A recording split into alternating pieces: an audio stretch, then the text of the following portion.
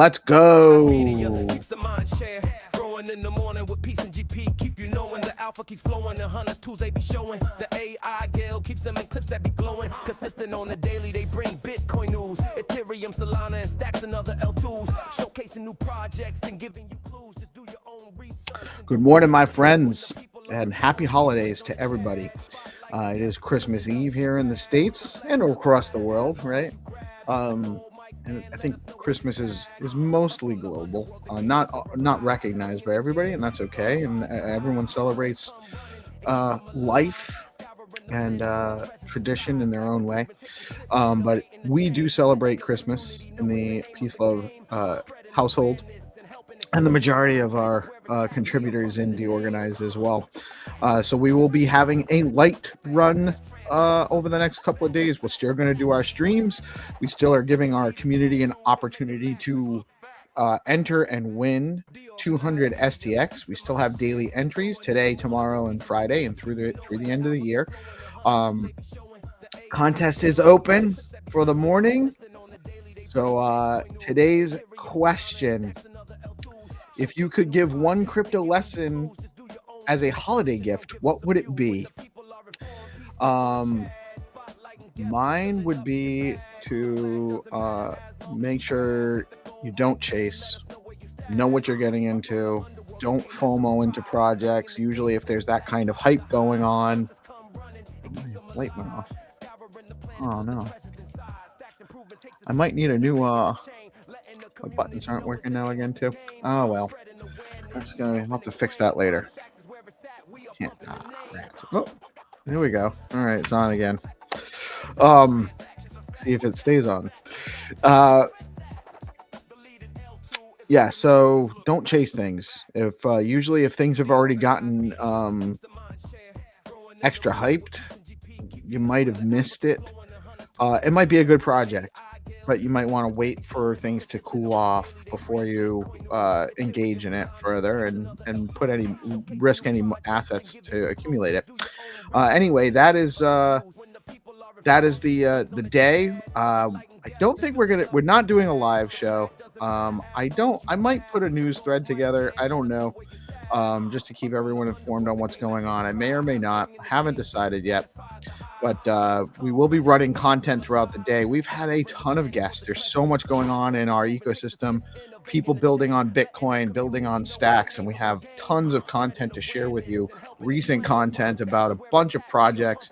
I'm going to lead in, I think, with our segment about Tenero and what Rubes is building with Tenero. It's an extension of STX tools, a great project. One of Stacky as the most used platform or a project on stacks. I use it daily. STX tools. We use it as a prop in our shows oftentimes. And I say a prop. It's a great place to get data and also display the data. So we use the data display as a prop on screen is what I mean. It's very functional and usable. So again, I'm going to pin that right now before I forget. Easy to forget stuff today because I'm trying to get other things done while I'm not running live content for a few hours this morning like we normally do. But the post is pinned to the DeOrganized page. It's DeOrganized at DeOrganized BTC. And all you have to do is go down in the comments and let us know if you could give one crypto lesson as a holiday gift, what would it be?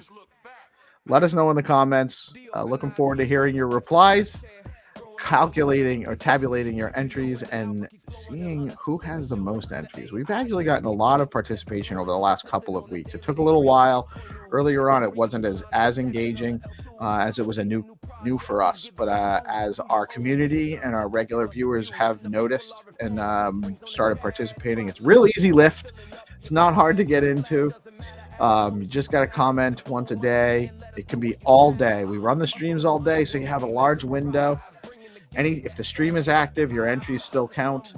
And we typically run the stream until like 5 or 6 o'clock at night most days. Might end them a little bit earlier over the next couple of days. I haven't decided. It'll depend on what kind of activity we're getting and whatnot. But again, Happy holidays, Merry Christmas to everybody. We're rounding out the year. Things are good, even though not everything is exactly how we want it. But if you step back, you zoom out,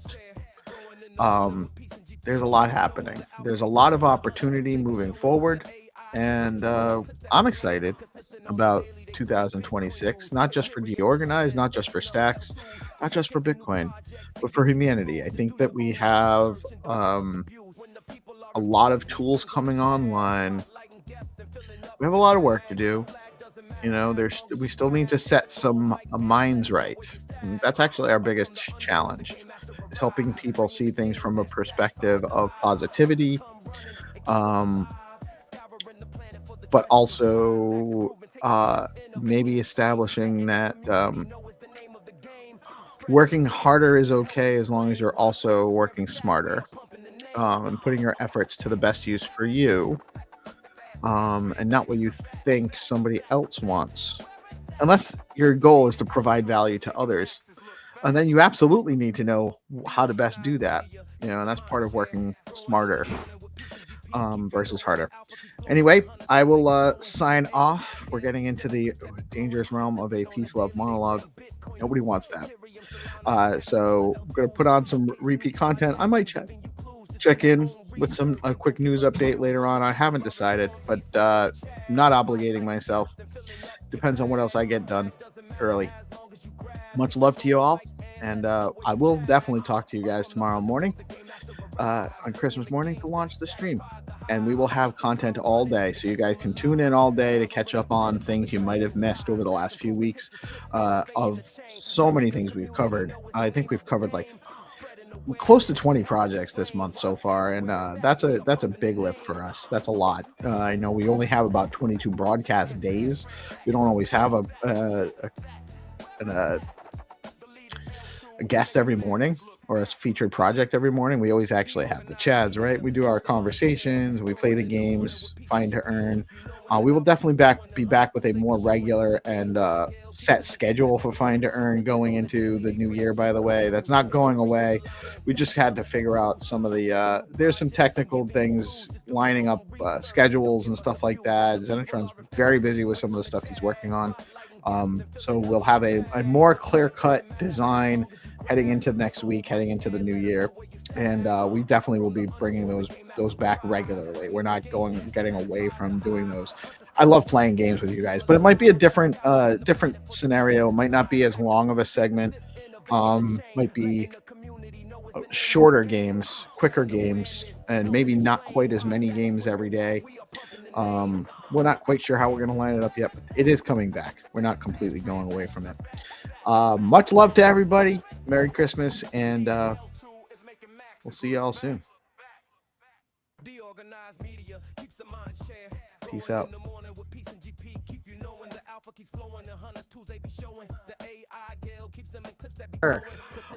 Speaking of interesting concepts, you're expanding STX tools and covering a broader swath of the Bitcoin ecosystem with Tenero. And, it caught me by surprise. I knew you were working on something, but I didn't quite know what. So congratulations on your launch. Congratulations on winning a Stackies Award. And, welcome back to DeOrganized. Happy to have you here. Yeah, thanks for having me, guys. It's been a whole year, basically. We kind of were teasing it earlier this year. Didn't quite realize some of the legals and logistics of kind of setting up company-wise. So we're now set up as a company in the US. I'm not from the US, neither is my business partner Milano, so there was like some complications there.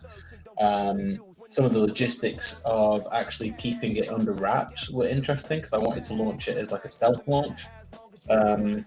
So obviously trying to build hype at the correct time and make sure that it doesn't get like released ahead of time and so on. So working with all that various, very incredible partners. We've got initial launch partners. We have Stacking DAO. Obviously they were with Stacks Tools as well, but they carried on over to Tenero. We have Beansy, we have Xverse, we have SimpleSwap, we have Caesar, we have Football.Fun. Of course, we have Stacks and Spark as well. So we're working with some really, really impressive people in the space. And yeah, Stacks Tools is now Tenero. I can walk you through the site. I can see you've got it up anyway. Nice. Oh yeah. But yeah, I can kind of talk you through the site if you like. I can share my screen and kind of go over a few things. A lot of it will be familiar. It'd probably be better for you to share your screen. Yeah. So I'm not trying to guess what you're trying to show. I just like to show off the branding when it pops into my head to do so. But I'm super excited about this, man. We use SPX tools daily on the live stream. Like I use it as a prop to show price and stuff. So I'm excited to have more opportunities and more tools at my disposal for that use case too. So awesome stuff, man. Take it away. Yeah, amazing. Thank you. Amazing. So before you take it away, I've got a question. Yeah, of course. Yeah, go. So we know ST the cat. So what inspired the dinosaur from a cat to a dinosaur? So yeah, I'm kind of Good question. So the dinosaur, I've kind of affectionately called him T-Fi. So like instead of like T-Rex and BTC-Fi, he's now T-Fi. So he's kind of like the mascot. He's the character. He was created. I kind of like the design, like kind of Pokemon-y. But he was created by Weasley, who is the artist of Megapunk. You can kind of see the pixel style there. I've had a lot of people asking if it's going to be an NFT or a token. It's not going to be an NFT or a token. It's just he's just a mascot. He's just a cool character to make content around. But I have had a few people asking if it is going to be some kind of like thing they can trade. No, it can't be. It's just a cool dino mascot for the platform. So yeah, that's the kind of behind there. Thought it looked cool. But it's been amazing to see the reception from everyone. So we have the main page. This is the home page, and this is the multi-chain page. So you can see at the moment we have Sport Fun, Stacks, and Spark. The ones that are coming up next will be Runes. We have OpNet, which is testnet at the moment, but that will be coming on mainnet when they go live, and also Citria as well. So we're working on their private mainnet at the moment, but again, once their mainnet goes live, we'll feature them for day one. So this will only get better now as we have more chains. This first landing page will become a lot more interesting as well. You can see market share, you can see volume, traders, how much percentage is dominated by each one. So Stacks is currently 31% of the market. You can also see the platforms, so that's the DEXs within that. So you've got Bitflow, some of the sport fund ones. Flashnet is from SparkNet. I've just clicked off that. Let me go back on. We have Alex, Velar, the usuals there. Obviously plugging Leo with the updated socials. One of our partners is Caesar, which is the AI. So we have all of the various Caesar articles there. We have Xverse, who is our API partner. And also we're going to end up having in-app swaps as well, which is very exciting. Ooh, cool. Which, you won't have to leave Tenero. You'll be able to swap within that. And that will kick off with, we're kicking off with Runes and Spark, because that's what they have the API for at the moment. But they're also working on Stacks as well, so that we'll be able to swap Stacks tokens within there as well. You can see the chain overview, how much like inflow is coming in. So currently slight outflow on Stacks, but really being a big chain, that's not really that much. Quite a big inflow to Sports Fund. And then this below here is all of the tokens that are currently tradable. And this is trending on an hourly basis at the moment with the most volume. Sorry, the 1 day actually, not 1 hour. 1 day, so the most volume is Stacks, the actual Stacks token.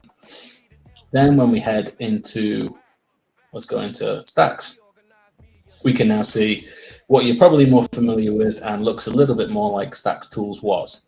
So this is the same for other chains like Spark. You can kind of see the tree map and the trades. It's also the same for Sports Fun. Slightly different because they have more tokens and NFL and football, but we'll go to Stacks as we're a bit more familiar with what's going on here. You can see the net flow, the tree map. So you can see 30-day, 7-day, 1 day, see what's going on pretty instantly, whether it's red or green. The recent trades, now this is live. You don't need to refresh this like you would have done with Stacks tools. So if we happen to see a trade come in, in the next 10 seconds or whatever, it will show here. So you don't need to refresh that. You can also see the market flow. Stacks chart, again, we're going to cover a weekly ecosystem report with Caesar there, which will be all the goings on of Stacks at the moment. Again, the platforms. I've logged in with my wallet here, I think. Hopefully it shows. And if not, it means that I don't think it will share because of the screen share, but I have to go on a different page for that one. Yeah, it won't show it usually won't show the pop-up, which is best. Yes, yeah, true. We have the tokens, as you're more familiar with. We have the different modes, whichever one kind of colors and preferences you like there. Now we have the pool. So this is like, obviously, if you've got, say, let's go on to, let's pick, we'll go with Leo, just as, we're more familiar. This is Leo combined across all of the pools that it trades on. You can see one of our partners, SimpleSwap, there. Pools. Now, Leo obviously has multiple pools. We have LR, Alex, Bitflow. So if we head into, like, say, the Bitflow pool and click onto the specific pair, it will bring up the Leo pool for just Bitflow, as well as the combined view. We have the tracker, which this is a customizable thing. I haven't currently set mine up, but I could actually like rename, say, for example, I wanted to track like Peace Love Music's wallet, maybe, or maybe I wanted to keep, an eye on a certain whale. Maybe they're unnamed. Maybe I don't know who they are, but I find their movings quite interesting. I can actually rename their wallet, like say Whale 1, and then on personalized to me on my platform, not everyone else's, but if I then see that wallet move, it would show as like, how it would say like a .btc name, it would actually just say Whale 1, so you can kind of like start to track things that you think that is not a feature on STX tools right now, correct? No. I didn't miss that. Okay. Yes, this custom is quite cool. Yeah, I can see that. I love using STX tools and the data and everything, but that is going to be a time waster for me. Not a time waster, but I'm going to have to carve out some time. It's fun as well because, there's been so many times I can count, and I'm sure other people as well, but where you think like, oh, that's an interesting wallet. I'm not quite sure what their motive is perhaps, or, they've been buying a lot or selling a lot, and you kind of want to just track it. And, you're not going to remember the whole SP, the full wallet, but you can just kind of think like, oh, okay, that's interesting. I can kind of rename that. You can do it for friends, other reasons as well. We can see the market thing, but this is kind of like how the Whale Watcher was, except it's expanded on now. So we have the inflows and outflows per wallet across different time frames, not just, 1 day. We also have the market flow and then individual whale trades, which you can customize again. And also on the token page, we can now customize this as well to however we like. And this will stick with like your cookies essentially. So you can kind of click on which ones you want to see all on these. So you might decide that you only want to see, certain tokens with liquidity or a certain type of transaction or a certain type of volume. And this is all customizable again for the user, and this will stick with it as you go. And that's kind of the profile. We built it with mind of what is actually useful. Obviously, I've been in the space for like 5 years now, full time. What would I like to see? What I think other people would like to see, what I find useful.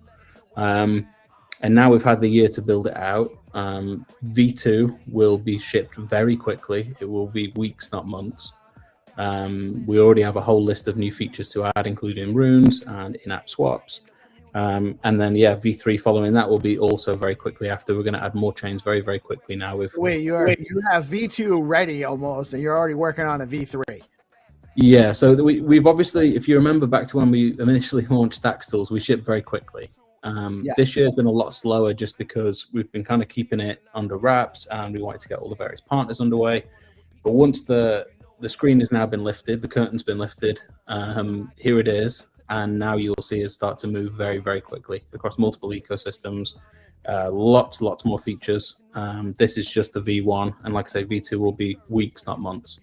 I'm very excited to get it going. I think the positive reaction by everyone has been amazing. I have a lot of support from obviously you guys. 300's been making loads of content. All the usual Stacks, crew have been supporting, which is amazing. And I think it opens also from like a stacks point, it opens stacks up to a whole new group of users that perhaps wouldn't see it. I mean, someone like Beezy is a completely different user base. Doing a lot with those guys. Sports Fun. They've just raised $10 million on their ICO. So I'm largely unfamiliar with Sports Fun. Tell me a little bit about that. So they're like a fantasy sports platform. Kind of. Does it come under prediction markets? I don't really know, but it's fantasy football basically. You know, you buy your players, you buy your shares in your players. If they perform actually in real life, actually during like the game weeks, so like NFL or just football, the higher they score, if they come in the top 5, you get points. That opens packs, which contain players, which you can sell for like dollars. Basically, is the idea. But they've just finished their round. They've just raised $10 million on their ICO, even in this bad market. As you can see by the transactions and the volume that goes there, it's obviously, you can see in the top left, it's pretty substantial. I think they've done 90 million in revenue in the 3 months. And again, I remember a whole new user base to, you know, that wouldn't see, you know, stacks and that kind of thing. So that's kind of how I think it's going to be, this like central database. It is going to be just Bitcoin mainly, but they're the only one that won't be Bitcoin. And I remember you introducing me to this because I was used to the usual that we know about and play. Introduced me to this, like this was more crypto based fantasy football. You know, first days I was like, let me try it out, and then I put in like $20. I woke up the other day, it was way up. So yeah, this thing is amazing piece. Yeah, but I now I forgot the password. I was in the beta phase testing it back in like January or February. So right early in the year, I invested in a like pre-seed round as well. So I know the team very well. That's the reason they're on this and they're partnering with us on it as well. But yeah, very excited to actually just release Tenero, kind of get it out to the world. It's been under wraps for a long time, and I'm glad to see that, you know, people are liking it. Yeah, man. You know, I mean, you come with an exceptional reputation in the ecosystem, well earned. You know, there's a reason why people support your projects, because you're the way you handle yourself, the way you deal with things. You're obviously upfront. People know, you know, there's a trust there, which I know is not necessarily the paradigm for Bitcoin. We want to verify, but at some point there's enough verification where you do trust a person and you put out great products. This is another one. And I think we're all excited to see you just produce and ship, because everything you do is usually high end, very quality. And this definitely seems like a well done project now. And, you know, one of the things that we're excited about, you know, within the Stacks specific community, is that this gives Stacks some exposure to a broader base beyond the ecosystem. You know, people on Spark and or people on the Sports Fun website aren't going to be as familiar with Stacks. Yeah, and this is the thing. I think I've always been about kind of like cross collabs and trying to break out of, you know, certain echo chambers, if you will, and trying to actually like get because a lot of people don't know. A lot of people just aren't aware of what's going on in other ecosystems. You know, there's so much going on in Stacks that it's not even a fault, actually. It's just that people are busy, people are, you know, kind of heads down, and sometimes, you know, this kind of thing can open up to a whole new range of people. Which I'm very excited about. It's interesting to learn different kind of ecosystems and what's going on. And yeah, it's much appreciated, all the support that we obviously get. It was nice for because obviously I always get things like the votes and the recognition for the building side. Now, obviously the actual, you know, design and features and stuff, that is partly me as well. But the actual tech side, Milano never gets the kind, because he's not very active on X at all. He doesn't go on X. So it was nice for him to get the Stacky Award and get it changed to Milano, which was very cool. He was very, very happy about that. He got the most technical builder, which was cool. Yeah, that's right. That's right. And, you know, you would actually, talked about him the other day, and then when he won, I was like, wait, who's this? Like I'm Yeah. following him, but he's Well, he's just, I got the vote for it, and I commented under the post and said, I think I see why people have picked me, but this isn't me. Actually, technically, it is Milano who's the whiz behind the keyboard. But we work very well together. We're kind of like a yin and yang, different sides of the business, but both work very well together.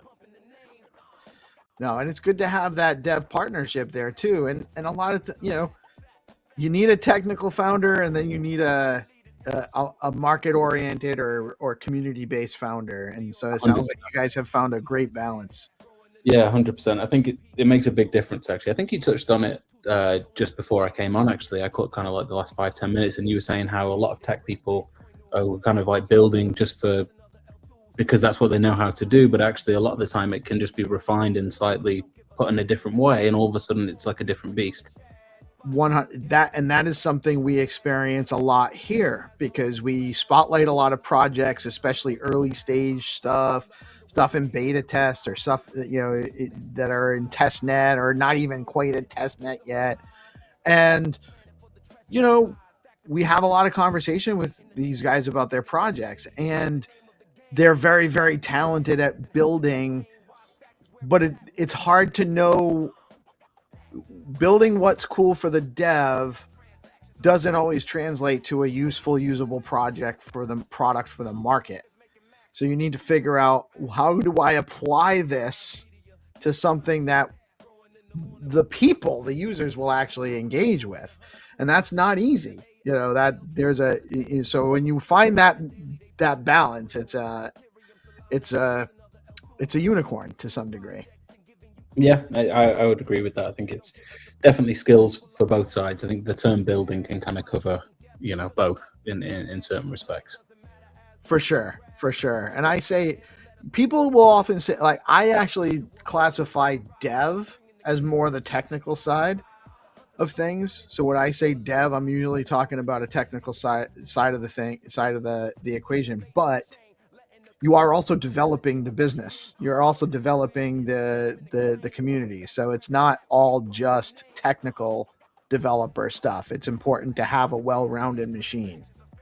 Yeah, that's true. And that's where I think yesterday it was also good to see people like the Stacks AI Guild win their award as well. Obviously 300. Obviously helping a lot of projects to kind of get, that content side out, and the kind of marketing on X and different social platforms. Another big win. It was a good show yesterday. I thought the Stackies was good fun, a lot of high energy stuff, and obviously some big news out of the town hall as well. Obviously some big plans for 2026. Oh man, there's so much cool stuff happening, and so much more coming too. One thing I'm not sure about that I saw, I don't remember what post it was on, and maybe you have some info on it. But something about stacking on the L1, like.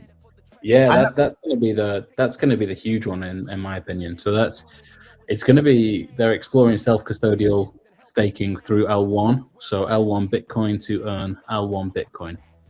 Now the only other one that I know of that does something similar is Babylon, except they don't earn Bitcoin, they earn the native baby token. Right. So I mean, that's a huge difference. That's a big differentiation. Right. I think that's going to be the big kind of push next year. And I think with a lot of treasury companies, it's clear that they're obviously buying awful lots of Bitcoin, and that's fantastic when it's all going up and to the right, because obviously they can just continually buy and reservice and buy. But if the market stays like quite choppy and kind of, not necessarily goes down, but kind of stays choppy, they're going to look for places to service that debt and be able to buy, or even leverage it to buy more, that, whichever kind of method they want to pursue.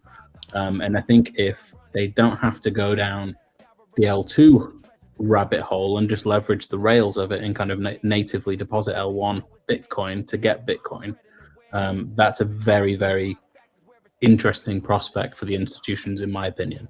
And obviously through stacks, if they then want to go down the rabbit hole a little bit deeper and buy stacks to pair it with to increase that yield and go down the dual stacking route, even better. But if you can meet them where they are, which is they're holding their Bitcoin on L1, that's kind of, you're offering that olive branch to them and saying, oh, here you go. And then, the more people that take it might end up going down the rabbit hole. Right. It's a numbers game at that point. It's just a vector to get people in. Yeah. You're giving them the reward. They're participating in the network. And then, well, if you want to earn more yield on your Bitcoin, you can do this, and you can deploy it to, BTC Fi or just TFI as we're calling it now, I guess. Yeah, TFI. But that's the thing, though. Like, if you can say, okay, thanks so much for staking on the L1 for the past, 3, 6, 12 months. Here's what you could have had if you went further down and paired it with the stacks. The difference might be at that point astronomical for a lot of institutions. Even that 1% extra, 2% extra on a lot of Bitcoin can be a lot of difference. So I think that's going to be an interesting kind of way they're going with. Obviously, USDC X is big news. And I think the privacy kind of shielded transactions that they were mentioning about as well, selective privacy is interesting as well. You see the rise of Zcash, Starknet do a similar kind of style thing, that privacy narrative. I don't see that going away. I saw a post this morning that made a really good, presented it in a way that really identifies the concern there in a really like real life circumstance. And it was just somebody that had paid somebody for something in USDC. And then that person ends up following up with them and talking to them about the assets in their wallet because they could go and follow that person's wallet. That is a problem. And somebody there's nothing wrong with wanting privacy for that specific reason. And just because you want privacy doesn't mean you're doing something wrong. It's just a way to protect yourself. And we have a legal standard in the U.S. that you're innocent until proven guilty, or at least we used to. I'm not sure how much it holds right now anymore, but we really need to get back to that. Yeah. I think that's going to be an interesting one for Stacks. And I actually saw that same post. I think it was from Loki, quite a big DeFi guy, and he kind of posted. I think that's right. Yep. I think that there was an interesting analogy I heard a little while ago. I've only really kind of become interested in it probably the last sort of 4 to 6 months, I would guess. But it was someone saying you kind of close your curtains at night. It doesn't mean you're like murdering someone behind them. It's just that, it's your choice to, have privacy in the evening. It doesn't mean anything bad is going on behind it, but you just don't want people to be looking in at you in the night. That doesn't mean you're doing something wrong. I think Stacks looking at that element for selected privacy is good. You can show your accountant if you want. You can show the people that need to do. If there's an investigation, sure, like we can look at it. We're not doing anything illegal, but it doesn't necessarily have to be shown to the whole, broadcasted to the whole world. And I think it's almost got like a self-built-in marketing element with this at the moment, because you do see a lot of the particularly European laws are coming out and saying, we're now banning this or we're banning that, and you can't hide this and you can't hide that. So the narrative almost writes itself. So I think that could be something that might creep up on the rails for Stacks a little bit. That could be a good one. Yeah, for sure. It's needed. It's needed in the marketplace. And man, I can't say, like, I felt very encouraged last year at the end of D grants. There was a lot of energy coming out of D grants. And it kind of tapered off into, we had just had the election. I think there was almost like too much excitement too fast around there. And right around this time last year is when things started tapering off. It was bad timing for Stacks because it was right as we were launching fast blocks with Nakamoto, SBTC. And I really think that that's actually the story of Stacks price. Everything else has been crushing. Stacks price is just the victim of just a number of bad timing events outside of control that have happened, and that actually leads me to believe that there's even more upside, potential than where it is. But I haven't felt the energy like this in the ecosystem yet. Like, I feel like there's just, with all of everything, the shipping, all of the people that are solving real problems, all of the building that's going on across the ecosystem, the Stacks Labs entity, the endowment, the accelerator that they're talking about, this is the time. If you're looking to build on Bitcoin, Stacks is where it's at. It's undoubtable at this point. And it's like to have people like you in the ecosystem. Yeah, I would agree with that. I think the fundamentals aren't matching up to the price. Obviously, NFA as always, but I would say there is a lot of builders, new builders as well, which is exciting. You know, obviously you see things like the Hacker House come out, and you know, that was so cool. Yeah, there's so much. There was amazing. Yeah, absolutely. And I think it's good to see a lot of different projects. I saw you had on. I was watching a clip on the DeOrganized show. I think it wasn't live. I don't think. Are you doing it now where you like kind of play clips throughout the day? Yeah, because we're running the stream from like 7:30 to like 5-6 o'clock at night, East Coast U.S. time. So I have time to replay it. And, you know, now it's forcing me to go make these clips, share them out, get them on the stream and stuff like that. So you saw. I saw an X402 one. I think it was Tony. Tony, yeah. From I think it was last Friday morning last week. I think, or maybe the week before. I can't remember now. It's been, but that shows it's working though, because I thought it was live, and I tuned in and I was like, "That's interesting." Like, I would not have seen that. You know, if it wasn't running, I would not have seen that clip. It was interesting. Yeah. So. And, people drop in to see what's going on, and we have lots of content to expose. You know, lots of stuff to keep amplifying. So we're slowly but surely figuring out our model and doing more with what we have available to us. And we're doing pretty good. You know, we're getting a little bit of slumpy Friday morning numbers right now. We're not getting a ton of viewers right yet. We only got a couple hundred this morning so far, but I mean, most days we're getting at least 1,000, couple thousand. Some days, that's incredible. That's incredible. It could just be coming close to holidays as well. You know, people start winding down. Perhaps they're visiting family, or you know, that's kind of how this time does feel. Obviously, us launching last Monday, we were kind of rushing to get it out before the holidays. I would imagine Stacks also getting their town hall kind of out and some of the announcements. People can stew on that over the holidays and then go into 2026 with a full like boom. Let's go. Yeah, I'm very, very excited for 2026. I think it's going to be the year, personally. Fingers crossed. We never know in this market, but yeah, I think I'm with you on that one. You never know what the outcomes are going to be, but I know we're going to be working hard and we're going to keep pushing. And so some good stuff's going to come out of that. It can be the only way. That's it. That's all there is. Brother, I could talk to you all day. You're welcome to hang out if you have the time. Do not feel obligated, but we have the Game Master coming up from the underworld to play some Find2Earn rounds with us this morning. And he's also going to jump into the SIP call because he's proposing a SIP for his encrypted NFT standard. So we're really excited about that. I'm going to play a quick word from BitFlow. Rubes, do you need to...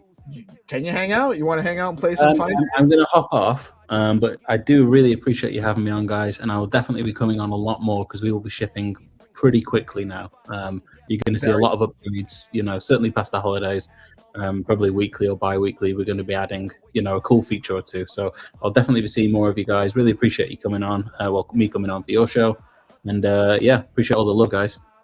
Right on, man. Have a great rest of your day. Happy holidays if I don't chat with you again before then. And you're always welcome. Just let us know when you want to come on and we'll drop you in. Much appreciated, guys. All right. Have a great holiday, Rubes.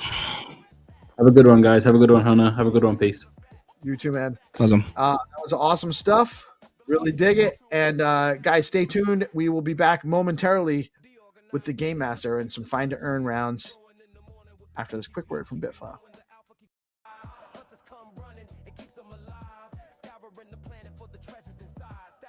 Takes a sip, innovating the chain, letting the community know is the name of the game.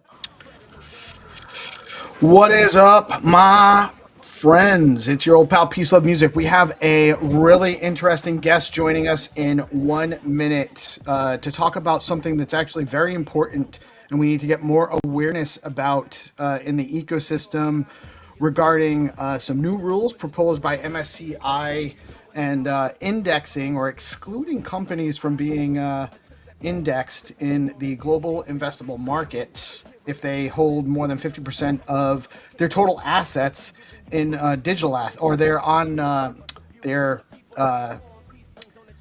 hold more than 50% of their reserves or their on-book assets in digital assets. So we do need to talk about this. It's very important. We need to spread a lot of awareness about this.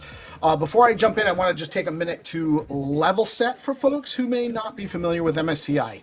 MSCI is one of the largest and most influential index providers in the world. They create and maintain the indexes that many institutional investors, pension funds, mutual funds, and ETFs use as benchmarks for where capital gets allocated. When a company is included in a major MSCI index, it can automatically become eligible for investment by a wide range of funds that are required to track these indexes. And when a company is excluded, it can lose access to that institutional capital, sometimes regardless of how strong the underlying business is. So MSCI isn't a regulator, but their classification decisions have real world consequences. They shape capital flows, influence corporate behavior, and quietly set rules that companies, investors end up having to play by. That's why this recent proposal around digital asset treasury companies has gotten attention, because it's not just about Bitcoin. It's about how companies are categorized and what that means for markets. We are being joined by George McHale from Bitcoin Magazine. He's an author, and he's also part of a project called Bitcoin for Corporations. And fortunately, we have entities like this to help promote awareness about this. And let me bring George on. Welcome, George. How are you today, sir? I am doing well. How are you? Very good. Very good. We have as much time as you want. Happy to. I really appreciate you joining us today to talk about this, because it's a very, very important distinction going on, and I think that it probably goes a little bit. It's not maybe the sexiest of news, so I think it goes past people a little bit. Yep. So why don't you give us a little bit of a breakdown of what your background, and then what the issue is. Sure, absolutely. Well, first of all, thanks so much for having me on. I'm excited. Even though it is an unsexy issue, I'm excited to talk about it because it is definitely something that could potentially have a significant impact on our industry. So yeah, my background, I've been in Bitcoin since 2017. I've been a part of the BTC Inc. team for the last 4 years. And I've been running Bitcoin for Corporations for the little over a year now. It's an initiative that we started with Strategy. We launched at Bitcoin Nashville in 2024 with the mission to accelerate corporate Bitcoin adoption. So saw a need in the space to help support these companies that are kind of just starting out by creating a Bitcoin treasury strategy, resourcing them, helping them get the right connections, hosting events, things like that. And so this proposal came on my radar. Actually, Dylan from MetaPlanet gave me a call and was like, "Hey, you got to see this. This is definitely something that I think BFC was built for." And sure enough, we jumped all over it because we have a coalition now of about 40 companies that are in some way, shape, or form adopting a Bitcoin strategy. And so we see part of our role in the space to bring attention to issues that impact our constituencies. So. We started this campaign. We built the site that you're showing a screenshot from. It's msci.bitcoinforcorporations.com. If you want to check it out, it has all the information about what this proposal is, what's at stake, and how people can get involved. So the TLDR basically is that MSCI, Morgan Stanley Capital International is what it stands for. No affiliation anymore with Morgan Stanley, interestingly enough. They've since sold. So MSCI is a for-profit entity, it's a publicly traded company that has a lot of influence in how public markets are shaped. As you kind of shared in your intro there, it impacts significant amounts of passive flows into companies. And so when we see a proposal that basically creates a new type of criteria that's never been contemplated before, right? This is kind of random, kind of out of nowhere, and I don't want to kind of speculate in terms of like motivation or intentions here, but it does seem like either someone just whoever put this together, or whatever group of people put this together, either we're not fully educated on sort of what is happening with Bitcoin treasury adoption, That's kind of the most generous read on the situation, all the way down to, the spectrum goes to there's something kind of nefarious intent, or like there's some interests that want to see Bitcoin corporate treasury significantly impeded. And so there's a really kind of one of those things that happened that was a little bit flying under the radar until JP Morgan published a report that kind of made it more known. I can't remember exactly what day it was, but it was one of the days that Bitcoin had a significant pullback. You kind of saw the market, I think, reacting to this. A lot of people think this is priced in, and so if this happens, so basically they've created a comment period. So right now we're in the comment period. We have until December 31st to submit comments from the public and from investors about why this shouldn't be implemented. And so we're engaged with MSCI. I'm hoping to have a call with them this week. We've shared with them, our kind of logic as to why this doesn't make any sense. We've shared with them that we have almost 1,100 signatures now, including some of the names. They named 39 different companies in this proposal. 8 of them are Bitcoin Corporation's members, including Strategy, Metaplanet, and others. And so, we're doing our part to try to make some noise and try to push back against this. And December 31st, the comment period closes, and then they'll have until January 15th to decide whether or not they're going to implement this. So, and, again, we're not trying to be provocative. We don't know exactly the intent behind this. It could be just a lack of understanding. I do think that the timing is kind of curious. Just because of where the market is heading, it kind of already makes the companies that have been adopting Bitcoin on their balance sheet more vulnerable to a potential shock if they hold a certain amount. I don't think there's a lot of companies that have more than 50% on their balance sheet at this point anyway, but actually, I guess you would know better than I don't really know. So, out of the 39 companies that they named in their proposal, basically they're split up into 2 groups. One is a group of 18 of these companies that are currently in MSCI indexes that would face immediate removal if this were to be implemented. And then the other 21, they're not currently in the indexes, but they would be barred from future inclusions because they match the criteria. So 18 companies right away would be removed. That would represent significant forced selling, significant inconvenience for investors. It's just one of those things. Again, it just doesn't make sense for really anyone involved. It doesn't protect investors in any way. It doesn't move the ball forward in capital markets. Like we're really trying to get to the bottom of okay, who is this for? Who does this benefit? What's the intent here? And more importantly, if there is kind of a concern about these companies looking more like funds, well, number one, that can be solved with a little bit more education and a little bit more insight into what these companies are actually doing and how they are actually an operating business. But number two, what makes Bitcoin any different than any other asset? It's just like going to a real estate company and saying you have 50% of your assets in real estate, then you're going to be removed from indexes and ignoring the underlying operating company that runs the actual business. It's like we don't do that. And then there's also when you look at it, cash is pretty much a digital asset now anyway, isn't it? I know it's not, it is and it isn't, right? Hold on, we have GP joining us here, and I just got to set the size so we can all fit on the screen together. Cool. GP, you with us? GP is my co-host with the mostest. Hey, what's up, GP? We're cutting off your head, though, GP. We gotta. Yeah, I got it. There we go. What's up, man? I'm GP. How are you doing, man? Happy Tuesday. Hope you're having a glorious Tuesday. Sorry I missed the first part of the conversation. Yeah, you're late. You're going to have to catch up. No worries. No worries. Good to meet you. Yeah.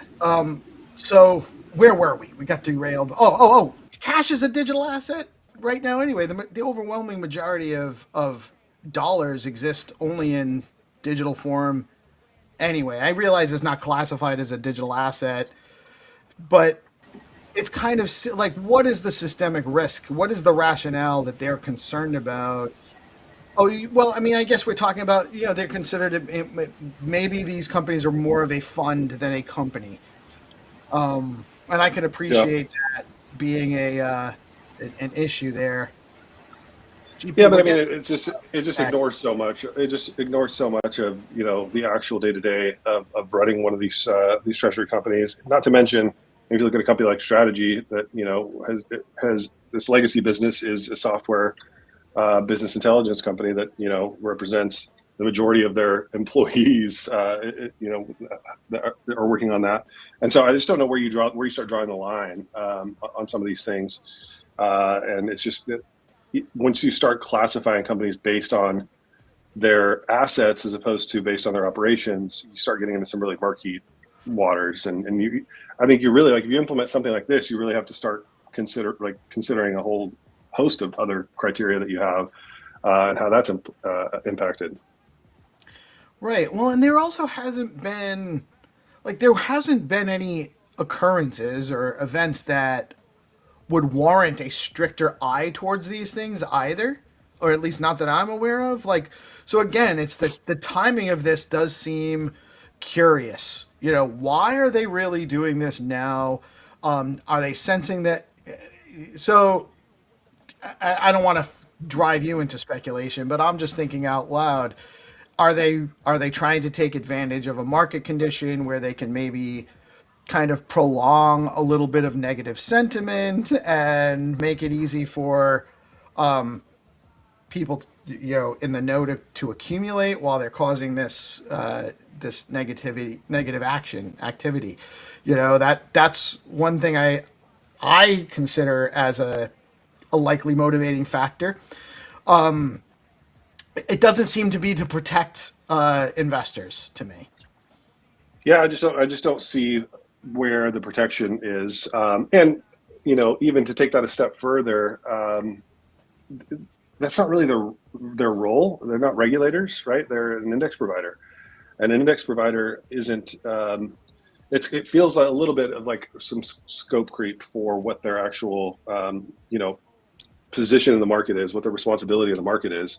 Not saying that all entities shouldn't be interested in protecting investors, but I'm just saying that's not their primary mission or primary goal. So that part of it also feels a little bit weird. It's like you're trying to take the job of a regulator with this action, and rather than focusing on ensuring that the indexes are optimized for the best possible outcomes for investors, the most potentially profitable outcome. So you take that line of reasoning, it's like excluding Bitcoin treasury companies based on the, if you look at historic performance of Strategy, and like now you're excluding some of the best performing stocks out of your indexes. So you're doing the exact opposite of what you're supposed to be doing, essentially. Yeah, and it just seems it's very suspect that there's not some kind of other intention behind, ulterior motive behind it. So I guess the question is, you said that there's only a short window of time to basically let them know opinions about this, to hopefully weigh in and get them to change. And I have actually queued up here. You guys have a website on your website now. There's also a petition you guys have going on. Yep. And this actually, is this a way that we can actually include comments on? Yep. On yeah. that? There's a place to include comments. If you click the view letter button, you can see kind of what the core of our argument is in the letter that we're submitting to them. Don't go down there. Down. To the right. Organization. Yeah, right there. Sorry. Yep. Okay. So this breaks down kind of the flaws that we see in the approach, and sort of we are trying to put a foot forward that doesn't assume any sort of any intent or any really anything. We're not trying to assume anything. We're really trying to get to the bottom of the why before we make any assumptions or draw any conclusions. We're saying, hey, this logically doesn't make any sense to us based on your own criteria that you've had historically. You're violating some of your own core principles with this, and we want to understand why. And we have 1,000 plus, almost 1,100 people who also want to understand why. A lot of them are investors. A lot of them are executives from some of the biggest companies in the space. And so, yeah, I want to be clear about that because, I do want to engage with them in good faith. I do want to hear them out, and I want them to hear us out. And I hope that, cooler heads will prevail, and that this could be the kind of thing where it's like, oh, we didn't realize that about treasury companies, and you've helped us understand it. And so, I mean, honestly, the most bullish thing for Bitcoin right now would be if they walk this back. If the market truly does have this priced in, and MSCI decides that this is something that they want to pursue, or that they want to take a different approach, or they want to suspend this, I think that would be very bullish for Bitcoin. So I'm still kind of holding out hope that ends up being the outcome here. Right. And I would say even at this point, the conversation or what we need to convey to them is not so much as why are you doing this, but maybe why they should not do this, and why they should reconsider. And that seems to be really the focus here too, is XYZ here is a bunch of reasons why this shouldn't be happening. So, if you have, and then maybe there's a conversation to be had, but even if so let's say, worst case scenario, if we get through to the 31st, they haven't changed their mind, they do implement this rule. That doesn't necessarily mean that that's it forever. This is something that they could all obviously change their policy just as much as they're changing it now. Sure. Yeah. I mean, I think it's always harder to reverse it once it's implemented. So I think now is definitely the time to strike. But yeah, I mean, theoretically, they can always reverse it, always change it in the future. But yeah, really hoping that we don't have to go down that road. I think that, again, that would just be messy for a lot of stakeholders, including just your average investor who has passive allocations to some of these companies. So yeah, I think.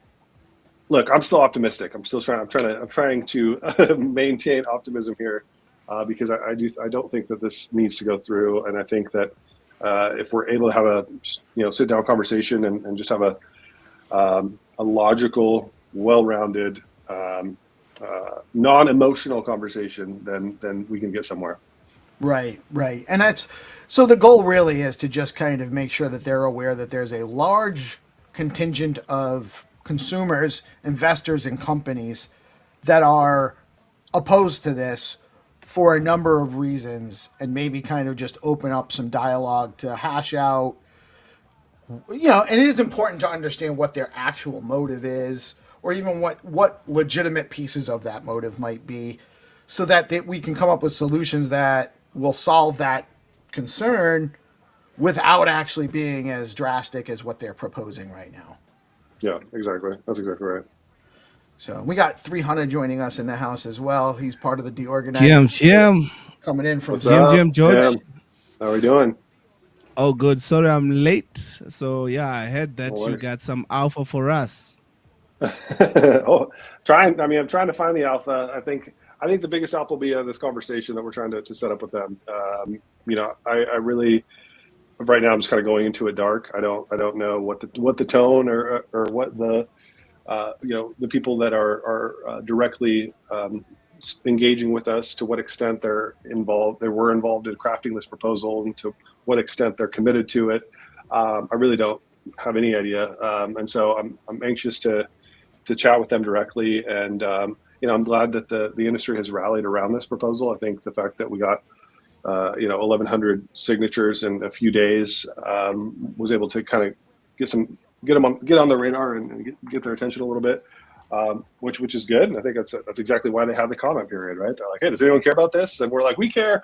And like, oh, okay, these people care. We should talk to them. So that's how these things kind of work. And so again, like I said, I'm optimistic, and I think that this is a winnable fight, and I think that.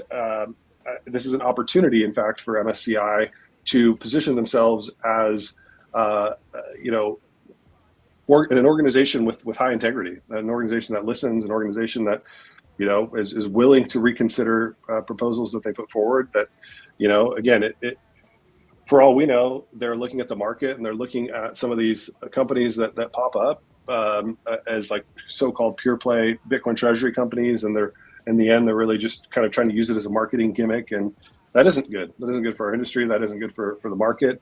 and this was their, the best kind of response that they could think of to put forward in light of that. And we're saying, hey, that's a bit of a overreaction, and that has some unintended consequences. And so let's walk this back a little bit. Let's slow down here a little bit. Let's engage in good faith. And MSCI could end up being a partner in accelerating corporate Bitcoin adoption. If you think of it like completely flipped. And so I'm hopeful that is the outcome, and that they do reverse course on this. But yeah, we'll see. I think the next few days and weeks will be very interesting. Yeah, for sure. And so I guess the most important thing people can do right now is spread some awareness about the issue and go participate in that petition at it's bitcoinforcorporations.com, and it's with a MSCI dot before it. But I think you can actually get to it right from the main page right now pretty easily. Yeah, you should be able to. If not, that's a great flag. But yeah. I didn't actually double check. So let me actually. If not, we will I actually don't. I don't see it really right. You guys need to put a header. That's a miss. Yeah, we'll do that. Thank you. Yeah, so definitely go sign it, share it. Tell your friends. I think even just people that are investors, that are passive investors in 401ks or whatever, there's implications for them. And so MSCI is one of those things that no one has ever heard of up until a couple of weeks ago, and then you start learning about them, and you're like, wow, this company has significant influence in the overall financial system. Not just in the U.S. but globally. I mean, out of the companies that were named, they weren't all U.S. companies. A lot of them were, but not every single one. So, yeah, I think it's an important time for our industry to rally. Yes, I think that's and honestly, these types of things can actually be catalysts for better organization down the line as well. They help us get better with these things, be a little bit more reactive when future things come up. So participating now is important for not just this immediate situation, but also for being more able to participate down the line when these things come up. Lobbying and pushing for the good policy, both at the government level and at the corporate level, is important, and it's not going to be something that's short term for people that are pro Bitcoin. So absolutely, yeah. I think we learned this with the presidential election. I think that was the first time you saw kind of the industry unite in some ways, and at least ensure that their voices were heard in some way, shape, or form. And I think this is a continuation of that. And I think it's important, again, as we head into a midterm election year, that we do kind of have these systems and these processes and this infrastructure built out for us to respond anytime there's I don't want to call this like an attack necessarily, but anytime that we're in the spotlight in a way that's going to have implications on our industry. And so I'm very motivated, and I'm very encouraged by the response so far. All right. Well, I just signed, so I just put my signature on there. I was Amazing. Thank you. Like, maybe I really should. I have shared my email on the live stream a few times, but probably not the best practice. So I did it off screen, but I did just add my signature. Also, the link to that page, the direct link to that page, is in the comments replies under this live stream right now. So you guys have easy access to it. We'll probably distribute it out a few times.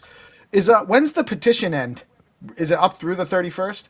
Yep, it'll be up to the 31st, and then we have already made contact with MSCI, but we'll send them sort of the official letter with all the signatures on the 31st as well, and then we will wait until January 15th to hear what the outcome is. All right, so we'll keep pushing that link out over the next couple weeks to try to help support. What else? There's one funny thing too out of this is there's actually a Polymarket line that is. The question that it's posing is, will MicroStrategy be delisted from MSCI by March 31st?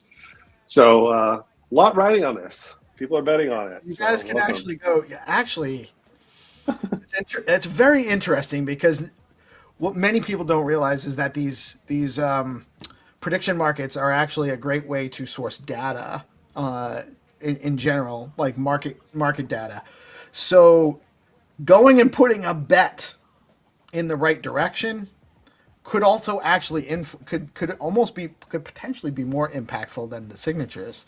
If you have enough people betting against that happening, it might be like, the market doesn't believe it's true. So that might influence it. No doubt. Very cool. All right. So you guys have your instructions. Go sign the petition. It's bitcoinforcorporations.com with MSCI dot in front of that. Very easy to get to. The link's in our descriptions. Also, George, I just wanted to shout out. I know I haven't read it, but you wrote a book on parenting. I happen to be familiar with the subject myself. I have 7. Nice. But my wife and I have Wow. 7. My oldest is 29. I'm old, and my youngest just turned 14. I've graduated 5 adult humans that are out of my house, and most of them are very self-sufficient. They're all more or less self-sufficient and out of my house and not bothering me. So there is hope for those who are in the thick of it right now. You just gotta kind of. I'd actually love to hear it. Can you give me a brief? I know you wrote a whole book on it.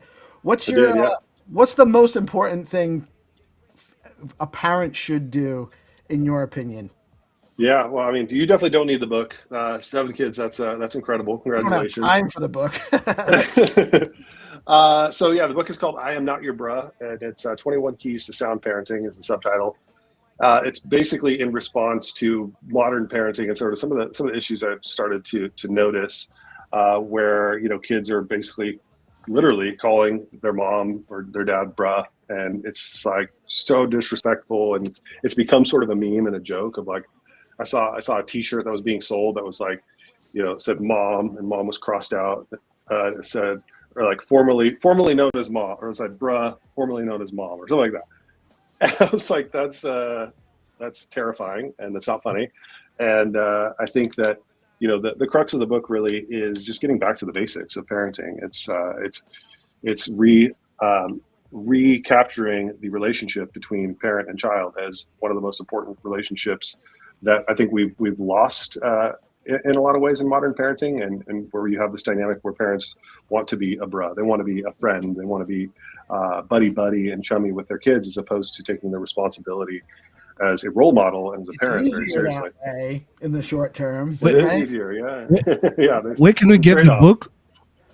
You can get it on Amazon. Just search "I'm Not Your Bruh" book, or Bitcoin Magazine store, bitcoinmagazine.com. I think your book would do well here in Africa because those kids, this generation kids, we call them AMA 2K. Those kids, they are very disrespectful. So what you're saying, it's with what's going on also this side. I think that book would do well here. I'll check it out. Yeah, please do. I really enjoyed writing it. I have two teenagers. It's I think really geared towards parents with younger children. I don't pretend to know what I'm doing with teenagers right now. I'm still figuring that part out. My kids are great. I'm very fortunate. Just gonna weather that storm, brother. No, I mean, I'm enjoying it. I mean, every season is a gift, and it comes with its own challenges. But yeah, it's a book that I really believe in, and it's something I'm passionate about. I think that as Bitcoiners, especially, having children is the lowest time preference thing you can do. If you think about it, if we're serious about changing the world, if we're serious about this next generation being, the generation that essentially inherits the earth, inherits the financial system, and is kind of the leaders of kind of the future, then we need to be serious about parenting. And so that was kind of the motivation behind it. That is 100% true. The best thing you can do is to make more good people. 100%. Amen. There's not a whole lot more anything better you could do is than to just create good people that do good. And there are a number of ways to get there, but one is you can't learn somebody. One piece that I came across just in my experience is you can't learn somebody else's lessons for them. So you have to you have to equip them with the tools to learn from their mistakes, and it's hard. That's actually very hard because there's you want to protect them, but you got to let them mess up or they're gonna hey, Bruce they're gonna they're gonna have a hard time adjusting as an adult when they're going to eventually make mistakes anyway. And so letting them know how to deal with it is actually a hugely important thing. And that it's not that big of a deal when you make mistakes is also important. Yeah, absolutely. Awesome stuff, though. I have, I want to just be respectful of your time. I know you're a very good man. Yeah, nope, I am at the end here where I do got to jump, but I've really enjoyed this conversation. Thank you guys for having me on. Thanks for spreading the word on this MSCI coalition letter. Definitely invite you all to go and sign, and yeah, would love to kind of join you guys again in the future and let you know how this wraps up. Absolutely, man. We actually started streaming. We stream all day, Monday through Friday. We start at 7:30 in the morning. We go until about 5 or 6 o'clock at night. We're East Coast U.S. Well, half of us are East Coast U.S. And we would love to have you on anytime you have something to talk about. We have lots of real estate to bring people on for stuff like this. So anytime, Awesome. just let us know. Sounds great. Good chatting with you. Good to meet you all. Awesome. Thank you. Nice to meet you, man. Thanks for All right, joining take us today. And guys, Thank you. Pleasure. make sure you pay attention to what's going on. And we'll have more stuff coming up on the live stream shortly, so stay tuned. Thank you so much, George. Guys, make sure you're following. It's at G McHale, and it's right. at Give him Bitcoin a follow. for Corporations and at Bitcoin Magazine. Go give them all a follow so you guys can stay informed I give you on a what's follow. going on. Thank you. Thank you again, George. All right, And take care. you have a great rest of your day. Thank you guys for joining. Hannah, GP, we are DeOrganized Media, and we're keeping you guys informed and trying to help spread the news so that we can preserve and grow the very awesome Bitcoin and broader crypto ecosystem. That's what we're here for, the Bitcoin ethos. Y'all have a blessed day. We'll be back with some more commentary and content soon. Thank you all for tuning in. Peace. Peace out.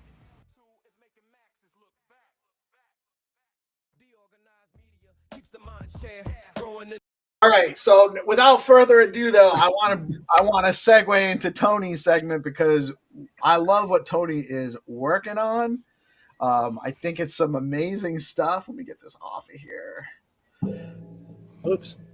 Oh, we did the thing. Did the thing, man. Did the thing. Happy Friday, peace. We did the thing. It's been a while since we were co-producing like that. Yeah. It's been a little while. Tony, man, what's up? How you doing? You've been Hey. a rock star. You've been making this circuit. Yes. You've been on every. I saw you on the what do they call it? Stacks Office Hours now with Eric and Kenny.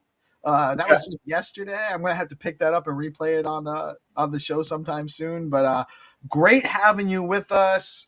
I don't have a whole lot of your background. I know you have a tech history, but we met up at the. I thought I didn't know what the hell you were doing there, GP. Looked like you were about to hit a bong or something. I had a little runaway string there for a second. I just set myself on fire, man. That's how the music made me feel. All right, so I met Tony at the Stacks Hacker House, and that was a great experience, by the way. And I wasn't a direct participant. I was a satellite participant. I kind of just showed up whenever I felt like it to participate in the amazing meals because you guys had that chef that was just providing awesome food for you guys. But the vibe there was awesome, man. It was like a friend. Yeah. I loved it. I thought you guys were you guys all seemed to be very friendly. You were all helping each other out, cranking on each other's projects. So what? I'll shut up. You tell us, what was your experience like there? And that's where you came up with the idea to work on 402, right? You weren't coming there to work on that specifically?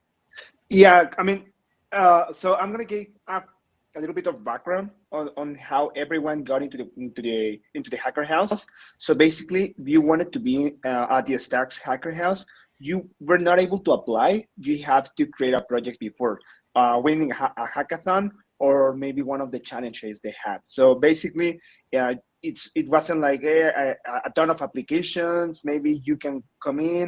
So basically, the way you get into the hacker house was by winning a hackathon. So I won one of those hackathons. I mean, not the first place, but I got into the hacker house using X402 for stacks, the Latin America one. You did submit an X402 project for the hack, or submitted for the hackathon. Was it one of the LATAM hackathon? Was it the LATAM? Exactly. Yeah, for the Latin America hackathon. Yeah, for the Latin America hackathon that Angel and Jonathan were organizing, that one. So I thought I wanted to create something on the stacks since the last year, because some of my friends, like he has a protocol here in Mexico. It's called Metapool. It's kind of the biggest one DeFi protocols in Latin America. It's not on the stacks. It's more like EVM, Solana. But basically, like he told me that, hey, there's this hackathon. I think you should join. It's pretty great. Last year, and I didn't have enough time to work on that. But I started like following Jonathan and Angel because they were doing a lot of noise here in Latin America. And this year I said like, hey, I want to build something. I don't know why. I don't know what, sorry. I want to build something on stacks. I want to get hands-on on stacks. I really like Bitcoin L2, so obviously stacks is the biggest one. So I wanted to get my hands dirty building something. So I was like trying to understand what was built, what wasn't, and I saw that X402 wasn't built for stacks. X402 has been getting a lot of traction the last 3 months. It's actually something like from almost a year ago, like 7-8 months ago, but like 2-3 months ago, it started getting like a lot of traction, X402. A lot of movement, especially on the base blockchain and a little bit on Solana. So I said like, hey, I really think this is going to be great. I think this is like core infrastructure that every blockchain needs. So I think I'm going to work this for the hackathon. So I did it. I won the fourth place, and I got into the hacker house. And that's where I had the opportunity to go to Buenos Aires and to keep working on my project. Nice. Awesome, man. Awesome stuff. And so for those that don't know, can you give us just a quick explanation as to what 402 is? Yeah, sure thing. So basically, X402 comes from the 402 status code. On the internet, we always have a status code. So for example, if you go to any website and the website responds correctly, you're going to get a 200. Or the most obvious one is that when you go to, let's say you're using Chrome, you go to a website, and that website cannot be found. It responds with a 404, right? Not found. That's the same principle. So basically, if one of those websites resources on the internet require a payment, the server, the backend server, is going to respond with a 402. That's the way it works, 402. But there's one problem. The current infrastructure we have, or the legacy infrastructure we have, like Stripe, PayPal, all those payment rails, and the legacy ones are like, first, super slow, like you need to wait a lot of time for the payment to be settled. Second thing, it's not made for agents. Like you need a credit card, you need to go sign up, you need to go create an account, and then choose a plan, pay for it, get the API keys. So now you can start using that service you were looking for. So that's a flow that the agent is not going to be able to do, at least at this point. And the last thing is super expensive. If you want to send maybe like a cent or like 2 cents through a Stripe or PayPal, it's going to be so much more expensive than the actual money you're sending, right? So that's when X402 came. X402 came. It's the same principle by using the 402 status code from HTTP that we always had, but now you're sending the payment details. Those payment details include your address, your the amount of SBTC or STX or the token you want basically to receive the payment, and the payment due date, right? So with that information, the client who wants to get that resource from the internet can create the signature to pay the amount of STX or SBTC that is required from the backend, take that information, create the signature, and send it back to the backend. The backend receives that signature from the client, settles down the payment, verifies that the payment was done, and with that, it sends back the resource that the client was looking for. So that's basically the way X402 works.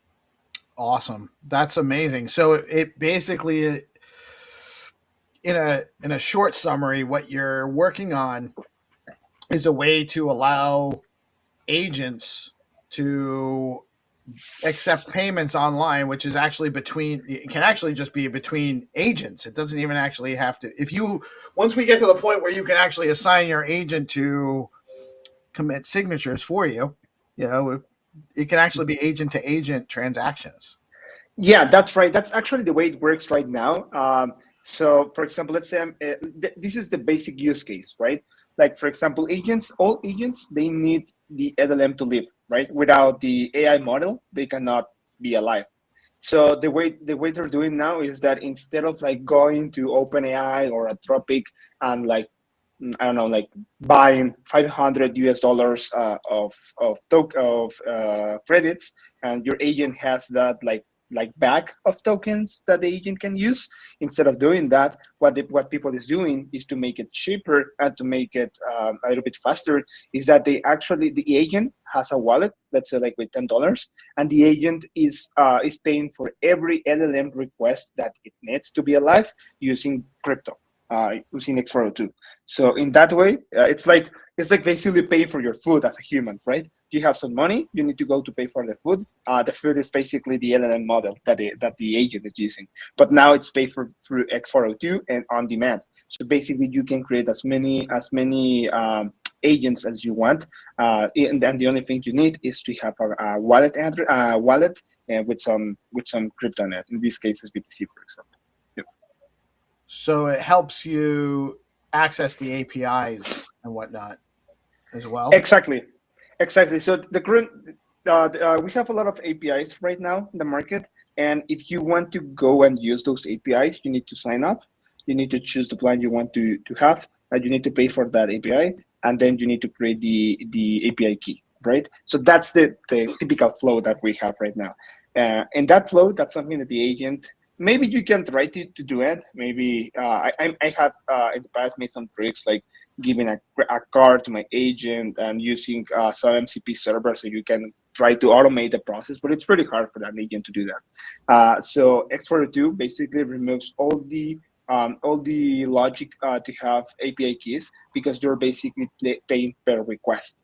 So you want to get let's say you have an API that generates some AI images, right? Or the music one. So basically you have the API that generates the music. The agent, if maybe you have like a funny agent, that funny agent is able to create videos, images, but it's not able to create music. And maybe it's getting a lot of requests, your agent is getting a lot of requests to generate music. So what would be the flow? So maybe it has two options. The first one is to have a wallet using X402, find an API who receives X402 as a payment, and start using that one. That's going to be like super automatically, like agents having agency to choose which product to use. And the other one is that, okay, my human needs to give me some API keys, give me the documentation, give me everything that I need to create music using AI.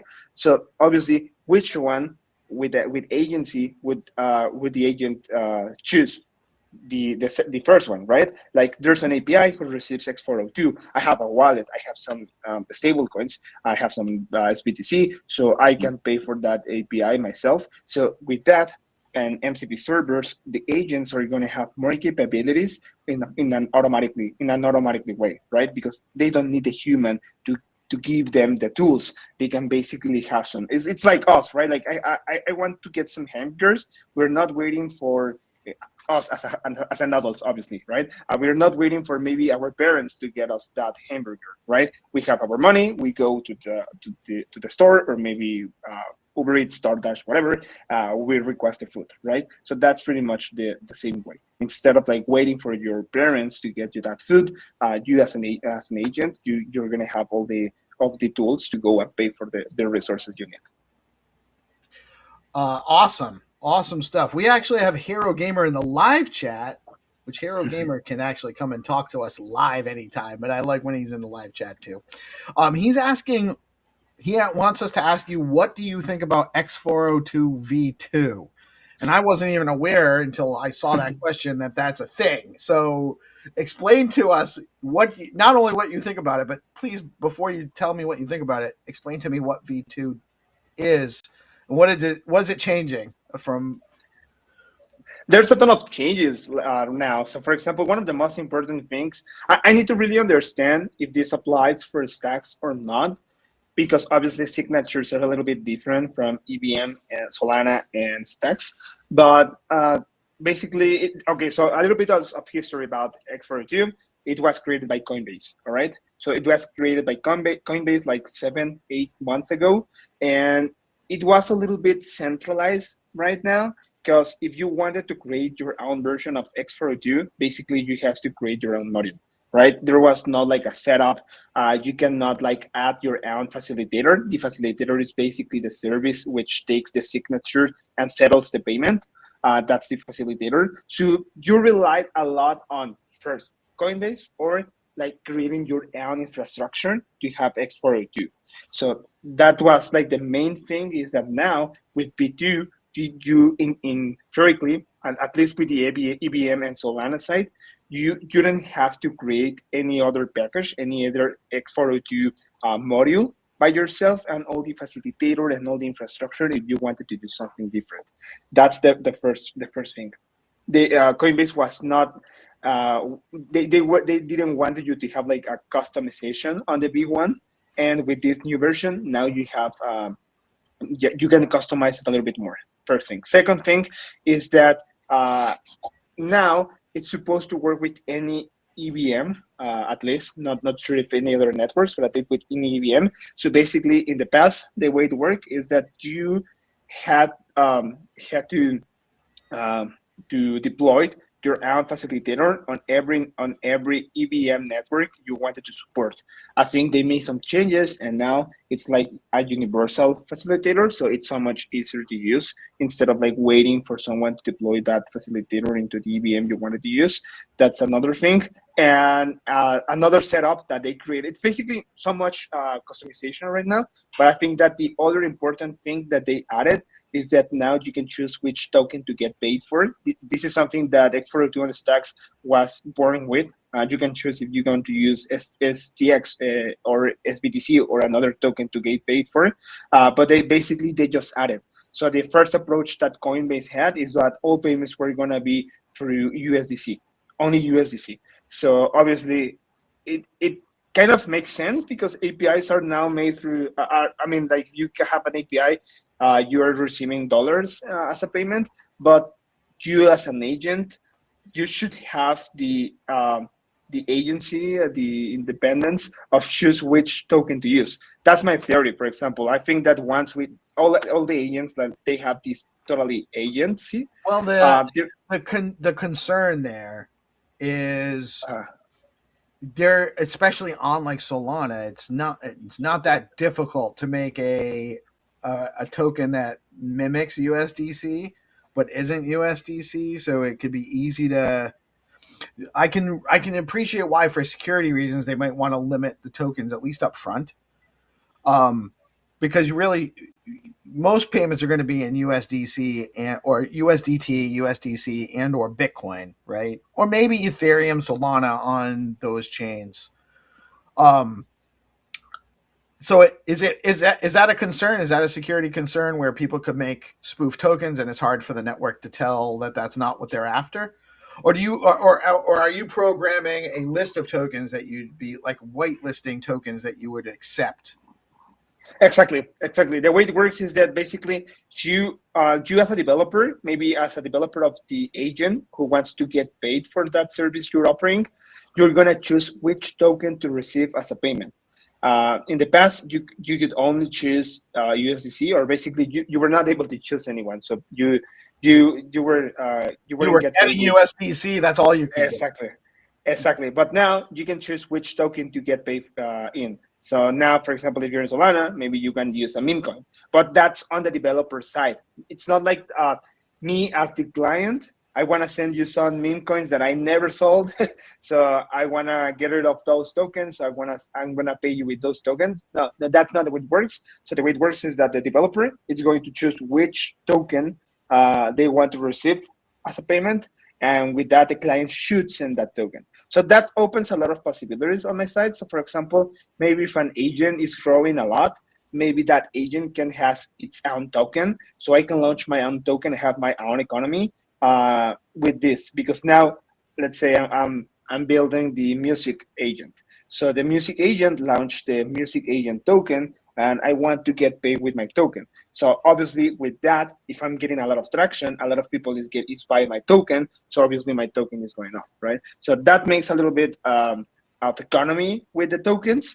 Obviously it's a little bit more complex because you need to understand tokenomics and other stuff with that. But yeah, I think it's the version B1 and the B2.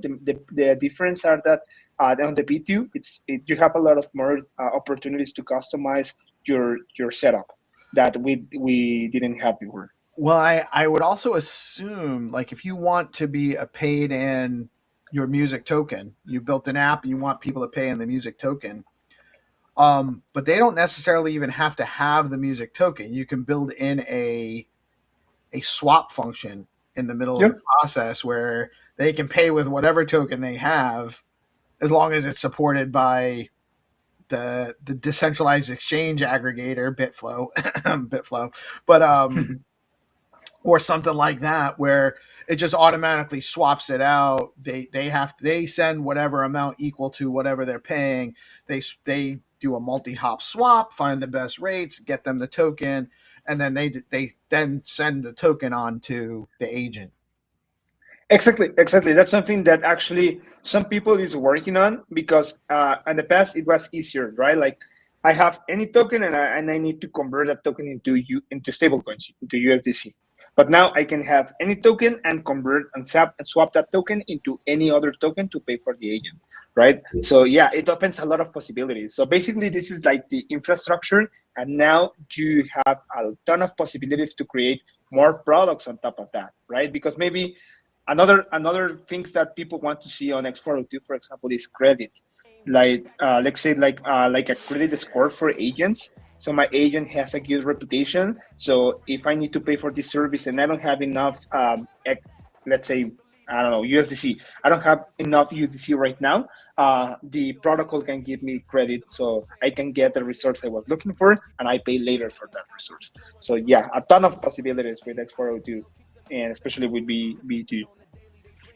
I dig it, man. I dig it. I think I love what you're working on and how much of a handle you have on what makes it function. Yeah, I think this is a huge value add to our ecosystem. I can really appreciate why so many people in the ecosystem are actually like,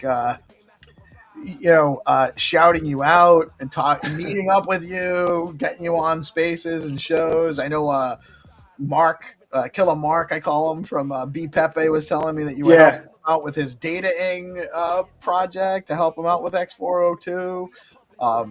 Awesome stuff, man. Really great stuff. Hero has joined the live stream. What's up, man? How are you? How you doing this morning, sir?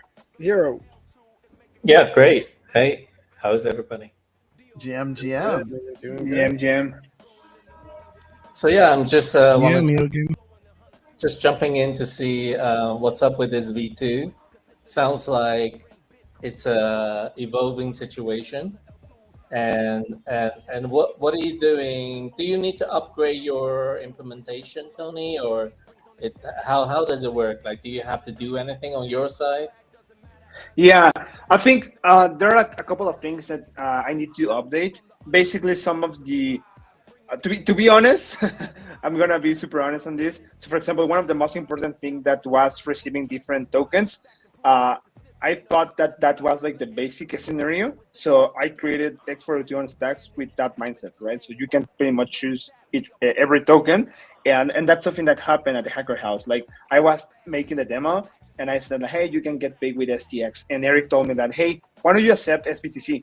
And I said, okay, yeah, we're ready to do it. Yeah, I just need to add some a little setup. It's like super basic. And in like 2 hours, it was ready to accept SBTC. So yeah, I think that's one of the most important things. But yeah, there's a couple of things that I need to update. So obviously next week a new version is coming of the SDK supporting all the B2 features. And in case it's possible, I'm not sure. I need to really get into the SDK, the Coinbase one, and see if instead of like having another SDK as we have it right now for stacks, if there's a way I can simply use the facilitator I created and get into that Coinbase stack. That would be pretty great, because if I can do that, we have all the distribution from Coinbase on the same SDK for stacks. So I want to try to do that, but not sure because signatures are different. But I will try. Dope. We have a Trippin' Monkey has submitted another trip analogy. And I want to know if it's accurate. Think of X402 as the receipt checker at Costco. You load your cart with stuff. When you leave the store, your receipt is checked. Can you prove payment? Yes, resource granted. You may leave. No, payment required. Return and make payment. Is that an apt analogy, Tony? As far as you would say, that sounds about accurate to me. Yeah, it's a really great analogy, especially it's a little bit funny because I think a lot of people hate that Costco experience, right? When they need to check for the ticket.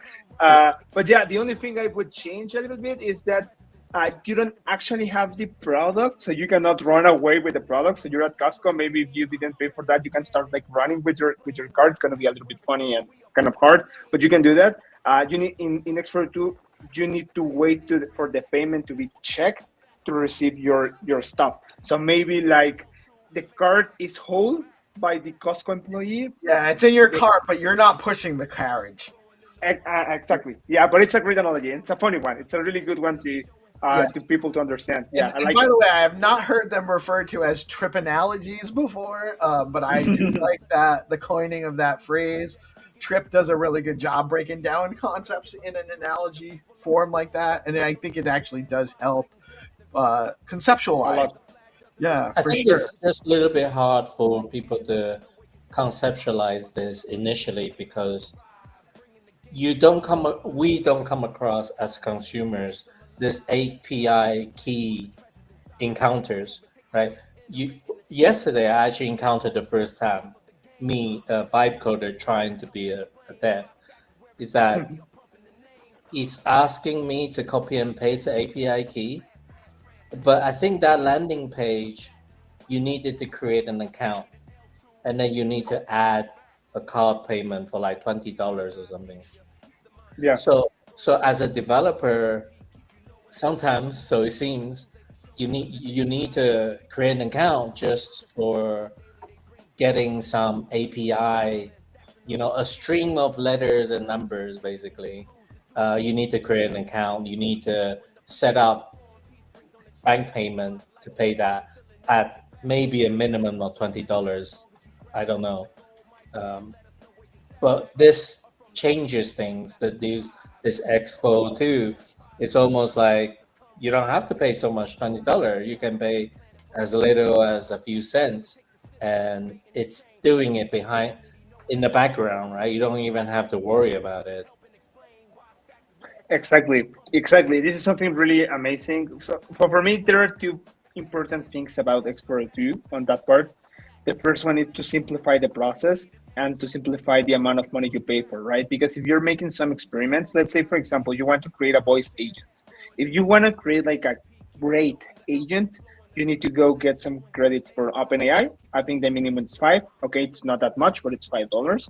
And you need to go to 11 Labs. They have a free version, but let's say it's gonna be, if you wanna like do it right with the best model, you're gonna run out of credits maybe in like 3 minutes, right? So let's pay the $5 to have more space to make those experiments. Okay, so with that, you need at least $10 to make an experiment that you have to pay. Maybe you're not using all your credits because you only wanted to make some experiments. Instead of paying those $10, that's $1 that you're gonna pay for that. And that's great because you have more space to iterate, to really do what you want. Test more models. So for example, I would love to test the model from the music one, right? But maybe I need to pay like, I don't know, like $100. I don't know how much it is, but let's say like $100. That always, obviously, if I just want to make some stuff for fun, that's gonna like be a stopper for me because I don't want to spend like $100 just to make some funny tests, right? So it opens a lot of opportunities, and the most important thing is that once agents are fully autonomous, it's going to be like they're going to have the decision to choose their APIs or their resources just with this. Because right now they need to go and ask their human to get their API keys. But now, me as an agent, if I want to start creating music, I have the opportunity because I have some money on my wallet. I have some SBTC, some SDX on my wallet, and I can go pay for the services. And if I want to be a DJ, my agent was born as an image generator, but I found that in the internet everybody is asking for an AI DJ. Maybe my agent is that intelligent that decides to pivot, and now it's a DJ agent. And since it has some money on the wallet, it's now able to go to the API, generate music, and start like getting a DJ career, right? So that's it's obviously we are a little bit far, maybe a few months far from that, but I think that that's possible in the future with X402. So just to put it into practical daily routine kind of way, as a vibe coder, right now I need to go to 11 Labs to open an account, to insert my bank account, fill out all the details, confirm. They will charge me $20. I need to take time to go to another place like Google Gemini API. I need to do the same process to create an account, set up the payment, etc. It's all time and time. With X402, I no longer need to create an account with them. I go to a X402 Explorer or Scan. I deploy my agent to find their equivalent of the APIs there. I don't need to create an account. I pay my agent, and agents is able to pay everybody else. Would that be somewhat correct to say? I no longer need to create individual account for individual API that I'm using. I just pay my agent does the rest. Exactly. I just give my agent a wallet with some money on that wallet, and the agent basically discovers what can pay for it. So yeah, there's one missing part that I need to work on, and actually I'm starting working on that next week. It's basically the discovery layer, where all the developers who has APIs that accepts X402 on stacks, they can. Exactly. It's not only the scan, the UI, but it's more like a piece of code that agents can ask, okay, so which service do you have? Okay, I have a service, and maybe you can pay for the DoorDash, you can pay for LLMs, you can pay for AI images, AI music, all these services. Those are the ones you can pay with X402 on the stacks. Okay, me as an agent, I can decide which one to use in which situation. So that's something I'm working on. So agents can do it automatically. They don't need to go to an UI or anything, or the human don't need to go to the UI or something. Awesome. So actually, my agent is making the decisions, which platform is the best for image. I don't need to worry about that. Exactly. Wow. This is I mean, we're watching everything come together in real time is really what's happening right now. The promise of AI agents that can actually interact on your behalf. A year ago, this was all just hypothetical.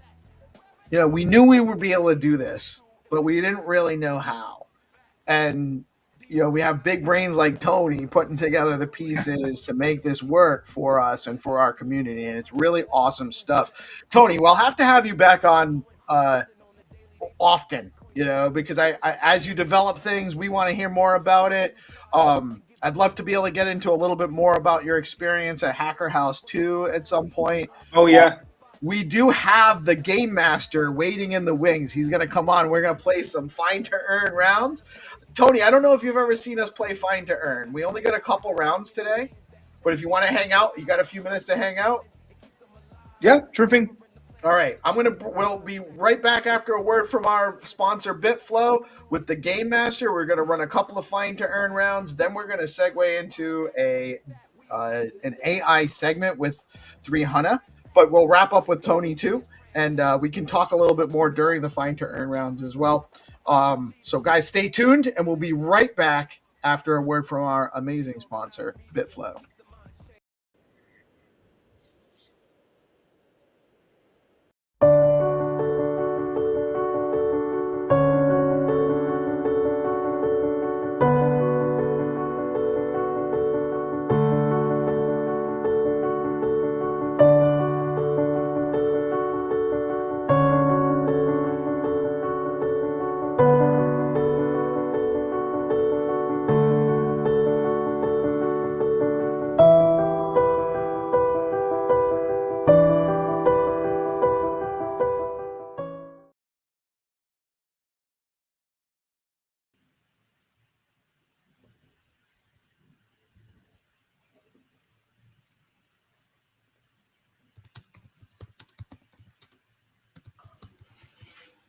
GP, I think you're having some audio issues, man. How about now? Now we can hear you. That's probably a mute button, man. What's going on, guys? It looked like you were actually like killing the intro too. It was I right. was nailing that. It was the best intro ever. Lost the time. Oh man. I was just saying how this is the first inaugural episode. We're going to get to talk to Jamie F., Mr. Bain, and two of the next artists that are going to be contributing to Dogtails. So really excited for this first inaugural episode. And yeah, let's get into it. What's up, Jamie? How are we doing tonight? We got Jamie F. in the house. We got Mr. Bain, Peace Love Music, and GP, myself, in the house tonight. So what's up, guys? How are we doing? Yeah, I'm doing really well. I'm excited for the show. Yeah, I'm looking forward to it. It's going to be epic. Pretty special, and yeah, I'm good. Thanks. Yourself? Doing good, man. Doing good. You know, Jamie, you spun up this awesome idea to you know, help artists and also contribute to charitable causes, right? Did you want to do a brief explainer about, you know, your idea surrounding Dogtails and you know, how it came to fruition, and all the work that the good work that you're doing with all the artists in the Stacks ecosystem? Yeah, awesome. It's the artists that are doing the good work. Really, we're not doing too much because the stories sort of write themselves. But the idea came about as part of our just natural growth within the community, and we're a community that's sort of an underdog culture and founded on the rise of Peggy, who is the dog from Dogpool, who won the ugliest dog in the UK competition and then went on to Hollywood. So we sort of, it's quite poetic and quite, you know, it's pretty cool. So, and we built on that with Dogtails, which is basically where we collaborate with artists to retell real life stories, which, you know, we're not short as a race of inspirational stories. And as you know yourself, being our first artist, you did the story about Paul Stamets. We did do a story before that, but it was just kind of a pilot. It was just a post on X, and that was about Michaela de Prince. And then we did Henry Wanyoke, who's a Kenyan runner. And just recently we did Fela Kuti, who's a, you know, musical, cultural, revolutionary icon. And all of these people have something in common in that they all went through troubled times and went, you know, in a much different way to Peggy, had a bit of a rough start and or had to overcome some sort of adversity to get to where they were. Good morning, Lily. How are you today? Good I'm morning. good. How are you guys? Good. Morning. I'm Peace. This is GP and 300. Hey guys. I'm Lily. Lily, what's up? Good morning. Very Nice to happy meet have you. today. Yeah, you guys too. Happy to Where have are you guys here. calling from the States, I guess, I'm assuming. Yeah, East Coast. I'm East Coast, GP's East Coast. Huna's in Zimbabwe. Oh, sick. Africa, Zimbabwe. Let's go. Yeah, we have a very broad community. We got a lot of people participating in this project from all over Africa, South, you know, LATAM, friends in Europe, Asia, all over, Australia. Nice. I was just in Argentina, actually. Oh, where are you down? We were for Dev Connect. Yes, exactly. Oh yeah, that's where I met Didi at your booth over there. That's how we got introduced. Yeah, it was a really good conference. I really enjoyed it. Yeah, it was very packed. The travel was a little tough for me both ways. Yeah. But, where are you located? You're in the U.S.? I'm in Toronto, actually.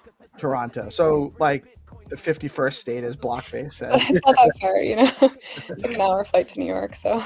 Yeah, it's not far at all. I'm in New England, so I'm like a 3-hour drive to New York.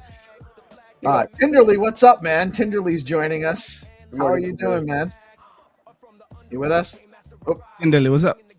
Tinderly might be having some connectivity issues, or he wasn't expecting us to have a guest. So we don't always have guests. Sometimes we just hang out and chat.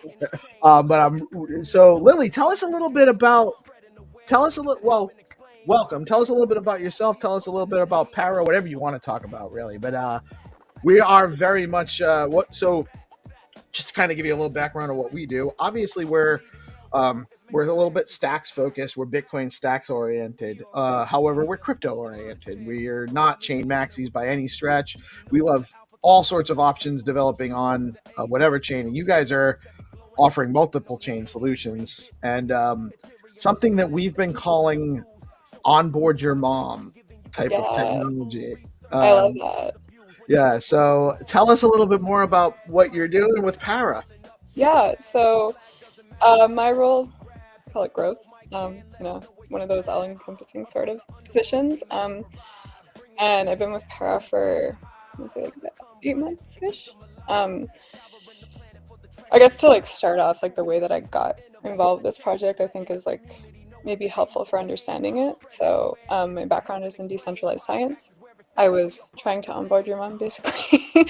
I was working with scientists who are really not familiar with crypto in general. Very smart people, some of the smartest, I would say.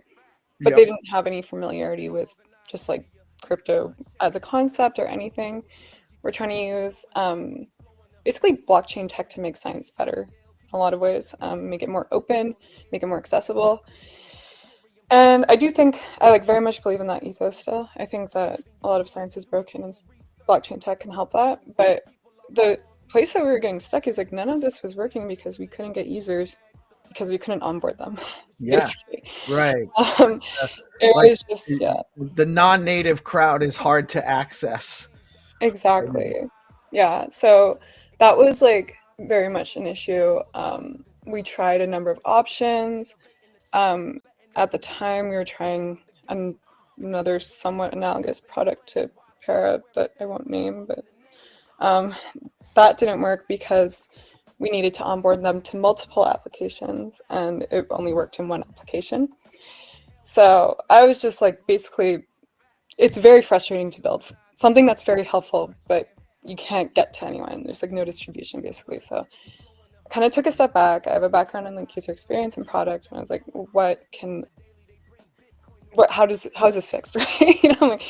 So I was like, okay, leaving decentralized science, start looking around, talking to my friends a lot. Someone mentions Para, and they're like, yeah, you can onboard on one application with Para using your email, and then go somewhere else and sign in with your email and not have to create a new wallet. And that sounds so basic. That sounds like step one of crypto in general, but right, it's necessary actually to onboard. Yeah, it's there's tons of friction without being able to do it this way. Exactly. So I got super excited and I was like, I need to work on this project. So I just basically tracked them down and sending them messages and everything. And yeah, it's been really cool. So Para, if you kind of got a bit from that, is an embedded wallet. It's infrastructure. So you wouldn't have download a Para app. An app builder would integrate Para into their application as we have a front end SDK. It can actually work as a headless, just wallet generation in the background. So for a lot of fintechs, that's quite exciting. We got mobile, we got web, we got basically anywhere you need to integrate onboarding wallets and/or onboarding, Para can get in there. So there's a huge kind of swath of applications there. And like you mentioned earlier, we do any EVM, L1 if you want to do you want to build on Base, you want to build on, I don't know, Mana, pretty much anything there, Solana and Cosmos and Bitcoin in the roadmap actually. So Bitcoin's in the roadmap? Yeah. Very cool. The handle is at get_para. Sorry, someone else in the chat. Oh yeah, get_para. I have it a GP. You can run them. You can put it up. It's it's also getpara.com is the website too. Let me pull this guy up here. and check it out. So you guys definitely need to be following Para here. So that's get@Para or get_Para there. This is sick. I want to be able to use one wallet for all of my apps across different chains. That sounds lovely. Yeah. So yeah, it's been pretty cool. I know you mentioned that we met in so you met Aditi in Argentina. That was like a useful demonstration in Para because the DevConnect app was using Para for their onboarding. So. I think I actually did. I went 2 days. We were down there I was down there with Stacks, and Stacks had a couple of satellite events that we worked. We had a hacker house down there. It was really great. But the first day I went, I was like super fast because I only had a little bit of time. And the second day was when I met with you guys, and it was the day that Cloudflare was down. Oh my god! For everybody, and the internet at that conference too. And the internet was garbage. Nothing worked, and it was like, but it was. There was definitely like still tons of people, tons of activity. It was really it was very encouraging for, and the conversations, because it was a largely, what I experienced there was a largely developer based audience too. So there was a lot of, it wasn't curious tourists kind of thing. Like we were at Bitcoin Vegas in May, and not that it was only that, but it was a lot of that too. Like it was a lot more retail and people like curious people that don't really know. Here it was devs. And so there was a lot of cool stuff happening. There's a lot of great stuff being developed. But what you guys are offering gives people an opportunity to connect with their wallet. They don't need a seed phrase. They don't even need to download a wallet app, essentially. Their app is kind of like it's embedded in the application that they're using. But if they go to another application that's also integrated with Para, they log in with their email address. They're getting the same wallet. Yeah, exactly. So it sounds like I was saying earlier, that sounds basic. It's not typically the case. We're able to do that because we use MPC. So that's the way that like the key is never actually brought together completely. So it's super secure.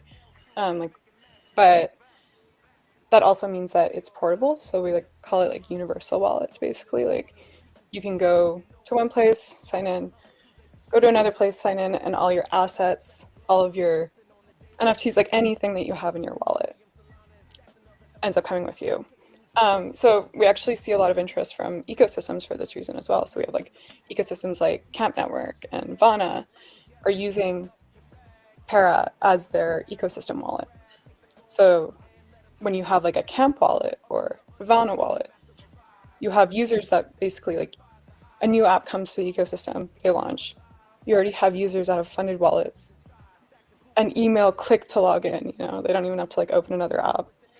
And they're coming with assets already. So it's pretty cool that way. And that wallet can come with you outside the ecosystem as well.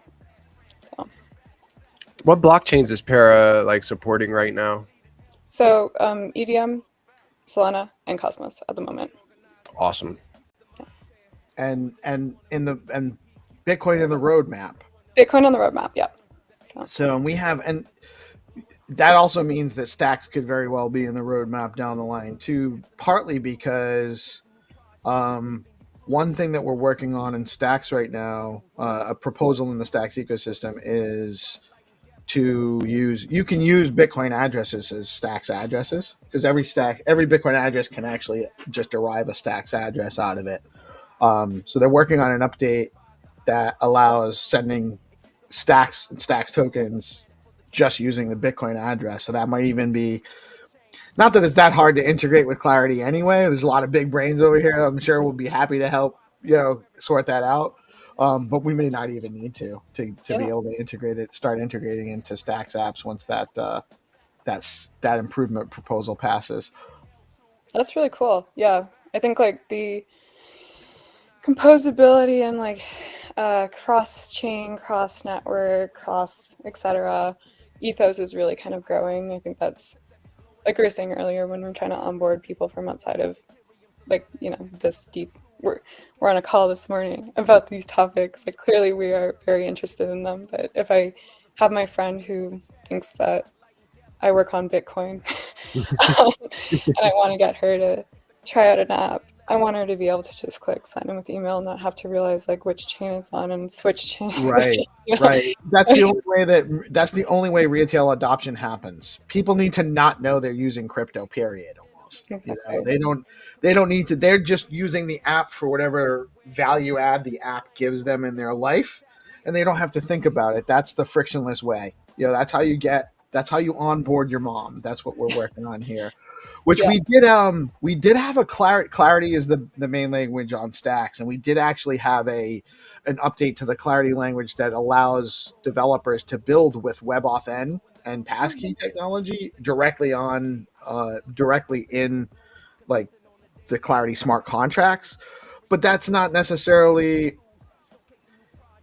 if you have a provider that's already providing the infrastructure for you, it makes it easier. Then that's and it's a safe and useful solution that saves the developers a lot of headache trying to adapt it that way. Yeah. I think passkeys are really interesting. I mean, obviously, like there's also like the recent Fusaka fork on Ethereum, so I guess parallel to that with the passkeys addition there. We've been kind of talking about this idea of progressive onboarding.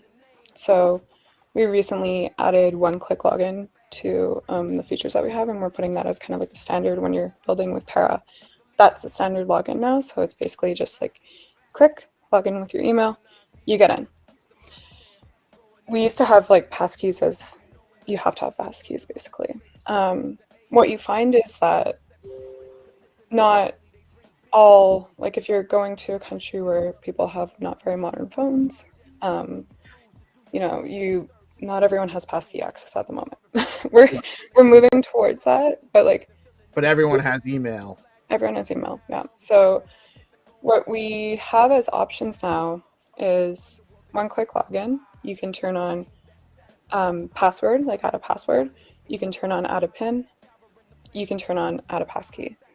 And the way that we're looking at this is like, we have something called guest mode, where you can actually explore an application without even signing in at all or creating an account. So it like provisions a wallet in the background. It's like pre-generates a wallet for this user. So just say like, I'm like, what the hell is this thing? Blockchain, I don't know, or I don't know, some game. I just want to know what it does. I'm clicking on stuff, right? And then I got to a point where I actually fund my wallet. I was like, okay, sign in with your email. You know, that's easy. Then I got really into it. I spend, you know, I'm like really generating some money, or maybe I want to like onboard some on-ramp some funds, or maybe I want to like take some money out of it, whatever. At that point, we allow the builders to say, okay, like this is a good time for you to add a passkey to your account, secure it a little bit more. You have a lot of funds in there, you know. But it's not kind of immediately like, hey, let's go download this application. It's called MetaMask. You have to write down 12 words. Don't show anyone those words, but put them somewhere that you will not lose them. But don't put them on your computer. Don't take a picture of them. You have to write them down, like the old-fashioned way. People get a hand cramp, especially if you do 24 words. Yeah, it is. It's a problem that needs to be solved, and there definitely are a number of solutions in the marketplace, but you guys definitely seem to be well on your way to meaningfully provide options in the marketplace for this. Very, very cool stuff. And so like one of our friends in the ecosystem, he goes by Crypto Dude, and he's built a handful of very cool projects. There's one called BoostX that you can send and receive stacks using BNS names, which is a stacks, .btc names. If you have it in your X handle, you can actually like send people stacks through X. Really cool stuff.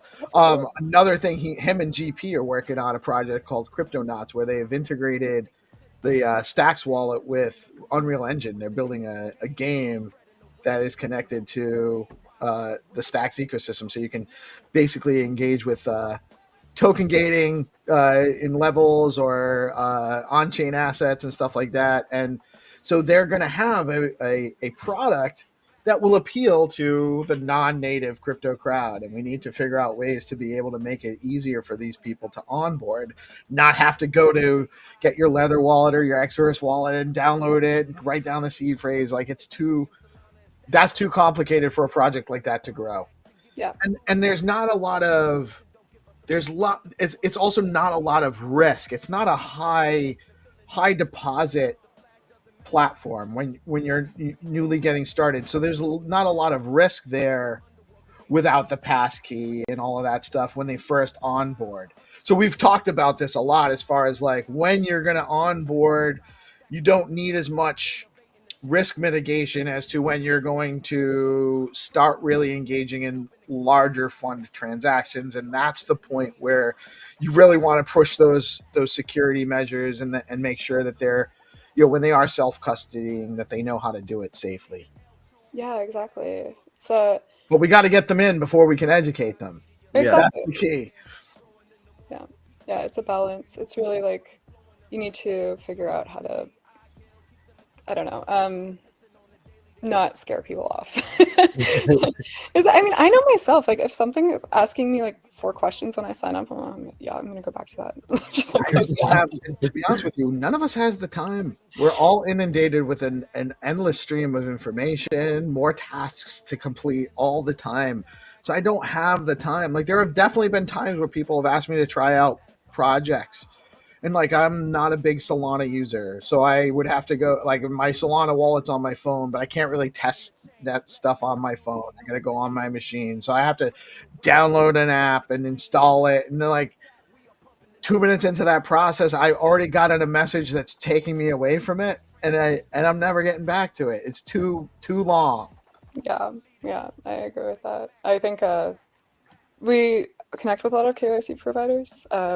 We don't do KYC. That's like, you can add it in really easily with Para. But for me, I think the next frontier is also like KYC that works in a similar way where you have to KYC once in your life. And then and it stays with your wallet. That would be just too easy, right? Ideally, yeah. That's like the dream, I think that's, Well, the dream would be that they stop. Yes. That they stop forcing. Yes. That they stop treating us all like we're criminals until we prove otherwise. But what do you need to know about me so bad? Well, that's not the debate here, but we will we have feelings about that on this show. We do not care for. I mean, you do what you got to do, right? I'm KYC'd on a bunch of stuff because you have to. Yeah. But the ethic behind it kind of puts the government in a position that it's not supposed to be with the way we wrote the Constitution a couple hundred years ago in the U.S.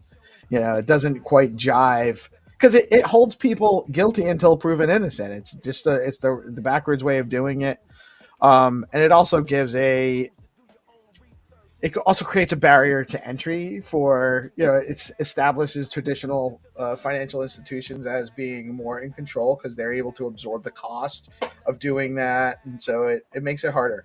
But if you're going to engage, you got to engage along the rules that are set for us. And so we have to follow them. So if you can do that more easily, by all means, we should explore that. How do you guys feel about like ZK? Like KYC stuff? I just think it's ZK? Yeah, like it's like revealing scale. that you are a human, you exist in this place, but it doesn't say anything to anyone about you yourself. Well, it's better than if it's in a centralized database for it to be exploited somewhere, right? At least it's a little bit more consumer protective. But I don't know if it actually preserves I still don't understand why I have to KYC to spend my money. Like I have to prove that it's not that I didn't do anything wrong to have it to begin with. I don't like it. I don't like that part. Freedom to transact. Right. The whole purpose of a decentralized exchange network is so that nobody can be cut off. KYC is a method to try to cut people off. So it's anathema to the ethos that we also adhere to the Bitcoin ethos. Decentralized, distributed, trustless, permissionless, all of that, and just borderless, censorship resistance, and that's KYC is opposite of censorship resistance in my opinion. But I also think that we need to keep society safe. I'm not a maxi on any position. I just think that we've gone a little bit too far in the surveillance state side of things. So anyway, I didn't mean to. That's not the tangent we wanted to go on here. No, I think it's interesting. I mean, like, do you think that like the so you guys are like, I would say you sound like you're a bit more on like the builder side, like you have a lot of interest in the infrastructure on things that are happening with Bitcoin, right? Yes. But then you do find like a lot of people coming from like a very traditional financial background coming into the Bitcoin space, like that's like their first now into crypto. So you feel like there's like kind of like a dichotomy there between the two? Yes, I do. I think that there's actually like, for instance, Stripe. So there's a hardware product that came out of our community called Rider Wallet. It's like a tap to. It's like a hardware device that you just tap it on your phone and signs your wallet. It's really cool. They're a hardware provider, and Stripe just took away their ability. They were approved for payments on Stripe. Stripe just canceled their ability to engage in payments. Well, why would Stripe do that? Well, they're saying it has to. They're treating non-custodial service providers as being a risk for transacting, which is in Stripe and their partners' interests, because they are TradFi. They want to control the flow of money. They want it all to go through them, and so they don't want to empower self-custody, non-custodial solutions to let people transact. That's my opinion is that they're probably lobbying specifically to allow them to limit more so that way. So I think that there is absolutely a concerted effort by the established players to control. I mean, that's what they're going to do, right? If they can control it, they will control it. And so any way that they can, they will. Yeah. I guess with the Genius Act too, there's a little bit more establishment in what you can and can't do, right? So. Right. And we need it's complex. It's not just a dichotomy, because there's merit on both sides. And even so it's broader than just say you're either this way or that way. But we really they have a lot more resources with which to establish their preferred thesis. So it's important that we balance it out. Yeah. Find a middle ground. Make sure we don't want to throw the baby out with the bathwater. The whole purpose, we don't just want banking 2.0 with blockchains. Yeah, and I think a lot of people have been writing about that on Twitter lately. I've seen a lot of think pieces in the last couple of weeks even. As we kind of move towards a lot of larger players getting involved in this space, I think we have to figure out how the existing products, companies, just interested people work into that. Yeah, exactly. Just how do we protect the rights of the individual to just transact without any kind of imposition on that process unnecessarily, and it's not easy, but projects like what you guys are doing are actually helping us, with the rails to be able to figure it out. How do we do it? So I love that. Really, really interesting stuff you guys got going on over there. Thank you. Now, you guys, is it the one click login? That's something you guys just rolled out, I think, right? Yes, I was like hoping to demo it, and I realized that the vast majority of our projects that are using it right now are on mobile, because mobile is like you really want to get them through, right? Yeah, that's where your growth is going to happen. Exactly. But yeah, if you did use the DevConnect, I think you said that there was like Wi-Fi issues there, but the DevConnect app was there. That was really interesting because it was like at scale. Like we had like, I don't know how many people were at that conference, like 15,000 or something. Like it was a lot. For that. It was very busy. And a lot of people like they just signed in, got their ticket, and then kind of opened it later. And a few people, a number of people I went up to, I was like, oh yeah, because you have a wallet. And they're like, oh, I have a wallet? Oh, sick. Like, I have a wallet. Like, I just put my email in. And you can get money from Peanut, whatever, like that sort of thing. So that was pretty cool, to be able to have like that one-click sort of sign-on. I've also rolled out a number of other features, which I think are, today we posted a blog, which should be going live in 1 minute, I believe. Just kind of announcing a bunch of new features. Like we have like send functionality now. You can link your accounts. I think this is really cool, actually, the account linking thing, because you can link, say like your Twitter or, like your other wallet, like your MetaMask, maybe, all these things to your account. And this sort of builds more of like an identity, but it's like you decide what your identity, or you could just sign in with your email. You have this like wallet. So I can connect so I have so is it considered a para wallet? Yeah, I mean, it acts like a typical wallet, and we have like a lot of AI providers as well, so it's my account. But for like intents and purposes of discussion, it makes it a lot easier if I say para wallet. You can export your private key if that's something that you want to do as well. So you can actually restore the wallet, and you can restore your wallets in another wallet app. Yeah. So like a really big thing for us is that we're non-custodial. Like it's always the users. We have no control over the wallet. The application that has integrated Para has no control over the wallet. So right, and that's the big unlock here for app providers, because otherwise, to make it easy, you would actually have to you'd basically be custodying the wallets, and that's not good. That's too much risk for the providers. Yeah. And it's not really best for the consumer either. So the solution here is just making it easier for the consumers to have a wallet, to use a wallet, but it's still self-custodial. Yeah, and I think that it actually really helps, like in kind of unexpected ways as well. Like we have like a project building with Para called Decal, and they're working on like payments with Solana, so they can like payments at a terminal at a cafe, and they're thinking about adding point systems, right? You can see that point system throughout, say, like all 4 locations of this local cafe.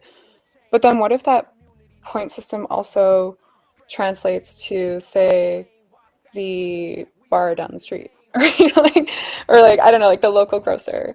The fact that it's not like we have this universal wallets actually allows more of like a network effect, and more of it gives the ability for the provider to offer like right. It makes it easier to work within one standardization. Exactly. On a number of different ways of or however you're going to interact. For this use case, we have this, and we know how to integrate it with your current POS system. Yeah, and then I'm like coming with my points from the grocery store. They're with me here, like what if we have like small business points, like that. It doesn't make it more complicated. Oh, right. You could actually onboard small businesses into a small business network to share points. Exactly. Yeah, and just kind of getting like this whole it's ecosystems and networks that develop when you let the user have self-custody of their wallet. Like it doesn't lock them into one product, basically. Very cool. So we actually have a segment we do, and I don't think I explained this to you, and I apologize. We normally go at 9:30. So we've actually had a little bit of a hot and cold with this. We haven't been running. We used to do it every single day. But in the wings, we have our friend Zenatron, who we call the Game Master. We do a regular daily game show. where we have people come on. It's sponsored by a bunch of the meme coins on Stacks, and Zenitron comes on. We launch it through. He has a project. He's the founder of a project called Skullcoin. It's an on-chain treasure hunt game. We play a live version where he drops a starting location in Google Maps and an image that you're going to find in Google Street View. We have a few rounds we do. People come in and play. They have to. It's played on our X account. Would love to have you stay and join us, but I don't want to. No, I'm happy to do it. Yeah, that sounds all right, fun. awesome. I'm going to take a quick commercial break, play a word from our sponsor, BitFlow, and we'll be back with the Game Master for Find2Earn rounds momentarily. And Lily's going to stay and play. Lily, do me a favor. Do you see the whoops, I just turned off the wrong one here. Do you see the private chat in the bottom? Just check. Oh, private chat. Oh yeah, I see it. Bottom left. Put your X handle there, and we'll have Zenitron add you. We do a whitelist round where it's only for new players. So we'll have you on the whitelist, so you might be able to win some Stacks tokens today. All right, we'll be back, guys. Stay tuned. So we want to define the storage map. Which one of these are we going to grab? Define map. We said define map. Hey, we want to name it counters. Which one? Counters. The blue. Yep. Now we want it to be keyed by the user, and what that means is a map is basically a data structure where you have a piece of data that has an identifier. And so what we're saying here is we want the data here to be able to be identified by a user. How do we identify users in crypto? Principal. Addresses. So in Stacks, an address is called a principal. So if we remember that the orange is the type that we want to put here, and we need it to be an identifier for a person or a principal, then that means we're going to put what here? Principal. Principal.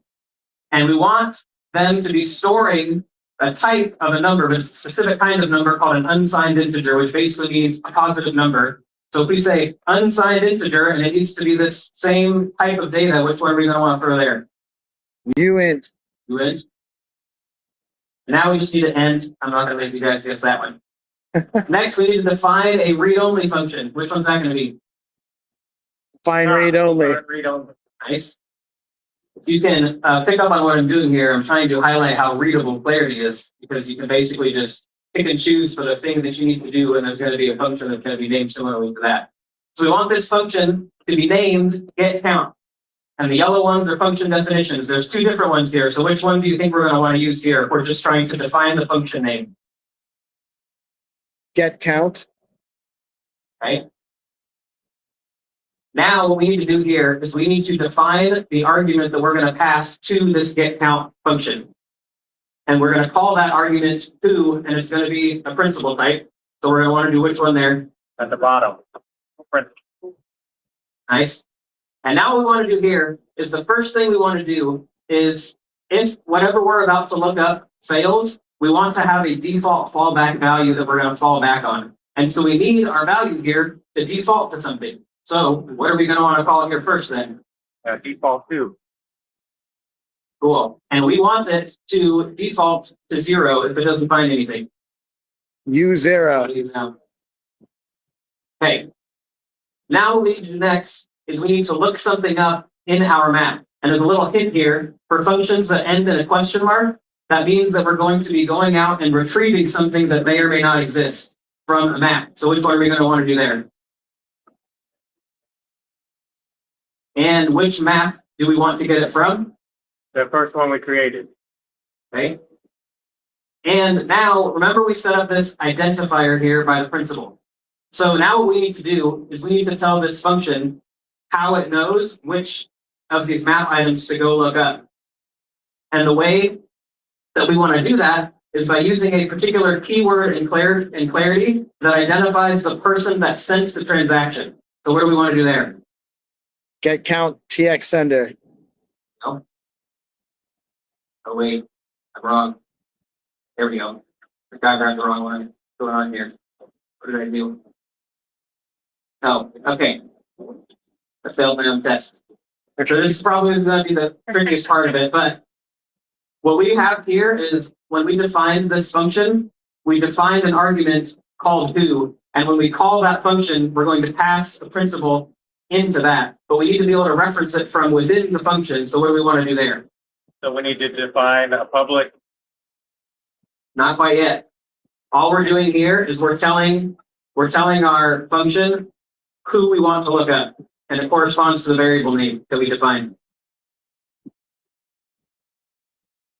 Who? There we go. So that's what we want to do there. And then we're just going to end that one, and we're going to end that one, and we're going to end that one. Where are we at the time? Okay, we speed up a little bit. Next thing we want to do, define a public function. Which one's that going to be? Define public. We're going to call it count up. Function's going to be named.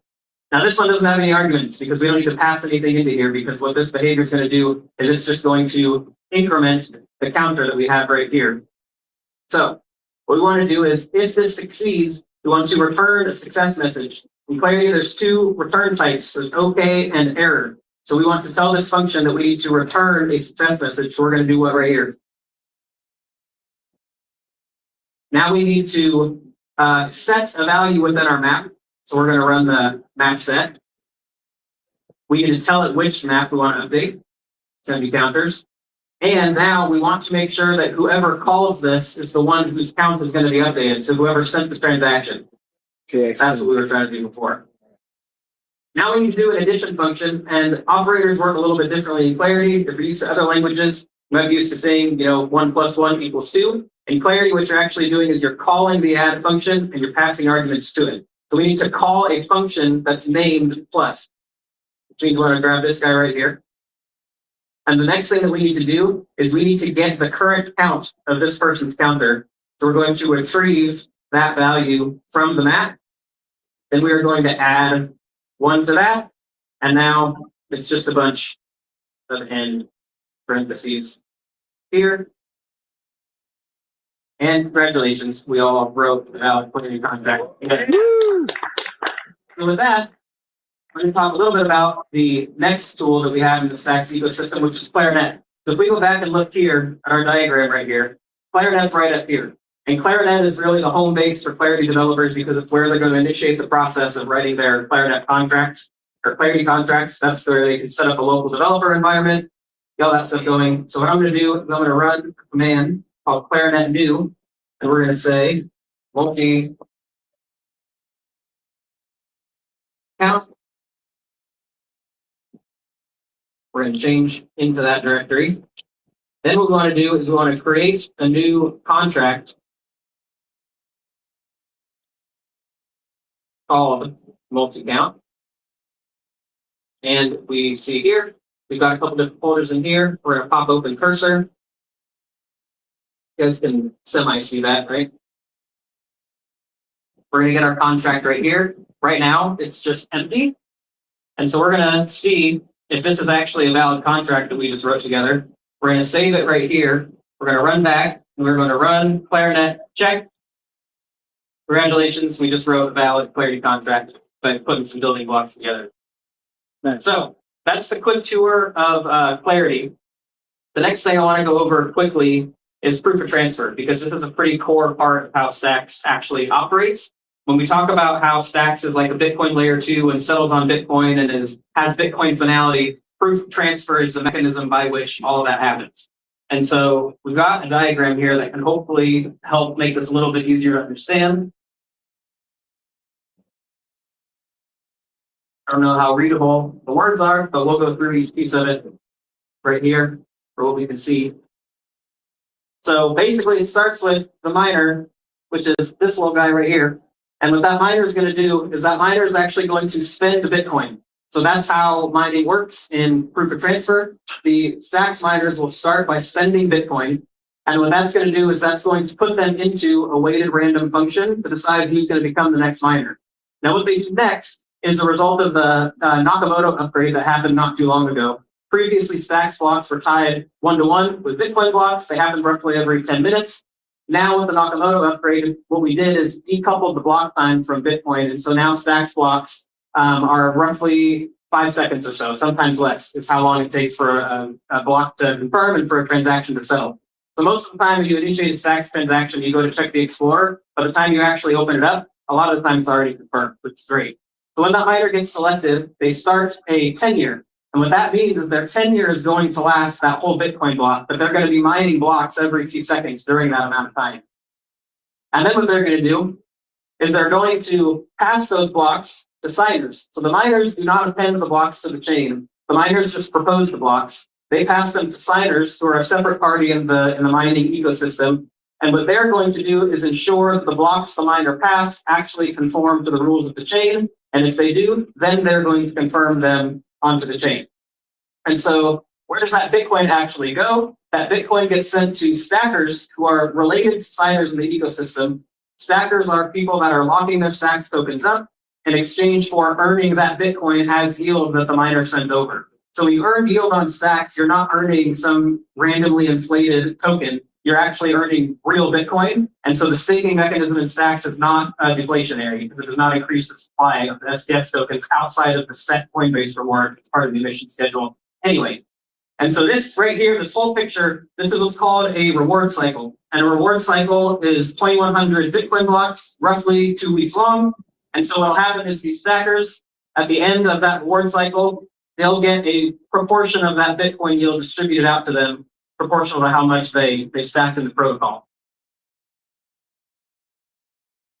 So that's the quick whirlwind overview of proof transfer. And the next thing I want to cover is SBTC.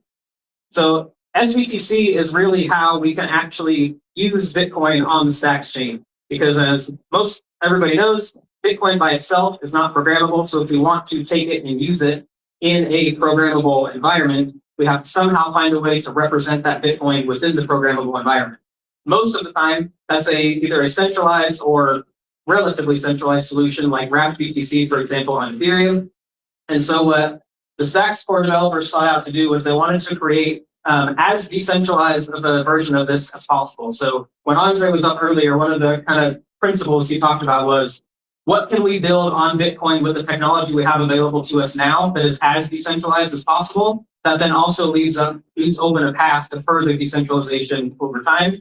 And that's really the core ethos behind how SBTC works. And so the way that this actually works is, maybe another example of not being able to see what I get for being a dev and doing dark mode on everything.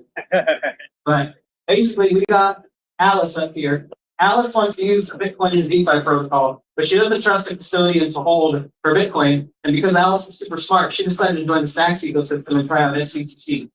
So right here, down here, you can see we've currently got 100 Bitcoin stored. This isn't real numbers, by the way. We have more than that. But for the example, we have 100 Bitcoin that is in what's called the peg wallet of SBTC. And so what's going to happen is Alice decides she wants to convert 1 Bitcoin into SBTC so she can use it in the ecosystem. She's going to send that Bitcoin to that special wallet that's collectively controlled by the signers. Now, these are a separate group of signers than what we talked about for Stacks, but it's a decentralized group of signers that are going to basically collectively control this wallet. So it's not like a single organization, it's a distributed set of organizations that are going to control this wallet.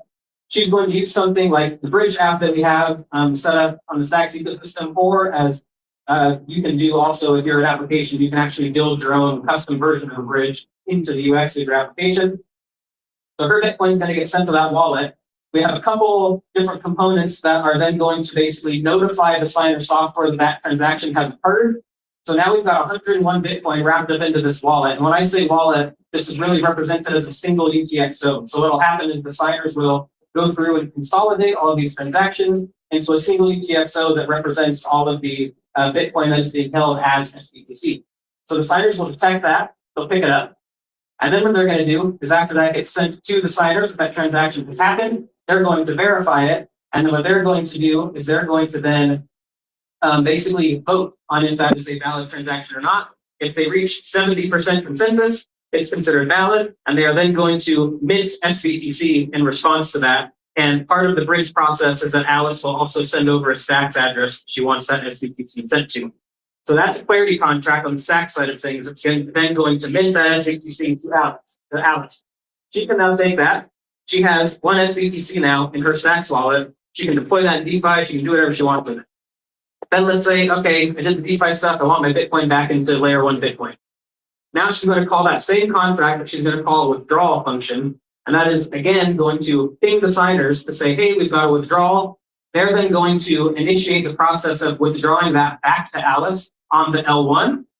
So Alice gets her 1 Bitcoin. After they have verified that that transaction has occurred successfully, then those SBTC signers are going to burn the corresponding amount of SBTC. So because of this system, SBTC is always exactly 1-to-1 correlated with Bitcoin, and people can move it in and out of that as they wish. So that's how SBTC works. And all of this eventually settles on Bitcoin because there's one piece of that proof of transfer protocol that we didn't quite mention yet.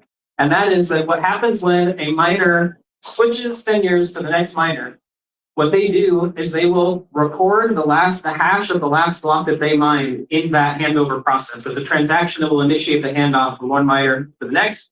They're going to record the last hash of the mine that they blocked, the block that they mined. When the miner then the next miner takes over and they start appending blocks and proposing them to the signers, the first thing the signers will do is verify that they are building on top of the correct block that they're supposed to, and they're not going to allow them to mine those blocks if they're not. Because if the miner's not doing that, that means that they're attempting to overtake the network and create their own fork of the Stacks chain. So the Stacks chain will always follow 1-to-1 in lockstep with the Bitcoin chain.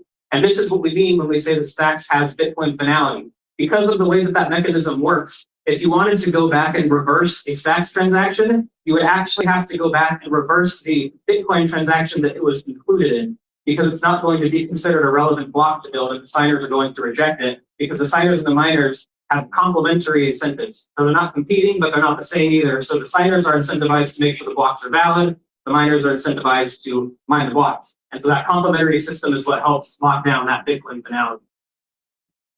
So, you guys want to play a game? I want to see how much you were paying attention. We're going to play Stacklander. There can only do one. Anybody gets that reference. So, I'm going to hit this. You guys are going to all get your phones out. And we're going to scan this. We're going to play a little trivia game. The more correct answers you get, and the faster you answer them, the more points you get.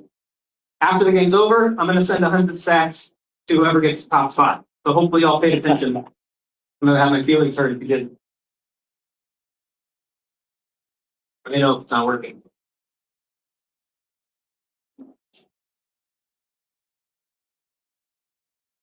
Can I put my BTC name, or does it need to be, yeah? I'm just going to manually send it, so put whatever there. Blockface is the first one in. If you don't have a Stacks address yet, put that in there and talk with me after, and we'll get you set up accordingly.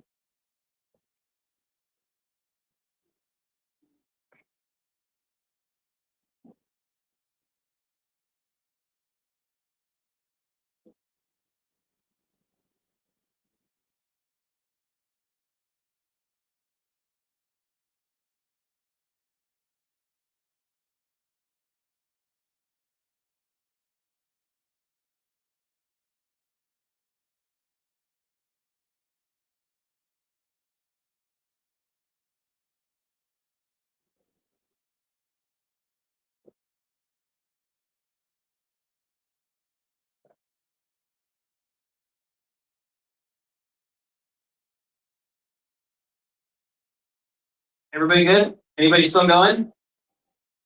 Wait, all right. We got 6 minutes. The game only takes about 1.5 minutes, so we're good.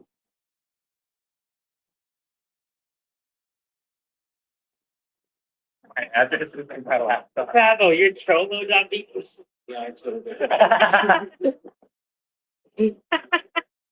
no wonder it wouldn't let me get that name. I know. you were stuck with Pendejo.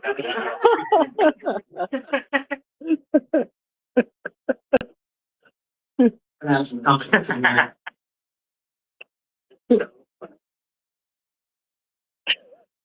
Also, fair warning, I coded this at like midnight last night, so I tested it a few times on my own, but just keep that in mind.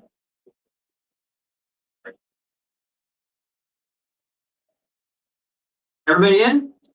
Yep. Somebody say no? Mike, are you saying no or are you stretching your neck? Okay. All right, we're going to do this. Everybody get ready? You're going to be looking at your phones. That's where you're going to want to look. Questions are going to pop up. You got to get the right answer as quick as you can. Ready?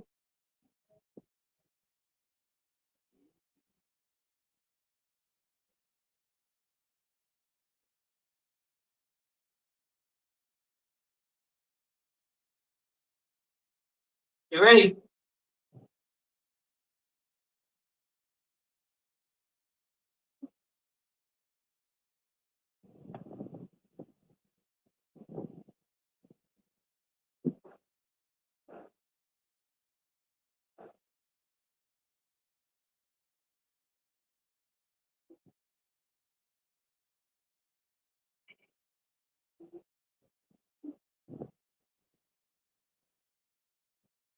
Halfway there.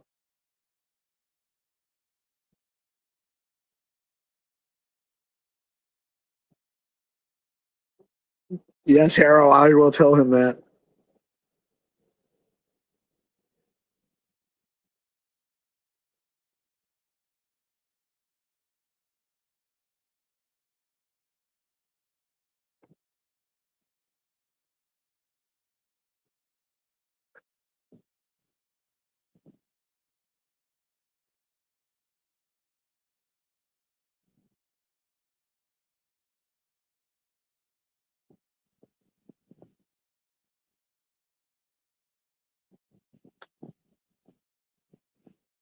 All right, we're down to the last question.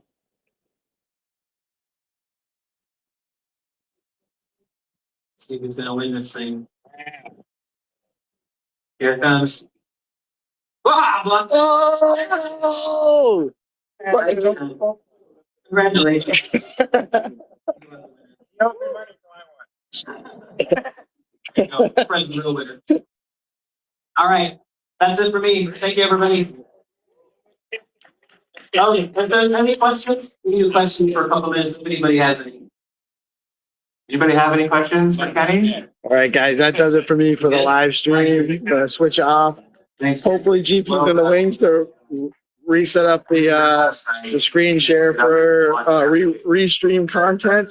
But we are wrapping up our presence at Buenos Aires. We'll see you all later. Buenos Aires. And so one of the reasons as to why that is due to the efforts of a few important folks in the Stacks community.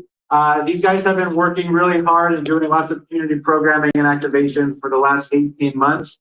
They're going to talk a little bit about their stories, some lessons they learned along the way, what they've achieved, and what they're going to get involved in. Oh no, we're going to stay. We're going to stay. I didn't realize it was a Stacks Latam up. Let's go. Woo!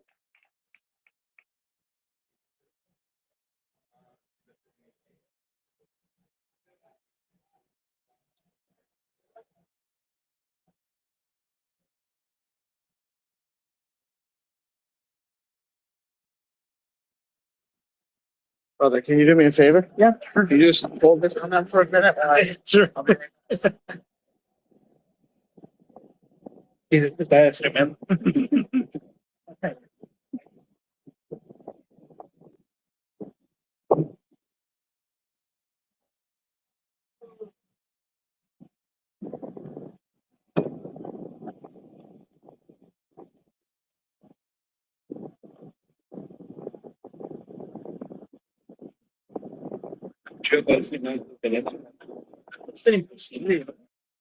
Hi guys, what's up?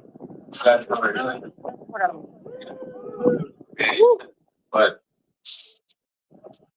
this brief summary is super important and deeply kind starts that here principle. Now, downloading a government depends on Colombia. Well, 2024 was a big year. Start that mission to increase developer adoption in Latin America. 2025 was awesome because you are here for that. Well, again, 2024 was expand and increase our ecosystem in countries like Peru, Colombia, Argentina, Brazil. The idea is was launched the first Clarity Bootcamp in Spanish.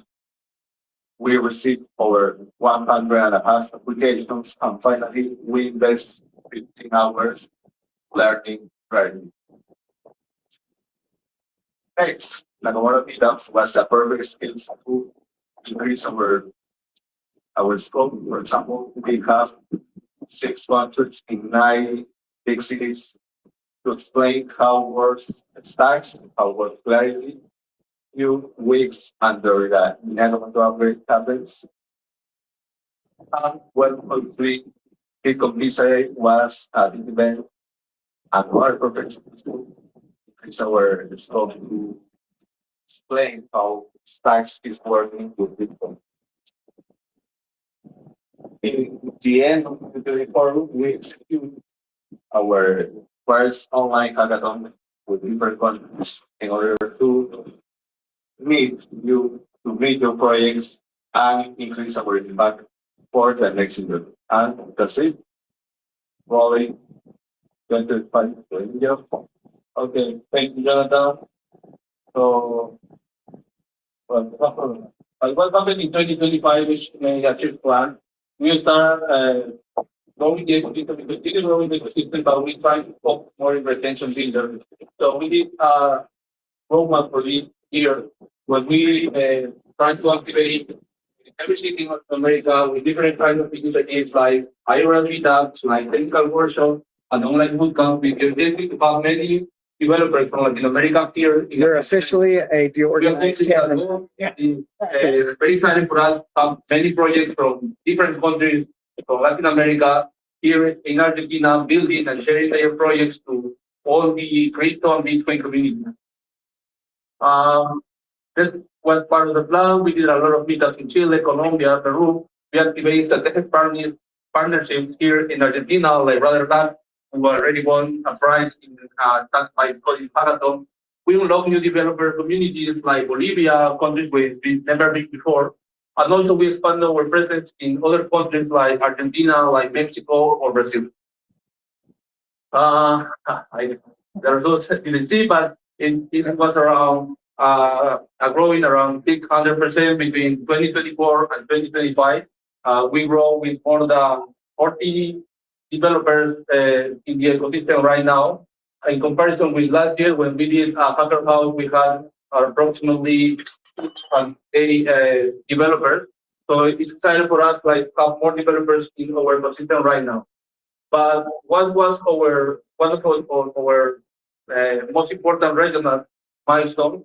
We did a hackathon last month, an online hackathon, the Start online hackathon, and we have more than 250 builders from across Latin America building projects and stuff.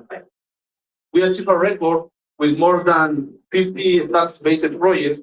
Our initial objective was 10 projects, so it was a good result for us, like more than 50 projects building and doing things and stuff. And the winners from this hackathon come here to our hackathon in Argentina. We have winners from Brazil, from Peru, from Mexico, and Bolivia, winners that you already saw in the previous presentation, like P2P, like certificates like X402 and stuff. Other success stories we have here in LATAM ecosystem. 2 of the 3 winners from the Global Stacks hackathon, by Coding Hackathon, came from LATAM. Rather Labs, the first prize, the first place for this hackathon, they are from Argentina, and they won the hackathon after participating in one of our Clarity workshops we did with them in the month of September. So this is good for us because with this initiative, we activate a region like Argentina, which is going to be important for the ecosystem here in Latin America. And also, the winner of the 2024 Stacks Latam Hackathon and Stacks Latam Hackathon we did last year during the BitConf, here in Argentina, still working in the Stacks ecosystem and be part from the Stacks program, which is like one of the most exclusive programs in the Stacks ecosystem.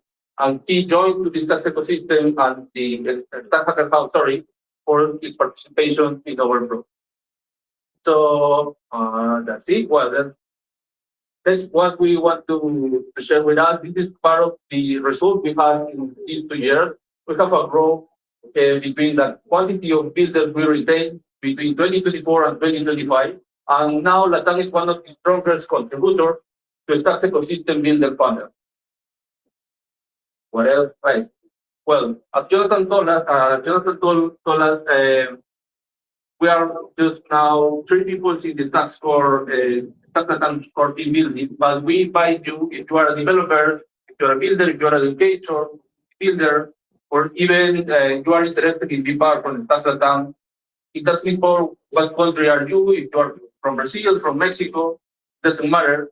We come together, accelerate the Stacks adoption, and create impact across the region. If you are interested in joining us in this ecosystem and continue building and continue growing the ecosystem, you can scan this QR code, share with your friends, share with any people who are interested. We speak Spanish, we speak Portuguese, we speak English also, so we have space for everyone in Latin America to continue building in Stacks. And what's next for 2026? So we want to increase our presence here in Argentina, but also in other cities important in Latin America, as Mexico or Brazil. We have the mission to expand not only developer education, we want to continue with community education and also help with other protocols and other the apps or projects who are already building in Bitcoin with the Stacks to connect them with the Latam builders, with the Latam ecosystem, and give more opportunities for our people to work with them. And we are going to continue keep pushing to accomplish that the next major fronts, that the next major Stacks projects come from Latin America. So I think it's all. Thank you very much. Gracias. Obrigado. Well done, Stacks Latam team. You guys earned and deserve a little bit more of a louder round of applause than that. Let's hear it a little bit louder. Well done, Angela. Well done. So while they pack up, we have a quick update. So next we're going to hear from Eric. Eric is going to talk about bridging Bitcoin and building with the SBTC JS library.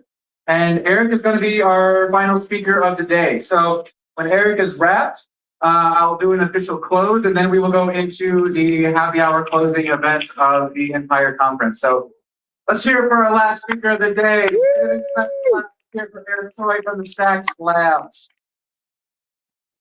Hello. Oh, nice done. Oh, I'm live. So, for those who have seen my demo on Sunday, I demoed basically how to bridging your Bitcoins to SBTC via the SBTC library. And, oh yeah.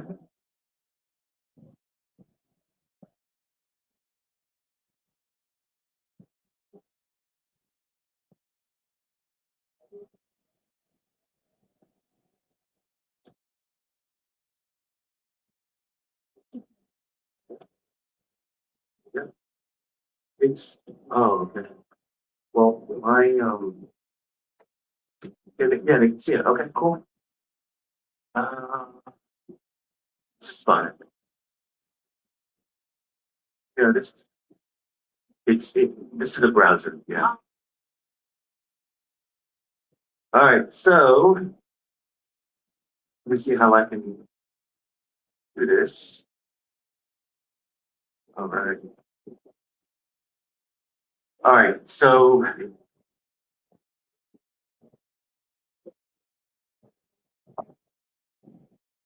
oh, I don't have any slides. Yeah. I'm just raw notes and raw code. So, all right. So for those who've seen me on Sunday, you've seen me demo how to use the SBTC JS library for pegging your Bitcoins to SBTC. And I did the reverse of pegging your SBTC out back into Bitcoin. For those who are still sticking around for the last workshop, you know what? I'm gonna peg in the Bitcoins and have somebody else receive the minted SBTC. Who wants the SBTC? Yeah. Okay, let me randomize it. Who should I pick? Who can say SBTC the loudest? Let's do that, right? Who can say SBTC the loudest? Well, let's do it on 3. 3, 2, 1. I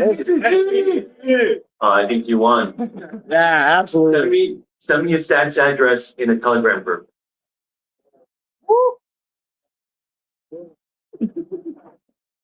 Okay, so yeah, this workshop's going to be about using that library so that anybody, any app, any builder can integrate a peg-in and peg-out process for SBTC for their users. At the moment, there is obviously an official SBTC Bridge app, but with this library, with this JS library, you can integrate that into your own app and customize it based on the flow of your app and the UX of your app.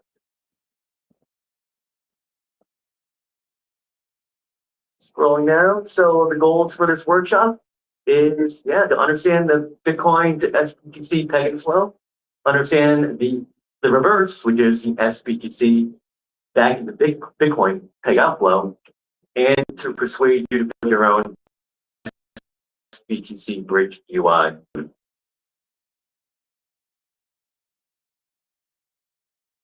So I feel like everyone here is in the know already. Do I need to explain this? What do you think? No? Yes? No? Give the 10-second version. Okay. What does it mean to bridge Bitcoin? It means to bring Bitcoin from the layer 1 to the layer 2 on stacks and to make Bitcoin productive, programmable, unleash Bitcoin's power.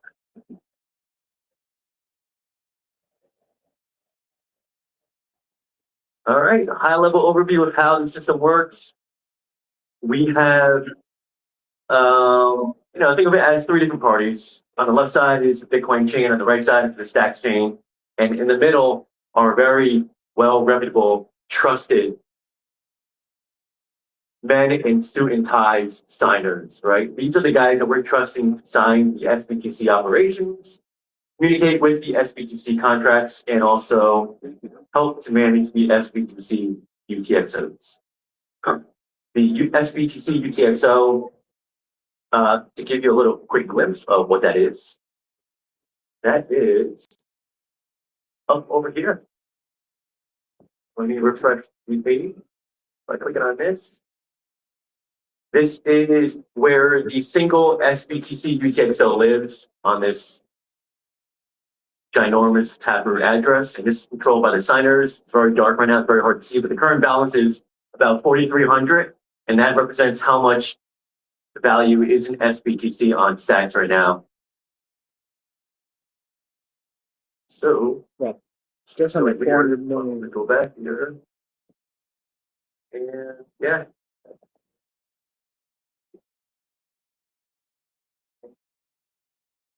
All right. So this is understanding the peg-in flow. We're going to go one level deeper into the peg-in flow. Let me make it bigger. Did you send, Antonio, send your stats address to me? Okay, yeah. He needs it now. Gotta get it. Got a lot of time. Yeah, he's getting the minted SBTC that I'm going to be demonstrating. Lucky me in right there. All right, so this is one level deeper for the peg-in flow of what we're going to demonstrate. The user, that's me. I'm going to be on Bitcoin. I'm going to send my Bitcoin not to the signers, but to a custom taproot address or a custom P2TR, pay to taproot address. Once this transaction confirms, the signers will then sweep this UTXO right here into their main address that I showed you a second ago. They're going to complete all their configuration checks and whatnot. And then once they feel that it's confirmed and that they have the UTXO in their address, they will then invoke the clarity contracts on the right side, on the stack side, and then Antonio will be getting freshly minted SBTC.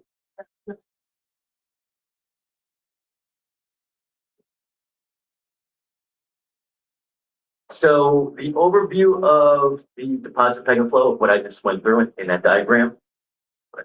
As the builder, you have 4 things that you need to do. You need to build the SBTC deposit address or that custom tablet address, sign and broadcast the Bitcoin transaction, notify the signers that you are making a deposit, and then confirm the user's balance at the end.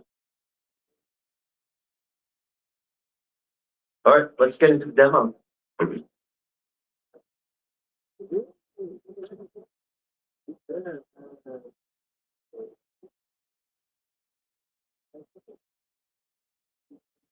Any questions so far? No? Well, that's a good thing. All right.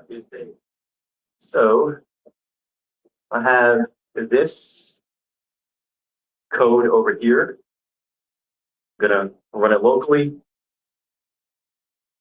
Right now it's running locally on a local server. I'm gonna bring up that website.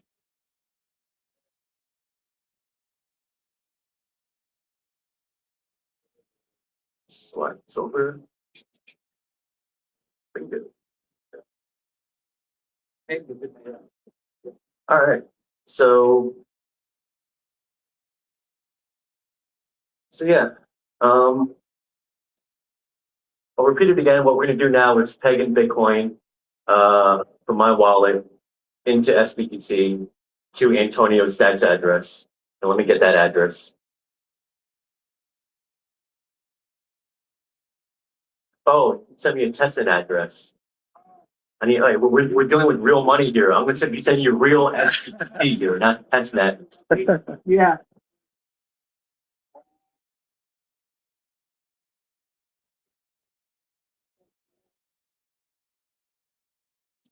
But I can go through the code. Oh, wait, that's kind of hard to see the code, right? We can see it. Oh, we can see it. Okay, so my angle is like blurred a little bit, but oh yeah, you're right. Come on down. All right, so let me make it bigger. Actually, it's kind of small. Oh, you sent me. Yeah. You sent me a main address. Nice. Perfect. Update the code. All right, so this field over here, I'm gonna get rid of that field, and I'm gonna replace it with Antonio's address. Oh. All right.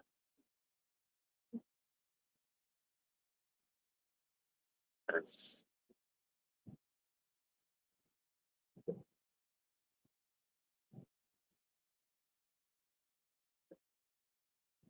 all right, cool. It's working now.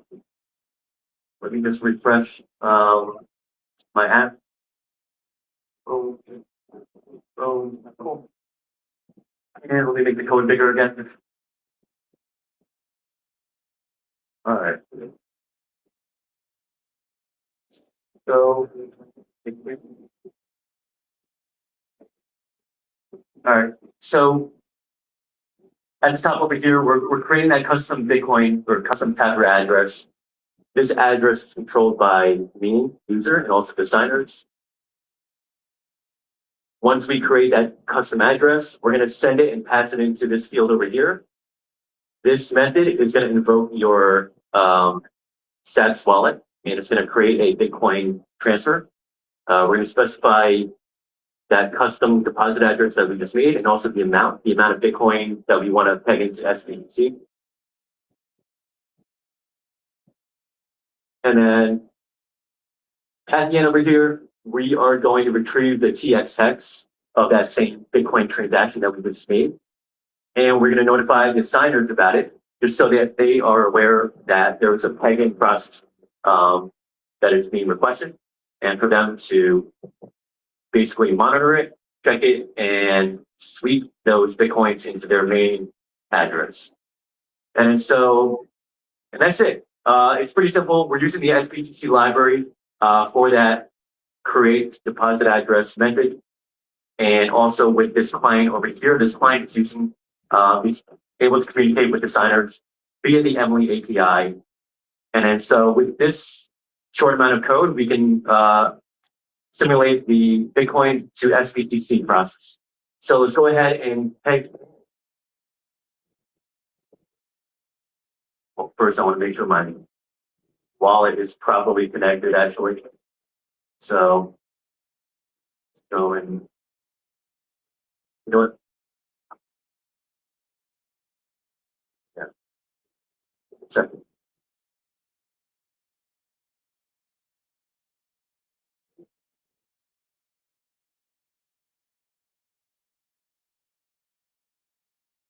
All right, so my wallet's connected to my app, and I'm going to go ahead and click on the purple button. I made it purple just so I can differentiate between peg in and peg out, right? So we're pegging the stacks, the old purple facade.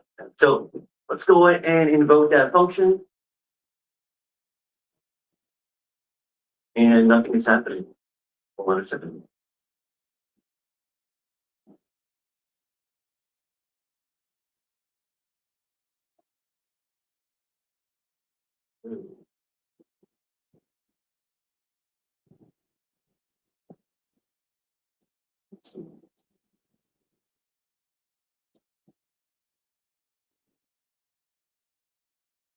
Okay,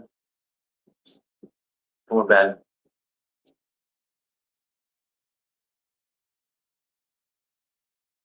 All right, let's put in my password. Is that what it is?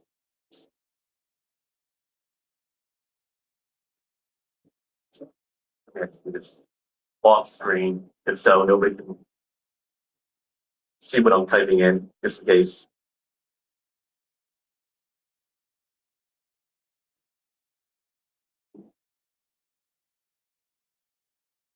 All right, and we're back. So to summarize, I'm making a Bitcoin transaction to mint into SBTC. The transaction is going to consist of 0.01 Bitcoin. That is at the moment the minimum to peg in. And then we're going to confirm it. And then in about maybe 2 or 3 Bitcoin block confirmations, you should be receiving freshly minted SBTC on mainnet. Woo!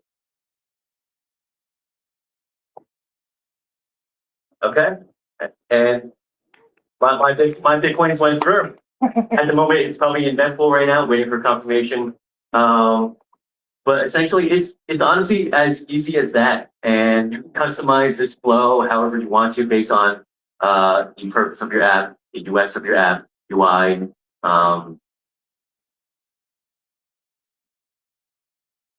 So just a little glimpse as to that custom deposit address that we created.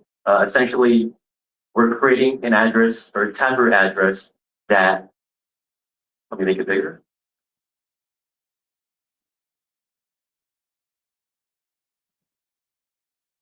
Okay. So we're creating a Taproot address that contains a deposit script that is controlled by the signers, reclaim script controlled by me if I want to reclaim back my Bitcoins, and an unspendable pub key that's kind of like, doesn't really mean anything, but essentially it technically means that this address right here doesn't have a spendable private key. So meaning like that, actually nobody has control over this address, but the signers and I have control over those scripts over there.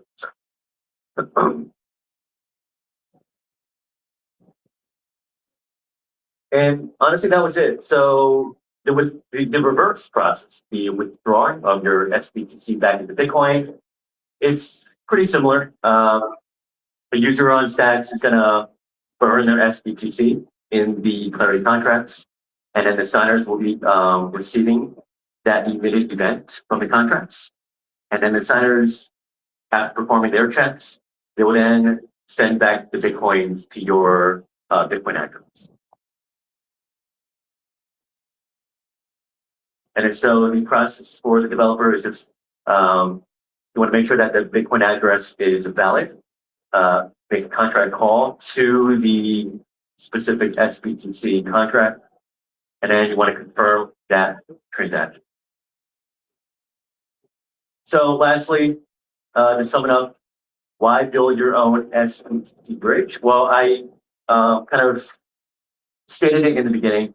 One, you can tailor the UX for your specific app's flow. For those who use the main app, maybe there might be some things that you want to add more, to get more status updates or more information regarding that regarding the transaction, either on the Bitcoin side or on the DEX side. You alleviate having your users from moving away from your apps, that you don't need to have your user open up a new window, a new browser, a new app, localize it, rebrand it for your community, and you can continue to make Bitcoin bridging invisible.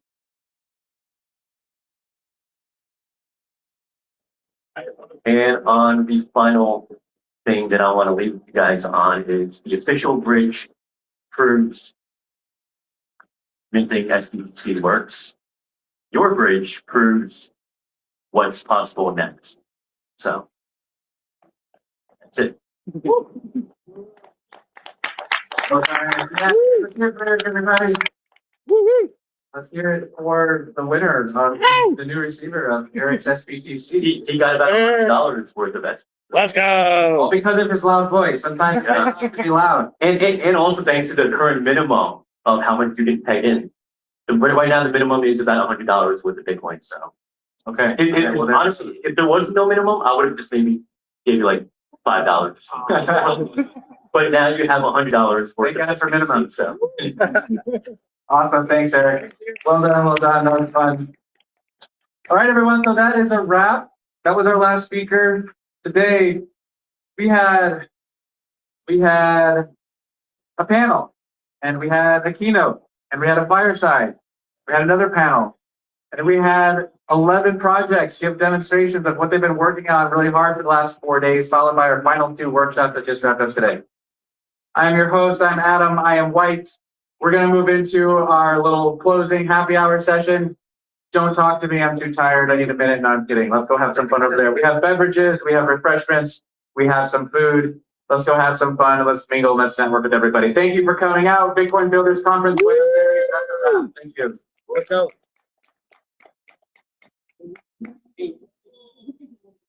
All right, guys, that's a wrap. We're wrapping up our presence at Buenos Aires for Dev Connect and all of the Stacks events around. I'll be back at my desk, probably not tomorrow morning. I'll be flying in tomorrow morning around showtime. I think I'll see you guys on Friday. Y'all have a blessed rest of your day. I'm gonna hook up with GP and we'll get some more content going soon. See y'all on the flip side. Y'all have a blessed rest of your day.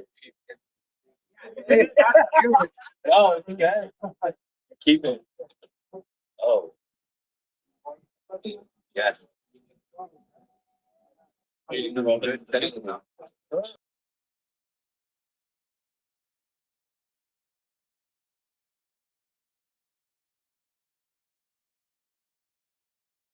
DeOrganized media keeps the mind share.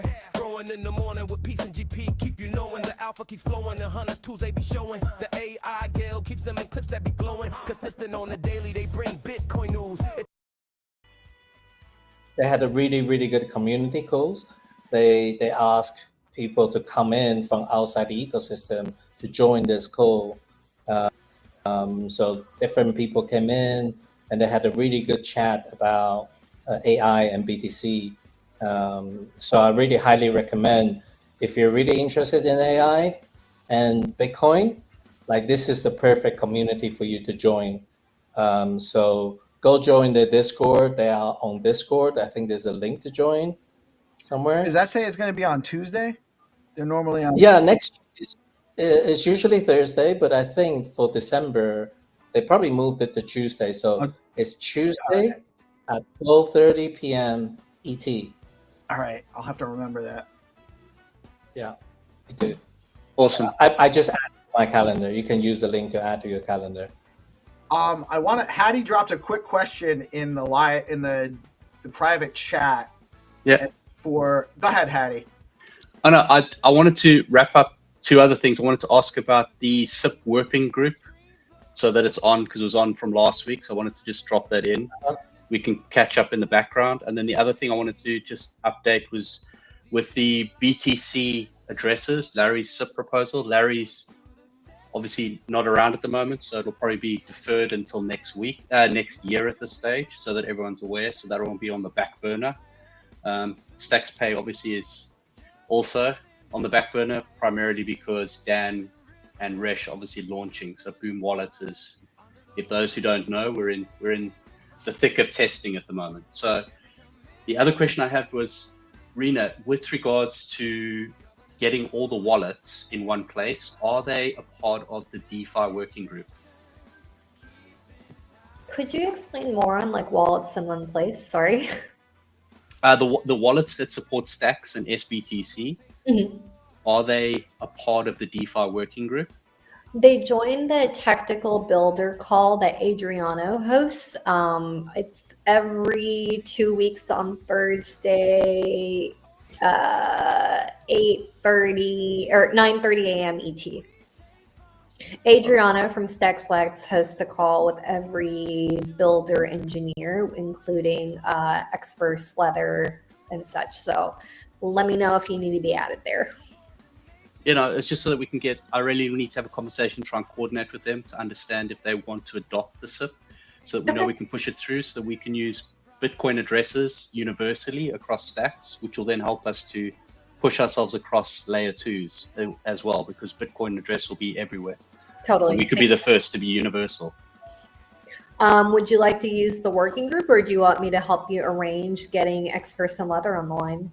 That might be faster. That would be way easier, to be honest. I think it would be easier just for you to speak with Will and Kyron at Leather, and then it would be Jan and Ken for Experts. I can open up a thread for you. Yeah, perfect. Thank you. Thank you. All right. And to the SIP working group, by the way, guys, I did work on, just to respond to that, I did actually work a little bit on the docs for proposing that officially last weekend. I haven't gotten it completed, but once I have a draft, I'll share to you, Hattie and Hero, and we'll collab on that further. Yeah, just to share foundation perspective, I think there's a little bit work in general need to go into define exactly what is the working group before that the SIP working group can become a working group, so to speak. But yeah, I think there's more work in the pipeline on that, so that we're not just doing it for SIP working group, but just in general, what is the process? What does the documentation look like? Where should the documentation live? And how should people be aware of this thing?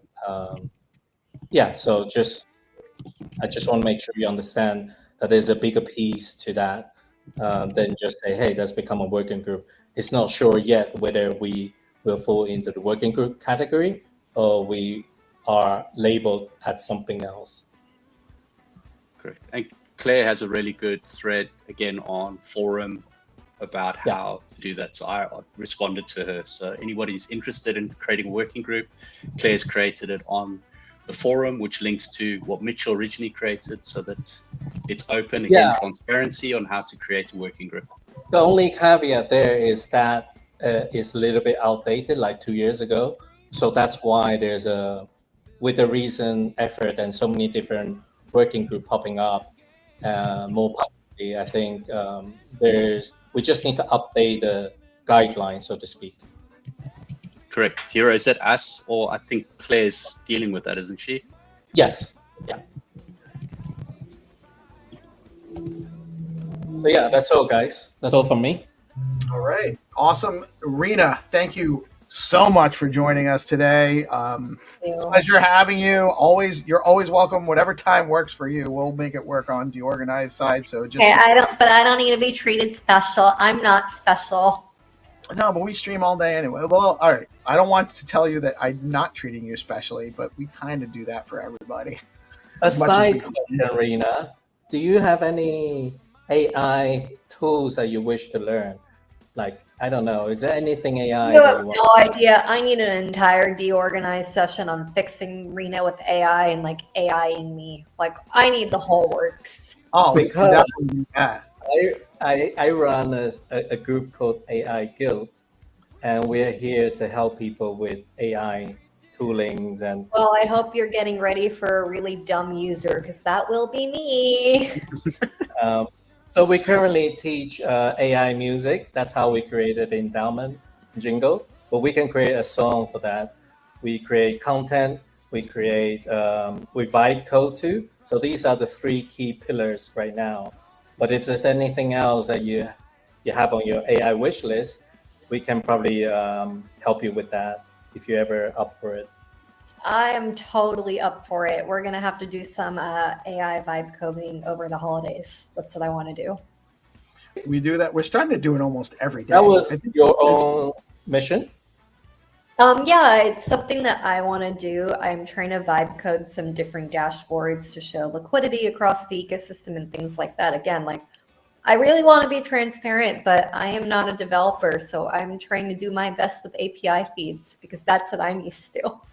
Well, we can help you at the Stacks AI Guild if you ever. I will take you up on it. I will take all the help that I can get. We're not shy about asking for help. And I'm just to tell you, I don't know how to code, and I vibe coded together something for the hackathon for Stacks. Like That's I amazing. really went from zero to a submission to getting somewhat a working product. So it's possible nowadays. He's also not a music producer, but the background music for the SIP call, which is playing right now, very lowly, and I'll put it up a louder in a minute, was also produced by Hero Gamer using AI vibe coding. So there's a lot going on, and we'll definitely the AI Guild can definitely help you.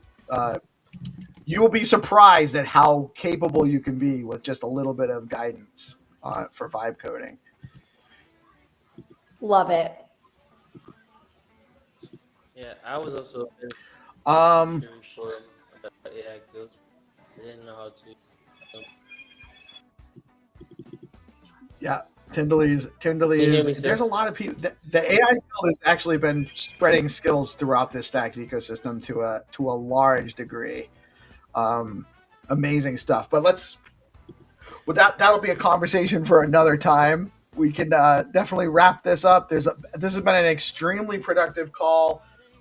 Super excited and bullish on Stacks. I think the Stacks endowment and SIP31 was the right move. And over the next year, we'll actually see more and more of why that is. Thank you guys so much for joining. Rena, Tenderly, GP, Hattie, and Hero. Love you guys. Great episode. Great morning show. We've had a ton of stuff going on today. Thank you all for tuning in. And I am Peace Love Music. We are DeOrganized Media coming at you live on Bitcoin Live Decentralized Broadcasting every Monday through Friday. Get out and support your ecosystem. There's a lot still going on today. Y'all have a blessed rest of your day. Peace out.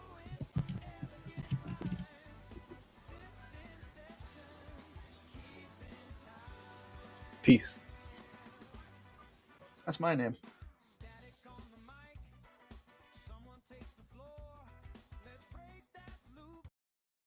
Optimize more notes in the doc, pull requests in store. Decentralized future, open core. Some chase fame, we chase function. Every diff, a quiet junction. Autonomy hums, no corruption. Code is the art, coordination, communication. And the hood, ideas collide. Engage, evolve, we build with pride. From core to code, the chains alive. Sips in session, future in stride.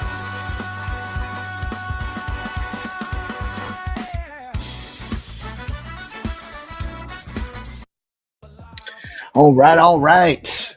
We have another guest coming in. A good friend of the show, a good friend of mine. One of the first people I ever actually interviewed on a live podcast, actually, along with our good friend, the Legend of Stacks Legends, Jack Binswitch. We have Rafiko, the man, coming on to talk to us about several things because the guy doesn't stop building. It's incredible, actually. So we're really excited to have him here. And without further ado, and GP might be joining us too. I'm not sure if he's available yet, so I don't see him on his camera. But GP, if you're listening, drop in. We got Rafa coming on. And here he is. What is up, my brother? How are you today? Hey, everyone. Looking fresh in that hoodie, my man. I am. Like, Like I should have thought to put on my. I only have the T-shirt version. It's a little too cold out these days to go just T-shirt only. But I do love mine. I love the color scheme on that. Thank you. It's there's a lot going on nowadays. I see the stacks, what's it called, like the capital markets, and you guys are also inviting lots of people. It's an exciting time to be around in the Bitcoin and stacks ecosystem. Right? Yeah, there's so much going on. It's impossible to cover it all, man. Like really, it really and truly. What's up, GP? What's up? What's up, Rafa? How we doing? Happy Wednesday, brother. Hey, happy Wednesday to you, GP. I saw you at a sort of art/NFT conference. Yeah, dude.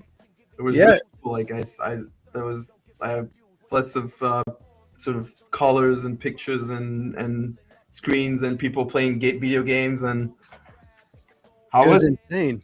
It was insane. It was at Beeple Studios, put it on something for Charleston Art Night, and celebrated artists from the Low Country here in the East U.S. So it was really, really cool, man. Getting to be invited and RSVPing to it, and tons to look at, man. Tons to look. A lot of fun. How are you guys surviving through all this non-stop shows and live with people and so much information flow coming your way? The skin of my teeth. Yeah, it's about this. Yeah, about the same. You know, it's cool. It's awesome, right? And I think between the two of us, and I don't want to just say the two of us because there's a bunch of people that are cranking on the team and pulling their weight and making this go. But I can't say anyone's putting in as much work as GP or myself in anything that I've seen, to be honest. We are hustling. You know, it takes a lot to make this go. Yep. And that's why we can get past our warts, actually, because we work so hard. You know, because we do have some warts to get past, like everybody else. What's this? Wart? Oh, a wart is like a blemish. Okay. You know, it's we put a lot of work in it, and I wouldn't, if to be honest, it's a lot. It is a lot. But you know what though, man? It's rewarding in a number of ways. You know, if you look at who we talked to today, right? We had Adam Bitcoin joined us, who's an interesting character for sure. Number one, I get to talk to GP and Hunna every day, right? That's awesome, just in and of itself. We had the Truth Chain guys on and what Kenny's building and that whole crew, and we were able to give them a spotlight. And then we had we covered the capital markets space, so we got that a little bit broader exposure, which they didn't need our help, but it doesn't hurt getting a few more eyeballs. And then we had Mark on, and what Mark's building is really awesome and interesting, and that needs to get more spotlight. And we got to hang out and chat with Mark for a little while. And then we had Jeff on to talk about Base Dollar, and that's an awesome project. And we got to learn more about what he's building, and we got to know him. He's a new person. Neither one of us really knows him, but he's been in the ecosystem for a long time. And now we're hanging out with Rafa, the man. So, I mean, it's a lot, but there's a lot of value in it, doing it, you know? So, but thank you for bringing, you know, for kind of, it makes it easier to deal with how much effort it is when it's recognized effort. Yep. You guys are good. Like, you're showcasing so many projects, very talented people across the board, and it almost feels like a lot of things are converging now. And Stacks is maturing as well. The entire Bitcoin, Bitcoin allocators, like different types, like retail, more institutional investors are now also looking at making the Bitcoin productive. And so, it's exciting to see serious builders such as Jeff and others, build the building blocks and making the infrastructure ready for that explosion that is almost inevitable. It's going to happen. Yes, it's inevitable. Mm-hmm. Yeah. So without further ado, I don't know, what do you guys want to see? Lately I've been honestly, what we're oriented towards our guests. So really it's whatever you want to show. we've never really spotlighted FactFun even, but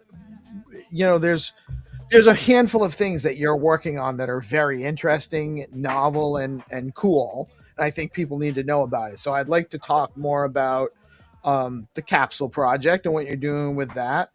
The just the general function of the BTC to SBTC protocol and what the value is there, because I do think that is also a very interesting development. We could even play that game you're working on if you want to. I don't know. Yes. I don't know if it's really up to you, man. So here we're gonna share your screen and you kind of lead. You talk about what you wanted to show us, and we'll go from there. Yes. So briefly, FactFun is a launchpad for meme coins on stacks, and it etches runes also for some of these meme coins that graduate the bonding curve. There's a mechanism which attempts to remove sort of like the malicious business model of snipers. The way it works is you have a pre-launch before the meme is launched in the bonding curve. You've got a signal that is required from the community.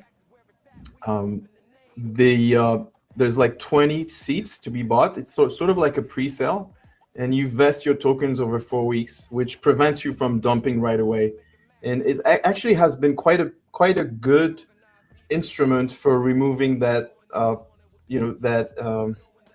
pump and dump schemes that can be done even by a 4-year-old. And some of those tokens that have passed the bar are very scarce. There's B blocks and FactFun itself, the meme coin. So you can actually create a coin very easily, a little bit like pump fun. But again, you've got this pre-launch mechanism where users can buy into your token. They need to vest for 4 weeks. There's like a vesting schedule. This provides a community signal to that token itself. Like, it's not just that shiny object that a sniper can come and at the lowest price grab everything and then pump it and then dump on people. It's not completely anti-dump, right? This is still a free market, but that initial sort of first price is a privilege of pre-launch holders. We've got two mechanisms here. If you see my screen, I can zoom a little bit. So, ticker, name, description, logo, or GIF if you want to. Then you can decide where your token is going to graduate. Velar is a VC-backed launchpad, has a perp as well, perp DEX. In fact, we have our own Uniswap V2 curve. And then, you've got this pre-launch mechanism where 20 seats need to be bought in by the community, or there's the helicopter pilots, which is an option that actually no token so far has been able to pass that bar. And the cool thing about the pre-launch is, like, again, it's like trying to remove that sniping, almost sniping, malicious and extractive behavior. And yeah, the cool thing is, you as a user, if the pre-launch does not graduate to the curve, you can get a full refund, no fees attached. So the way this translates, it's, for example, I think I know a few of them. So this one was launched a long time ago. Nobody ever bought into this. So you can buy a seat. And then if nobody buys, or if it doesn't graduate, then you get a refund. Although once it graduates to the bonding curve, you're now locked and you need to vest. You also get fees from the bonding curves. Like, there's 0.8% that goes back to those people who are vesting. So this was the main idea, and I think I'm quite happy with it because, again, if you look at B blocks, it's the only one that graduated through that mechanism, except FactFun, and it relatively kept its TVL. Yeah, but I'm sure you guys already know all these things, so it's just a recap. Yeah, well, I participated in the FAC Fund launch. I didn't participate in the blocks pre-seat round, but I am familiar with it. But I do think it's very novel. It's definitely worth talking about. I think that there probably should be more more awareness of this, because so there's a couple of key things here. Number one, it it sets intent for a token project ahead of time, because the investors actually have to believe the first investors have to actually believe in the project. It is low risk if you're planning it out and you don't have all your investors ready, where you guys can put in your money. It's there. You can withdraw it if you decide to. It hasn't launched yet, but you can, you have options. But once you're there, it's locked in, and then it does give it time to get out of the bonding curve, which is important. Yeah. I It's also high risk, I would say. Meme coins are high risk. They're not backed by any sort of promise or revenue. These are like community meme coins. But I agree with you. Like the pre-launch mechanism allows you to buy into something. If it doesn't pan out, you can get your refund. And if it pans out, then you're locked into this vesting schedule, and whatever fees the bonding curve is generating is going to be like 0.8% is going to be redistributed amongst the pre-launch buyers who have given that community signal to that token. Okay, this token is backed by these pre-launch initial buyers who get that privilege of the first price, which is most tokens for the least price. Right. And I misspoke when I said investors, because it's really, I mean, people do look at it like that, but it is because it's a meme token and it's community oriented. That's really what you're believing in, is the community that you're building the token around. Or the community you're building around the token, depending on which way you're going. But usually in our cases, it's coming out of our community in some capacity. And that gives it some legitimacy as far as the people getting involved early. Yes. Feel comfortable about it based on the mechanism. But you're not only launching a token on stacks, this also, when you engage in this, does it automatically make runes too? Like, do I actually have FAC Fund runes associated with my FAC? Yes, FAC Fund has edged runes tokens, and this is based on sort of the community itself. But our plan is to integrate even further when we have the capsule bridge itself, like the capsule mechanism, really solid. Then you'll be able to just etch the runes token, or if you have already like 100% supply of that runes token, you'll be able to bridge it to L2, and then just essentially the SIP10 tokens are minted to reflect the runes tokens, and then trading can start in the same fashion. You've got first the pre-launch mechanism where you need to pre-sell these sort of 20 seats, which lock your community, gives that signal. Okay, these people can literally not dump right away. It's not completely anti-dump, but with a volatile asset such as meme coins, having a vesting schedule over 4 weeks is something that reduces that risk of the Solana pump and dump schemes, and filters out for community-backed tokens. But it's still a meme coin, and the volatility is going to be it's a game, right? It's a game with the community, and volatility is part of the game. But the initial, as you can see here, the initial 4 weeks over here, there's no like one big supply just dumping right away.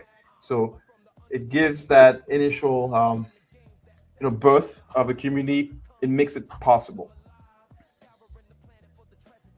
Yes, exactly. And so I want to, where does capsule come into play?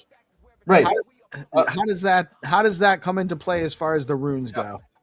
Yeah, before I transition to that, I just want to mention that, this is a pool of your meme token that is pooled with SBTC, which is the the official Stacks wrapped asset of Bitcoin, backed by institutional signers for the SBTC bridge itself, which are chosen, etc. And that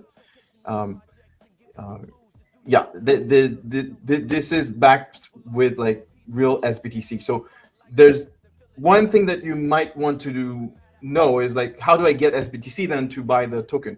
So there's the SBTC bridge, which over I think 0.003 or $100, around $100 and above, you can get SBTC in 2 blocks. It's very simple, and it's almost free. Like, it's sponsored by stackers at this point, so there's no real fee to it. And if you wanted to bridge less, because we know that DGen users sometimes they play with less money than which makes sense because this is very volatile. Then you could also leverage BTC to SBTC, which is the simplest way to deposit your Bitcoin into SBTC, and it only lasts one Bitcoin block, and it's around $1, $2 if you include the network fees themselves to bridge into Stacks. And there's no price or minimum or as far as how much you can bridge in. The minimum is around $9. The reason is, on the other side, the bridge is receiving the Bitcoins and they need to consolidate them. So if you send too little of UTXOs, like too little, it makes it very economically difficult to provide the service. So if you go to deposit over here, here's a very simple way for you, under $100, you could bridge your Bitcoin in 1 Bitcoin block. So I can actually demo this, but I'm sure everyone here is familiar. It's just like recap, right? Right. But it's good for the content. The viewer, the audience may not be familiar. So if I go to if I log in, I can log in with my Leather or Xverse wallet. I can also log in with my Twitter account, but that's something else. And if I go to deposit Bitcoin, then essentially what I'm doing is I'm swapping some Bitcoin and receiving SBTC into my wallet seamlessly, and that is leveraging Cloudy's ability to read the Bitcoin state, and everything is sort of mapped between your Bitcoin address and your Stacks address. You're not relying on an operator to do so. It's all governed by code. So here in the UI, you choose the amount of SBTC you receive, and it adds up that little fee, which you can get the details over here. It's around $1.29. And that's pretty much it. Then you can choose your priority fee on the Bitcoin L1 network. And wallet provider was not found. Let me see. Connect wallet. Let's see if I can.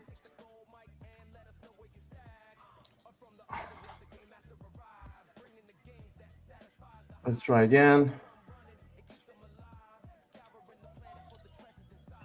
Okay, I don't have enough Bitcoin in this one. I only have $5, and the minimum is unfortunately it's like $10. Let me disconnect and try and connect with another one.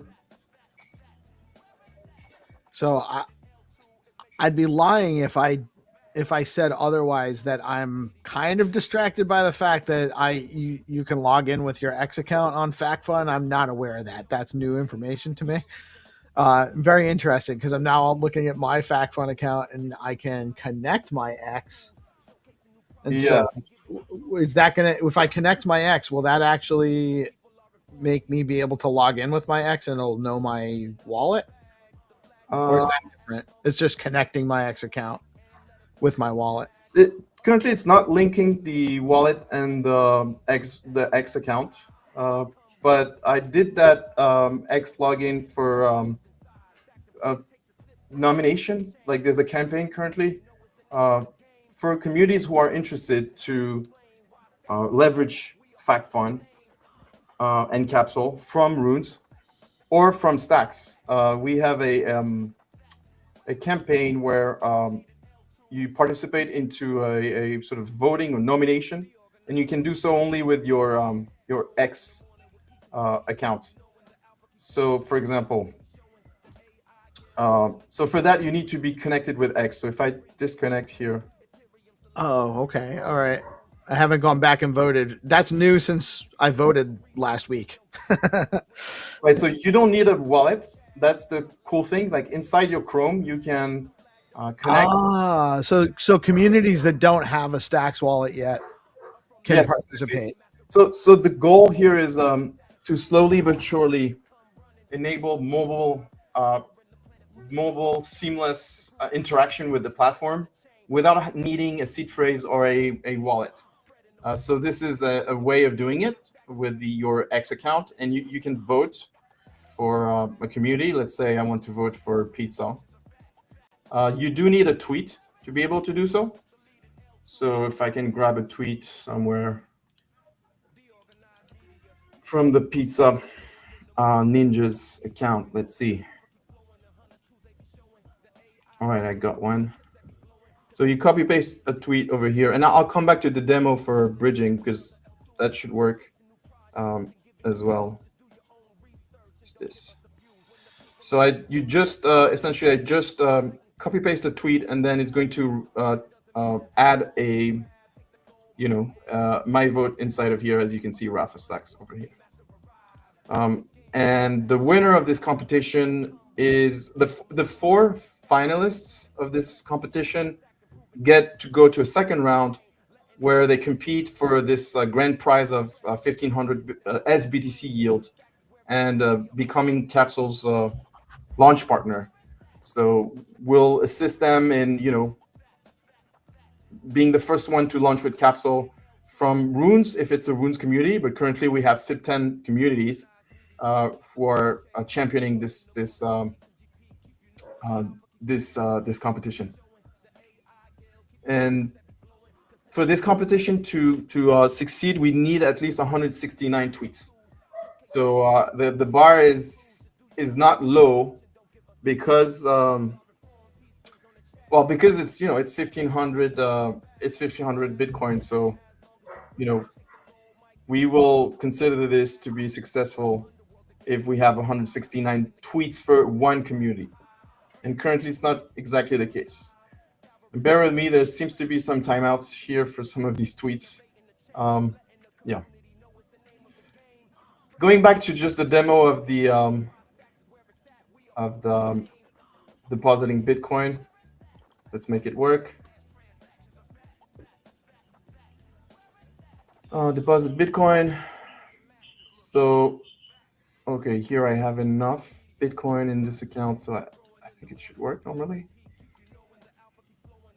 Okay, there's a little bug I need to run, it seems. I don't know why, but yeah, it should work normally. You just send your Bitcoin and you receive SBTC on the other side. Yeah. So that's one thing, right? The other thing is I could demo Runes Capsule as well. Yeah, please. The game that I'm developing currently. The game is definitely so. GP was not in that. I don't know if he's in the group now, but we have a DM group going. It started with me and Mark and Rafa, and then it just kind of.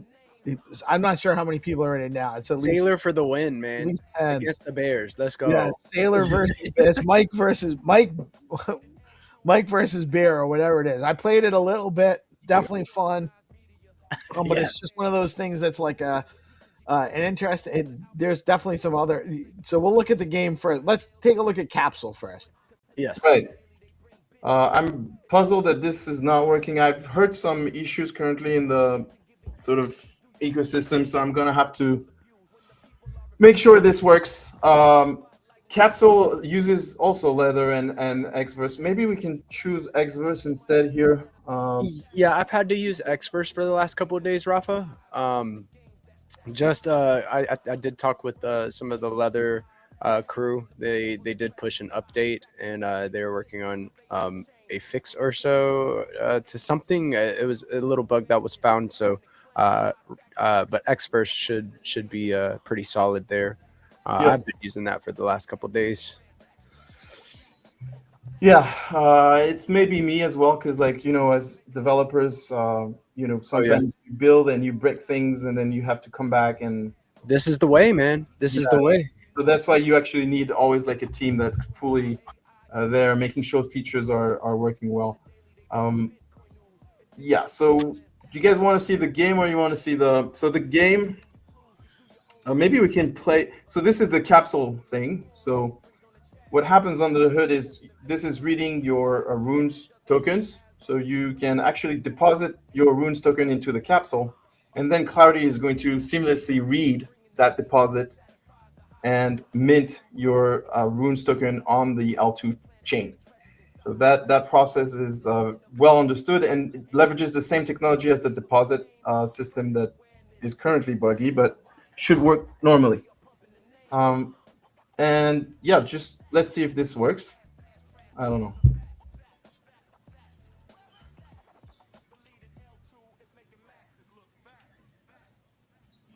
Okay, Xverse seems so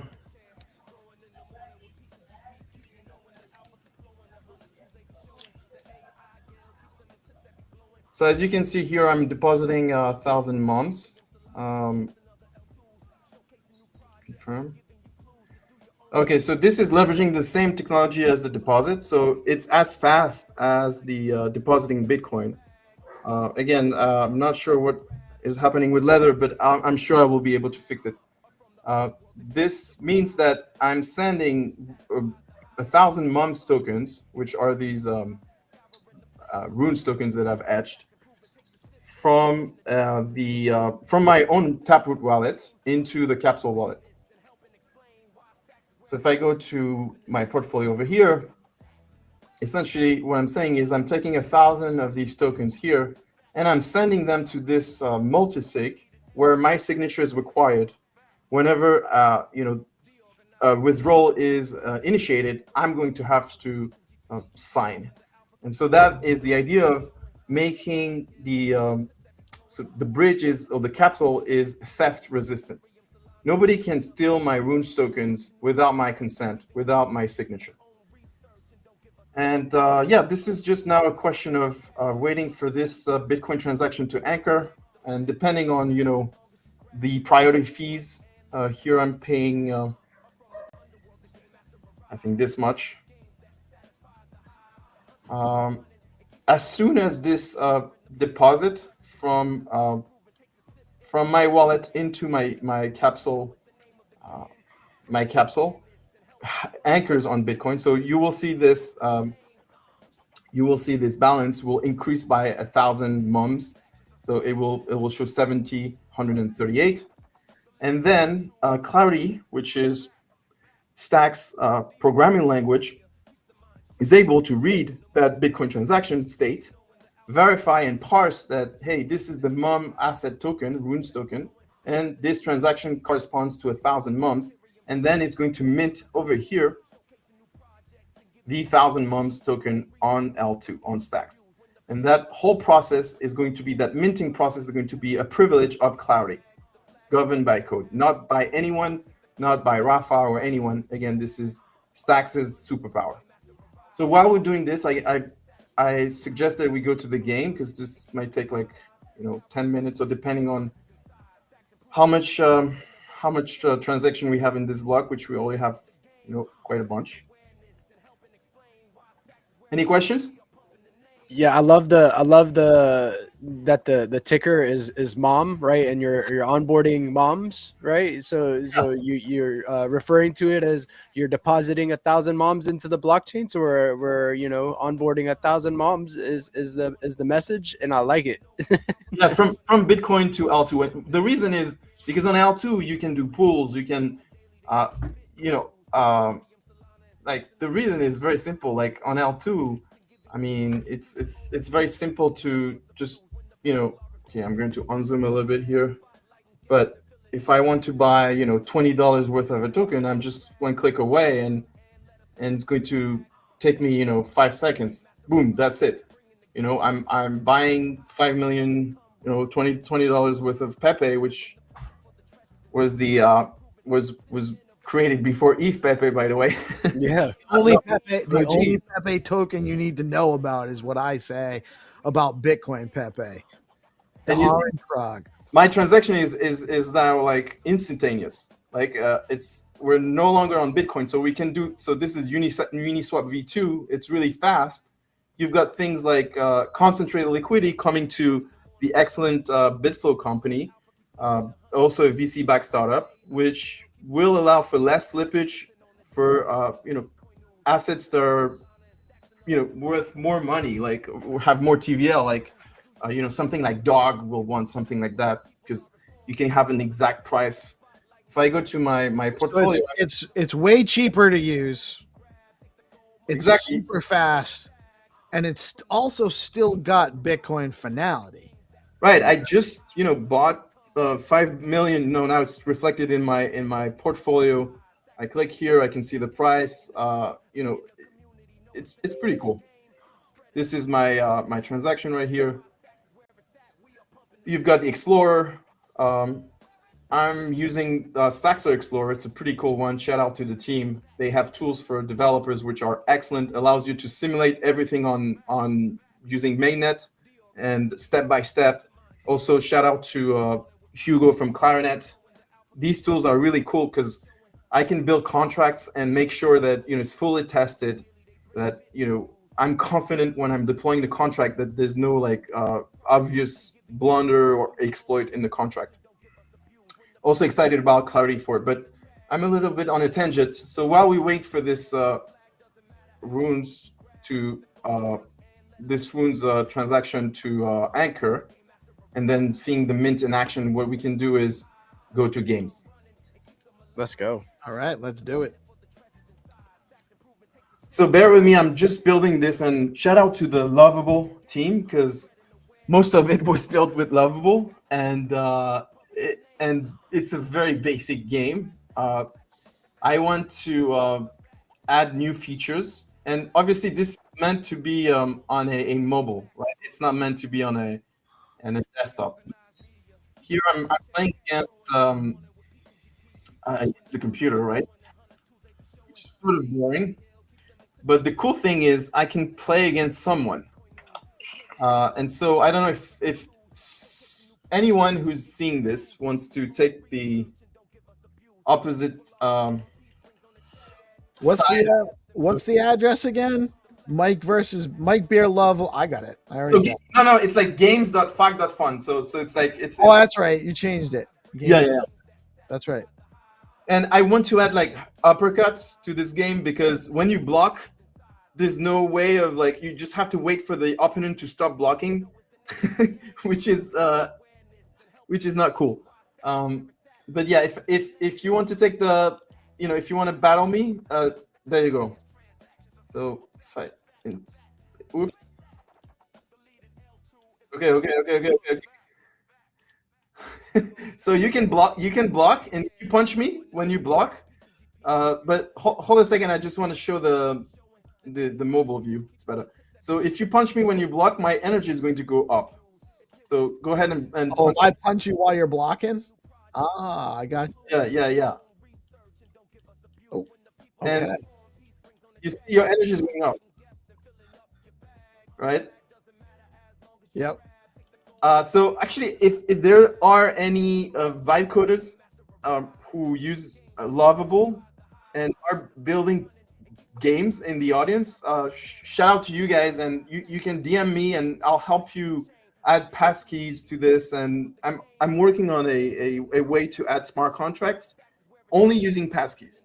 So no seed phrase. You can use this inside your Chrome wallet. You see, I'm not connected with any wallet at this point. This is even anonymous. Like there's no sneak attack. The rematch. The Bears, let's go. The rematch function of I need to fix it. I thought I had fixed it. The cool thing is this thing I want to demo. So you can play in anonymous, but then you can also you can add let's add some I don't know, pizza. and you can add passkey, which will persist the data. So it'll tie the data to your. It basically creates a user account. Yes. Now my my data is going to persist. Like if I go somewhere else, and I want to and I have my passkey, I can look. If I sign out, now I want to sign in again with my passkey. It's possible, right? And there's a leaderboard already. We can imagine, competitions, other games, because this game is very, very simple. Right? It's just but I'm also working on removing any sort of a bug, because if you can govern a little bit of money, a little bit of SBTC or any meme coin asset using your passkey, you want to wager in a game against someone, then you want the game to be bugless. Because there's a bug, then everything goes north, everything goes south, everybody is angry, right? Yeah, if you want to help out spotting the bugs, I already have a few that I spotted, and I want to add the ability to do uppercuts. So 2 blocks and 2 punches. Because if I block all the time, then the game is like just pending, right?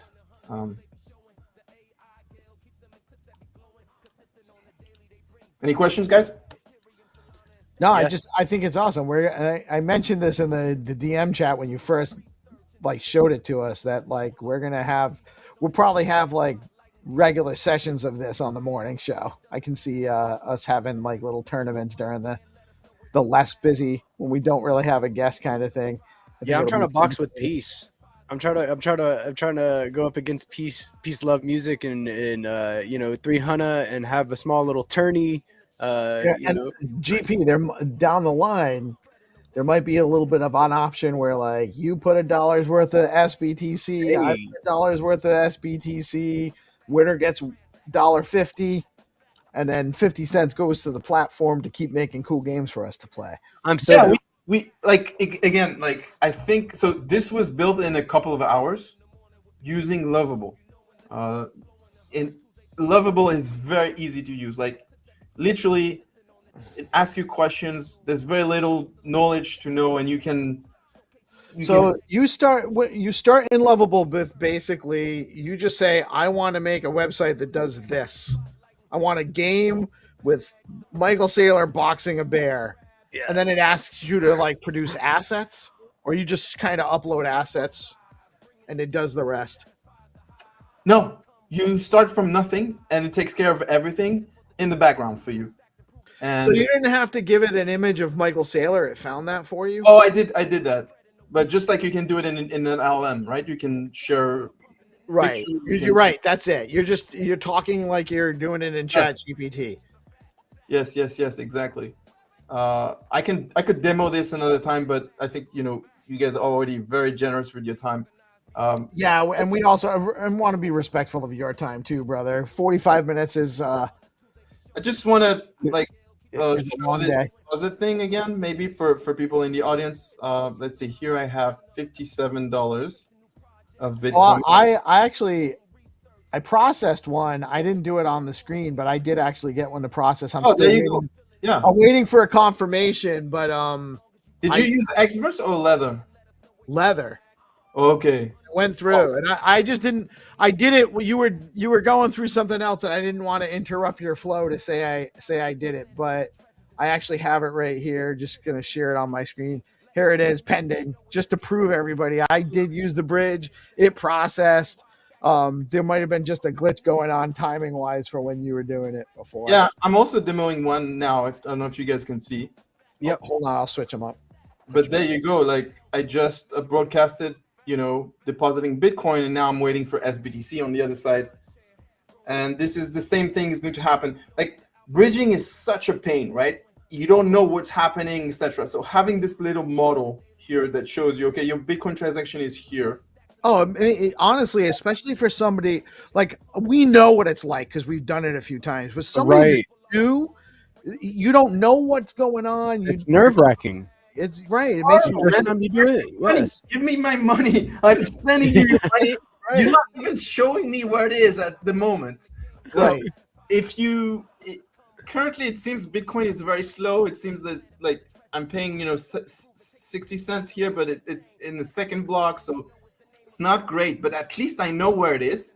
And again, we could record this and see the end, and the end is pretty satisfying. It goes from broadcast to, okay, your Bitcoin is sent. We're waiting for your confirmation. Now it's second step is, okay, your Bitcoin anchored, meaning that your this block is going to pass from green, from this bar, right? The green in the mempool over here, and all of these are anchored, the blue ones. So you'll see your transaction is here. And as soon as it's here, now Stacks is really fast, and it reads your Bitcoin transaction, and it's going to say processing.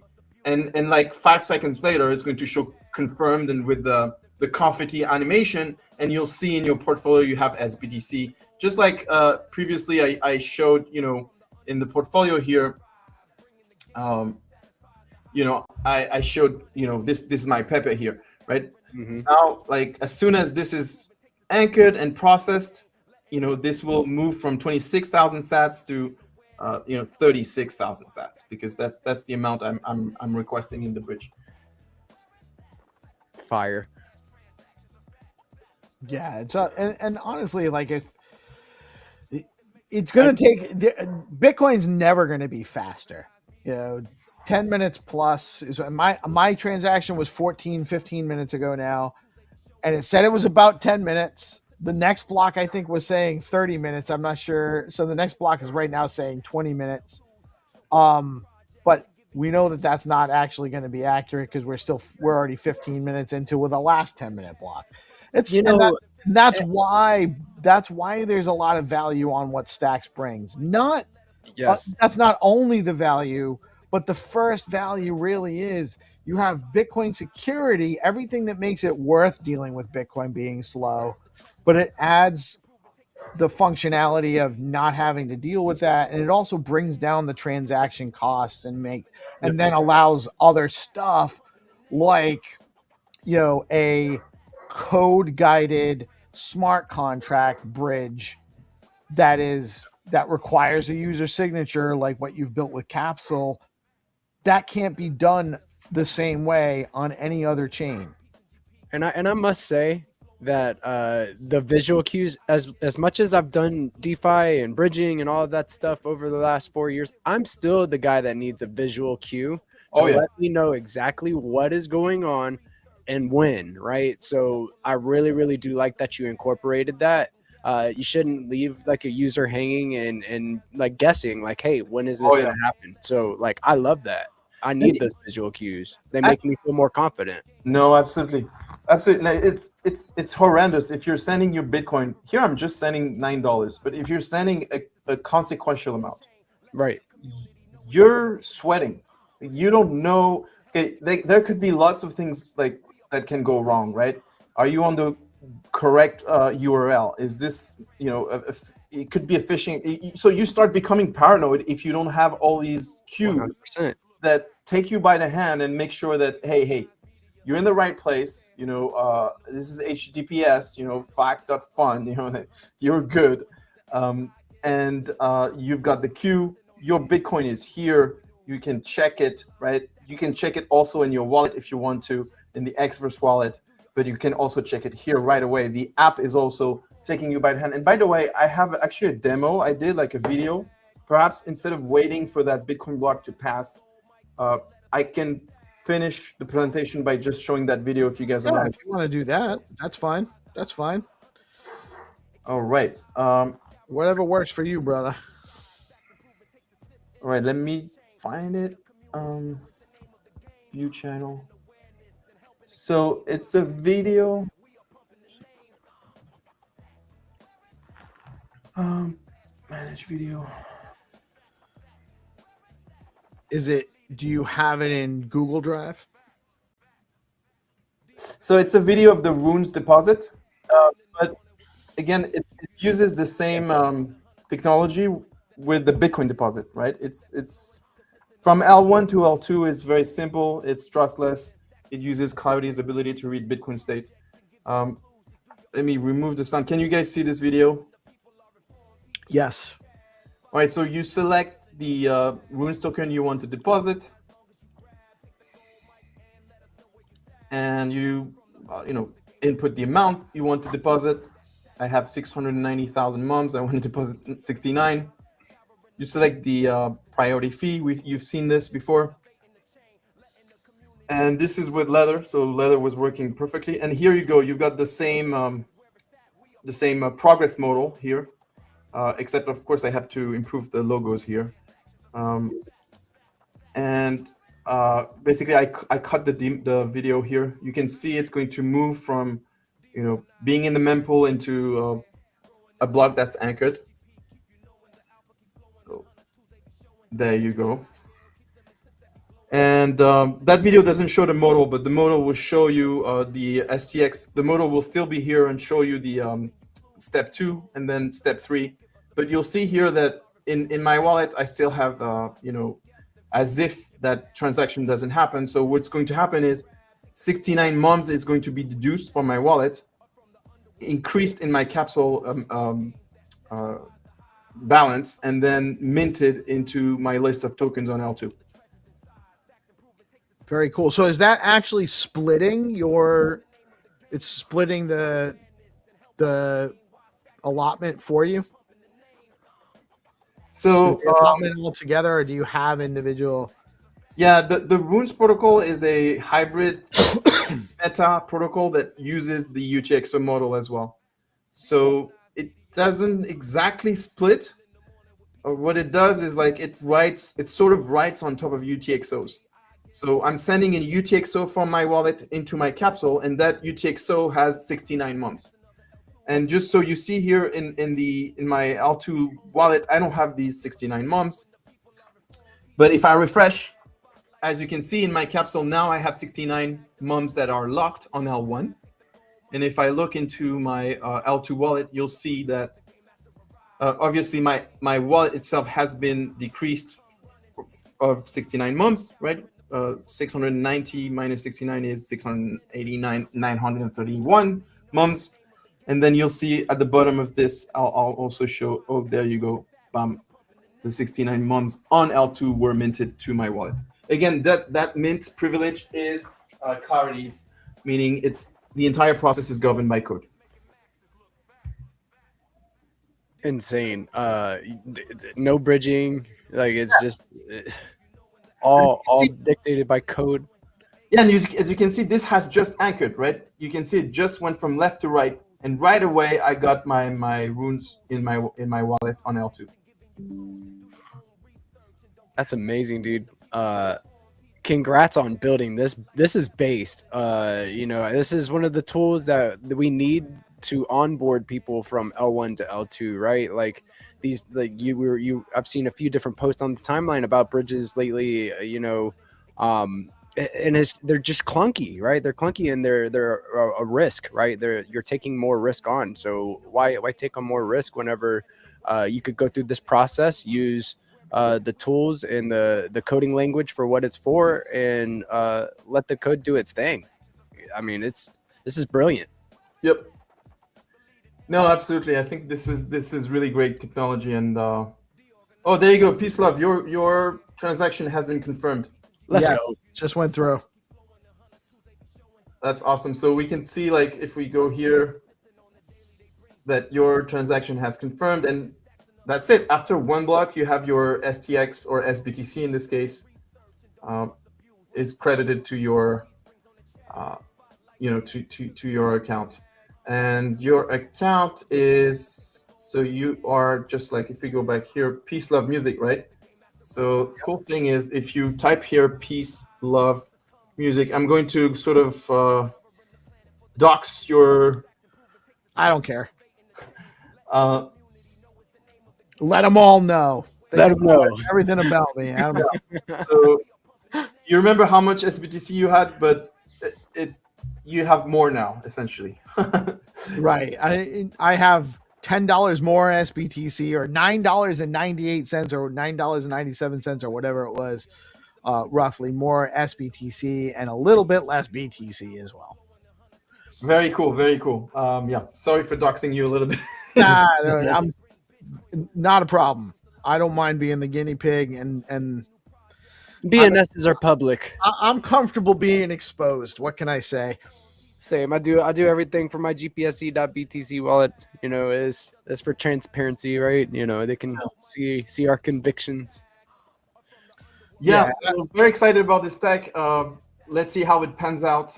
If you are a Runes community out there and you're interested to become our launch partner, check out fact.fund/capsule, and you can you can participate in this competition. Otherwise, the other thing I'm very excited about is games. The fact.fund, and I want to help anyone who's building a game, be it via Lovable or vibe coding in somewhere else, to add that passkey way of signing into the app, so you don't need a seed phrase, and then hooking it into a smart wallet where you can manage funds on stacks just using your passkey and the best way to demo this is using a mobile device, because you'll be able to do Face ID with this, and that's pretty pleasurable, so to speak. I'm using big words here. Biometrics, let's go. It's actually awesome, and I just oversaw Hero mentioning that you're willing to help people set that up in the alpha group, the Leo Alpha chat group there. Awesome stuff, and honestly, it's inspiring me to try to carve out some time to go develop a game on Lovable, and then just be like, because I think that's actually, if we have like 20 games in the ecosystem and a place where they're easily accessible. Yes. And it's composable accounts through passkey, so they can. It makes things a lot very cool. And I do want to shout out what GP is working on with Crypto Dude and Cryptonauts, because it is also really interesting. It's different kind of gaming. Obviously, it's more advanced. It's more robust with Unreal Engine kind of functionality, but these are the kind of developments that are going to really onboard your mom or onboard the people that are non-crypto native, giving them experiences that they would seek out in real life, and then adding the Bitcoin or crypto layer in an abstracted way. Like, they don't really need to know that they're dealing with crypto when they're dealing with this game per se. Yes. Once we start adding transactional volume, like transactional stuff, that's a little bit different. We need to on-ramp some fiat and make that easy for them, which I believe there are some people working on that solution as well. But this is a huge unlock. Here's what we could do. We could have a DAO where I think that was your idea, Peace Love, where a fee is charged whenever somebody is wagering on a one-to-one multiplayer game. And that fee goes into the DAO and helps onboard new users. So the new users don't even need to on-ramp. They could play and get rewarded, or get points and then get rewarded, and end up having real SBTC flow into their passkey governed smart wallet with a budget that's just giving them money, like giving them some free SBTC to play with. It's the fun layer, right? It's the fun layer on top of SaaS. But that's actually that's the casino model, except for decentralized and more holistic, right? Not mob run. Yes. So in some of these users, I have I'm not going to say who, but like brother-in-law in Turkey, right, or another one in Belgium. So they can do it directly from their mobiles, like iPhone or even Android, and as long as the game is completely bugless, which is a bit of work, but as soon as this is, your game is solid, it's stable, you can play with anyone in the world. You create a room, you share that number with them, they join, and you're having fun, and yeah, you accrue a little bit of real SBTC into your passkey wallet without having to on-ramp at all. Like you never had to do so. That would be pretty cool. Like, and again, anyone who's building a game, I would love to help set you up with the passkey plus smart wallet, or even guide you. Like all these things will be open source, and working together as an ecosystem to onboard your mom or brother. Man, it's really this is so cool. And I really love how this is all so many things coming together all at once in the space. Hero, by the way, wants us to, and he's reminding us that he hates the word DAO, and I don't necessarily disagree with him. He wants to have it deleted from the dictionary, which we know what it means. That's why we use it. It communicates the idea, but I also understand what he's saying. Like we want to create a DAO. What we really want to create is an organization for onboarding that is funded by these games and run by the people that are facilitating and creating these games. Yeah, the exciting part, the DAO thing, like DAO is yeah, I agree with you. It's an acronym. First of all, it's difficult to understand. A lot of them have not panned out. More like creating a code governed flywheel.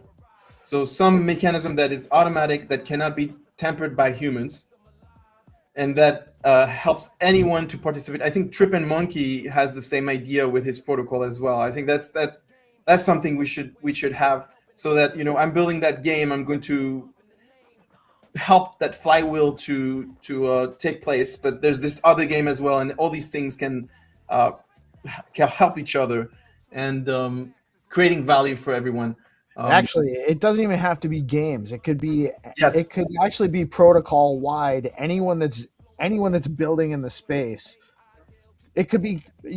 This is again bad wording, but almost like a voluntary tax, where people have the option of designating some of the income they're generating from their app towards this entity, and it's code based, so they can verify what it's going to do, and it can't deviate from that. And it doesn't really even have to make any decisions. It's just set up in a specific way. And then if it doesn't, that's how companies work. Like companies provide value to the community, and they extract value from it. Like there's a value exchange here. So right. This is very similar to how companies work, except the value itself is perhaps not exactly a service, or except there's like some sort of mechanics that help that flywheel. But one last point I'm interested is like conversion of AI and Bitcoin, and you will be able to play your game in your Chrome, in your mobile, without any apps, like without any wallet, just your passkey. That is an idea that I think is very powerful for onboarding people. Like you just Face ID, and then you do something that you enjoy doing, and you participate in a community. That is very powerful to me. Yeah, absolutely. So one of the biggest hurdles for crypto right now is just easy onboarding non-crypto native people. And there's two components of that. One, it needs to be easy to do. And downloading an app and writing down a seed phrase is not easy. It's a hard thing to do. It's a pain in the ass to do. It takes time. Nobody has time. So the passkey solves that. The second one is there's got to be a reason for them to even want to download a passkey, which is easy. There's got to be an enjoyable, authentic experience on the other end of that. So that's why the games or anything we can do that's creative, that would be interesting to get engagement, that would warrant having a passkey and or a wallet with the passkey. And then if we have that composable, so would it be the passkey that I haven't set it up yet because I didn't want to play with my phone on the screen, and I have to scan the QR code. But for the passkey for Fact Fund for the game, will that work? Can I actually have it so that I have a different website? Like we have our DeOrganized website. Maybe we have our own games that we're hosting there, and that passkey can work in our. Yes. So this website has obviously a backend, super base, etc., and we'll know that you've got this passkey. What the piece that I'm going to build now is the smart wallet governed by the passkey, and that smart wallet can be that's public common goods that any app can leverage. So it's like having a wallet governed by your passkey, secured in your secured enclave in your mobile, but you can use that anywhere. The smart wallet, you control it via your passkey, via your exact device, but you can sign in on any other apps, and you can use that money that is stored in your smart wallet using your passkey, whether you're on games.factfund or Deorg Media, or BoostX, any other community built, even something like Hermetica perhaps is going to leverage the passkey in one way or another. Perhaps not. Perhaps if this model becomes successful, perhaps they want to enable it. Like the smart contract itself is just when you sign with your passkey, you're allowing some amount of money to move from your smart wallet to somewhere else. So that could be anywhere on L2. So that but it could be the same wallet that they used on Fact Fund can also be the same wallet that they're using, that they're just that it's embedded in our. Is that wallet embedded on Fact Fund? No, it's a smart contract on Stacks that when you store money, it's like a vault where you put money, and the key to moving the money from that vault is you signing with your passkey. And I'll be happy to come and demo this in a few weeks when it's ready, or even before that. But essentially, that vault is a Stack smart contract. So we could imagine, that smart contract can do what you tell it to do. So depending on how it's written, it could integrate all of these pieces that I mentioned, right? It could integrate, receiving SIP10 tokens, SBTC, even enabling an agent. That's something, that AIBTC is working on, but they have this concept, or even Bitflow has a keeper's wallet where you're enabling an agent to act on your behalf. Obviously, you customize how and you restrict how that agent can act on your behalf. But that is the same concept of a smart contract, programmable money. But this simple concept is your money is programmed and moves based on your signature. So you could imagine anything you want. Yeah. Did I answer you simply the question, or was So what I don't want to get into the weeds. We had a great show, and I don't want to get too deep into it. But I do have. I don't quite understand. I want to give you like a simple answer. So I think just start from the beginning. New person coming into Fact Fund through the games. They found a game. They're going to come in. Their friends bringing them in. They're signing in with their passkey, and so they don't have a wallet. So they're creating a wallet when they do that. The wallet is created on their behalf on the background, but it's their wallet. Like it's their wallet. Move the funds without their. The wallet exists, and their access to the wallet is through the passkey, which they sign with. Exactly.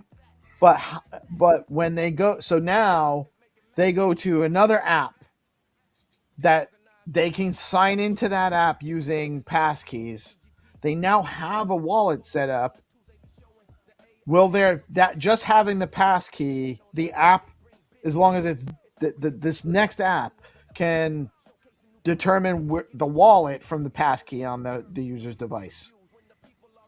When they click login, they can log in with the passkey, and it'll seek the passkey, and then derive the wallet, and then they sign in with that wallet.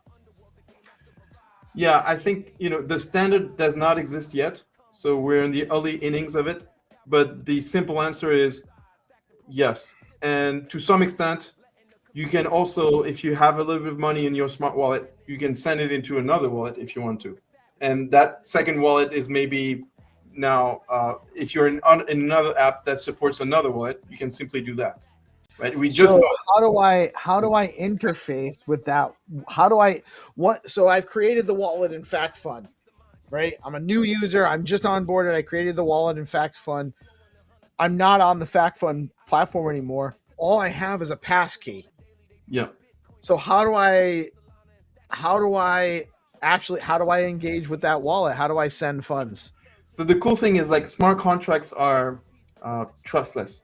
So what you saw, for example, with the deposit UI, the Fact Fund backend is going to take your Bitcoin transaction, is going to transform it into some parameters, and then feed it into a contract to unlock the SBTC to your wallet, right? Wallet address. That whole interaction anyone can do. So the same applies to your passkey governed wallet. That is a smart contract on Stacks, and any provider can help you bridge the UI gap between you and your wallet. You're not attached to Fact Fund. You can exit Fact Fund whenever you want.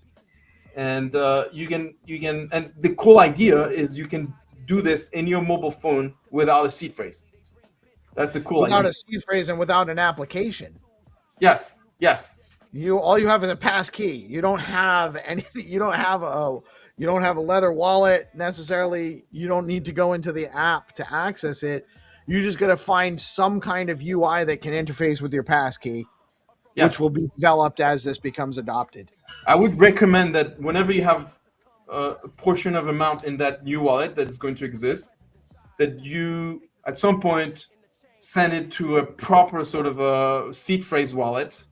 It's still a hot wallet, but it's better, because if you lose your device where your passkey is secured in your enclave, you lose your wallet. Whereas with your seed phrase, if you have a piece of paper or something like Ryder, shout out to Louise and Marvin Jensen, like, who are cheerful geniuses and are building this iPhone of seed phrase cold storage wallets.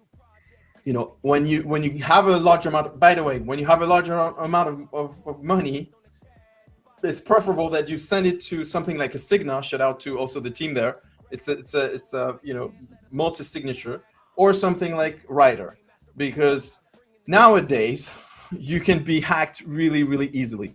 Like two days ago, I was contacted by someone who was impersonating Albert from the Bitcoin Startup Lab, and I was literally one click away of. I saw that. Yeah.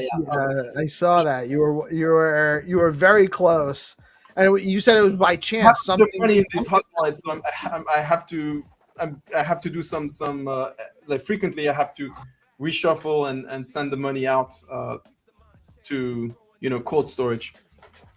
Right, and that's a best practice. So, and that's stuff that you don't need to play around with a game that's a low cost, low transaction fees, and all of that stuff, because a lot of this might be sponsored by such a decentralized organization that is code based that we won't actually name because Hero hates that. But to onboard your mom, they're going to be funded. They fund onboarding so new users can come in, play with these apps with a low amount of money. When they start to get ready to engage in something where they're going to be starting to put money in and or significant amounts of money, there needs to be an effort to educate them on cold storage options, best practices, and whatnot, so that we're not, because the last thing we want to do is onboard people and then have them have bad experiences. Yeah, that would defeat the purpose. One thing we could do is we could take the idea that Marvin and Louise had with, the recovery system, where you have like several friends who could, together help you recover your seed phrase. That could be baked into a smart wallet that uses passkeys. You could have like your mom, your father, your sister, everyone sign, and then if you lose your device, then you have a secondary way of getting your money back. Otherwise, it's locked in the smart contract forever, right? But I don't know what you say, like transactions, because these games don't require any transactions, right? Just for the reward part or the wagering part. And the cool thing is I think I'm also interested in leverage. Yeah, go ahead. There's got to be, at some point, there's got to be some kind of a transaction, because otherwise, why do you even need to? What do you need the blockchain for? Sure, like for wagering, for exchange of value, for rewards. It could actually be, actually though, it could also just be a better way to keep track of your gamer ID and your assets. Game assets could actually be part of it too, which you might earn. You don't necessarily have to buy, and then therefore you do. But then you also have transactions there. I know that's a large model of the Cryptonauts. They've been making like composable assets, and then because the assets are on the blockchain, like I could then go make a game that leverages assets that is already in Cryptonauts. Therefore, anyone that's playing Cryptonauts is automatically getting something to come play our game, and so it leverages their community that they've already established, and so on. And so it could be. It doesn't actually have to be like transaction based with a lot high fees or even actual money. Yeah. Can I share my screen like for another minute? Yeah. Well, like I'm not. I know GP's getting hungry. He looks like. No, I'm just kidding. I'm right here. All right. It's Rafa. All the time Rafa needs. All right. So I just wanted to share my transaction was also confirmed. This is pretty magic, like to be able to just bridge like in less than 30 minutes, even when the Bitcoin is heavy. The other thing perhaps I wanted to share to see if the runes deposit also has worked. Let's see. Oh, that's a different account. Okay. That's in a different account. Let's see, where is it? Oh, there you go. So this is my Bitcoin transaction. As you can see, it was processed and confirmed. So that's good news. And then if I go to also my portfolio here, there you go. Remember that here there was 69,000. Now it's 70. And here it was deduced. So essentially I send 1,000 mums from my wallet into the capsule. And if everything has worked, we should see it as well exactly here. You see 70,000. So this has worked perfectly as well.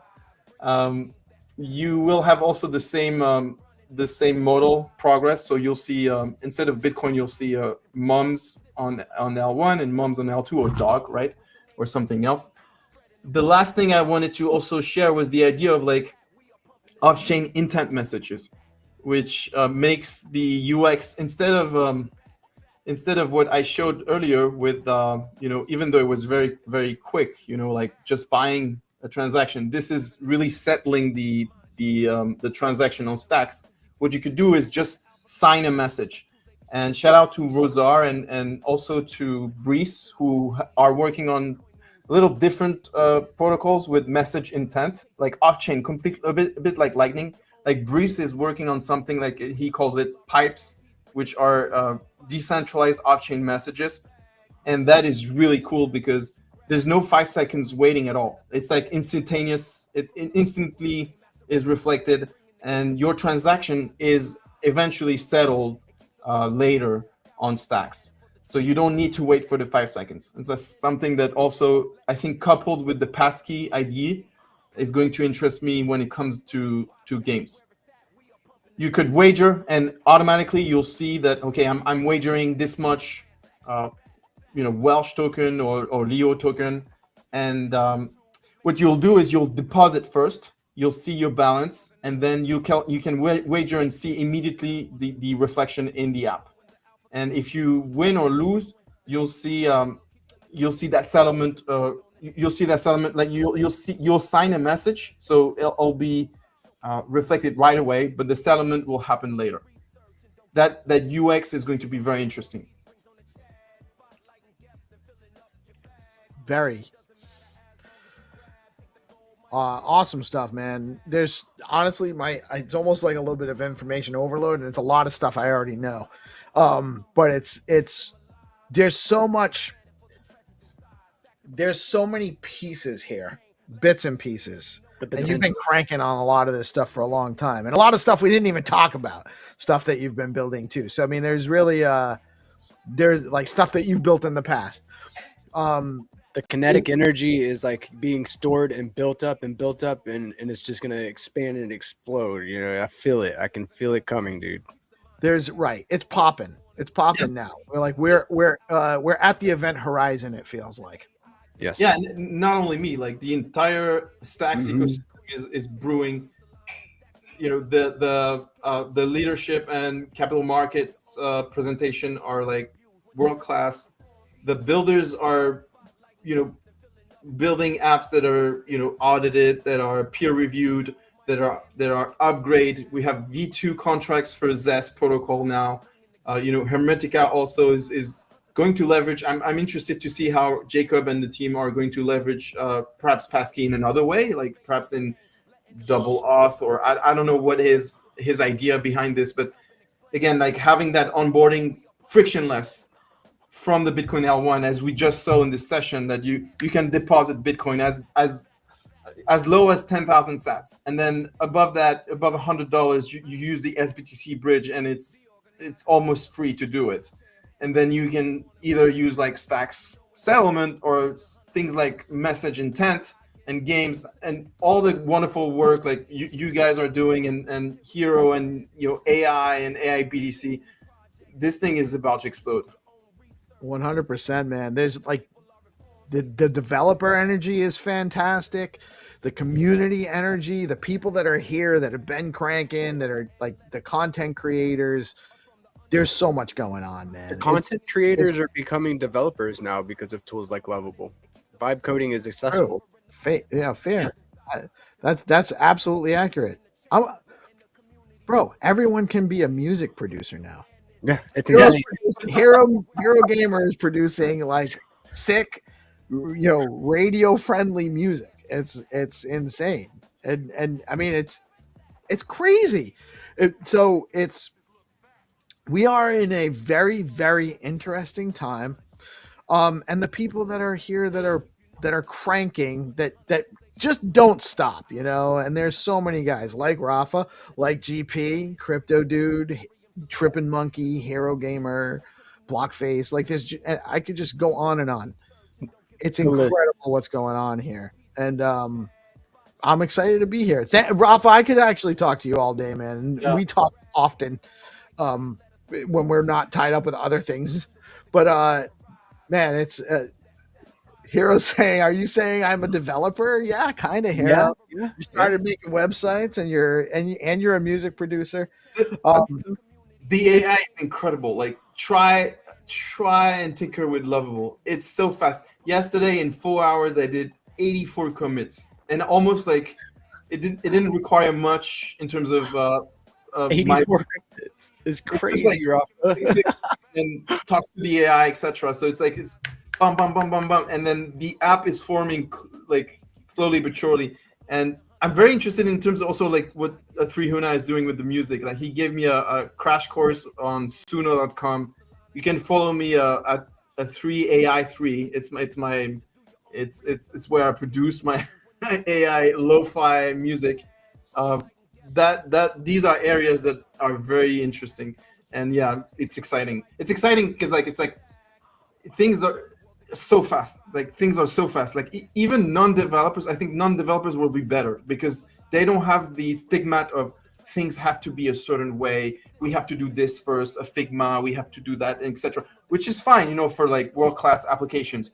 But like for ideas that you just want to, go ahead and see them, you want to produce them in the world right away.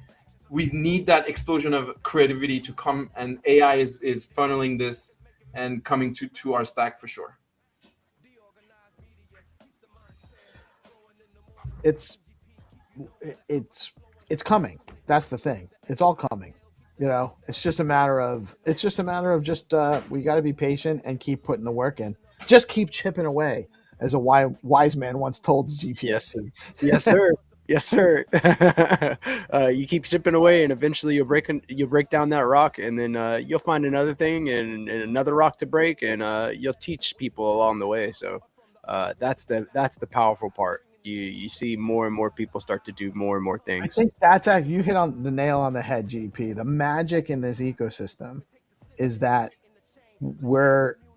everyone supports each other. No one's guarding their ability. We're trying to actually spread it around and help share it and make everyone better. And that's actually the fundamental key of why this is going to work. You know, everything's in line except for the price action, and the price action is a result of the people outside of the ecosystem not understanding exactly what we have here. Yeah, fundamentals only continue to get better and better, and price action is down across all alts. It's not like Stacks is like bleeding in market cap against other alts. It's just there's a number of reasons, but one of them is a lack of understanding of what's actually going on here. Unless you're actually hanging out, unless you're actually talking to the people, you're playing around with these apps, you don't understand. Get into the game with DeOrganized is what you're supposed to do. You're supposed to follow. You're supposed to subscribe on YouTube at DeOrganized Media. You're supposed to follow on X, DeOrganized BTC. That is DeOrganized BTC. Get into the know. DeOrganized is where it's at. Let's go. Also, don't forget to follow Rafa. If you're not following Rafa, you need to follow Rafa. It's what is it now? At Rafa Stacks. Correct. And then it's Rafiko. You can look him up. Rafiko. Fact Fun. It's fact.fun. I think is it at fact fun? Correct. Let's go. There's the other one. You don't have one for Capsule yet, right? Yeah, Capsule is going to be integrated into Fact Fun when it comes to life. I'm still working on the withdrawal piece and putting together, a mind group, like a group of potential signers, or on further understanding what can be done in terms of BitVM, because if the standard exists, then it makes sense to have the best solution for runes, for the runes community, not just something that is great, that serves a purpose, but having the most the best solution, which is a solution that removes any human interaction or factor into it, is part of an equation where the real explosion, the real backing of one-to-one can happen, in my opinion. Yeah, for sure, man. Awesome. And then the bridge, you do have a Twitter account for, which is BTC to SBTC. Simplest way to deposit Bitcoin in one Bitcoin block. There's the SBTC bridge that we will also integrate into that app, so that if you want to, you will be able to have the option to use the SBTC bridge instead, which is completely free, but is a minimum of around $100 and above. So yes, you can follow that, and it's currently implemented at fact.fun/deposit. And beyond that, I think all the developers, all the app builders, I think will slowly but surely integrate the bridge, so that the users doesn't have to move away in a different experience, in a different app. They can deposit Bitcoin directly into the app that they're using directly. Last thing I want to say again, I'm insisting on this, but it's been great. 5:01 now. I'm also going to have to jump, but it's such a pleasure to have you guys and to be one of a guest. You guys are really hustlers. I agree with you. The amount of value on Stacks is underappreciated, and most people don't know about it. I see the efforts that are being done by leadership, and I think this will pan out in a way that I think will surprise everyone. That the Stacks technology is ripe adoption by entities that understand the risks they're taking and want the best technology out there, which happens to be stacks, in my opinion. So Hero is putting out a PSA real quick. So during this bear market, I don't want to step on Rafa's awesome sentiment, by the way, but Hero Hero just said that during this bear market, he's renting himself out. If you have loneliness problems, he's here for you to rent. You ain't right, Hero. Hero is going build a game, and then I'll hook up all the stuff from stacks for you. Let's go. Rafa says build a game so we can generate you some income so you can stop being a gigolo. Yes.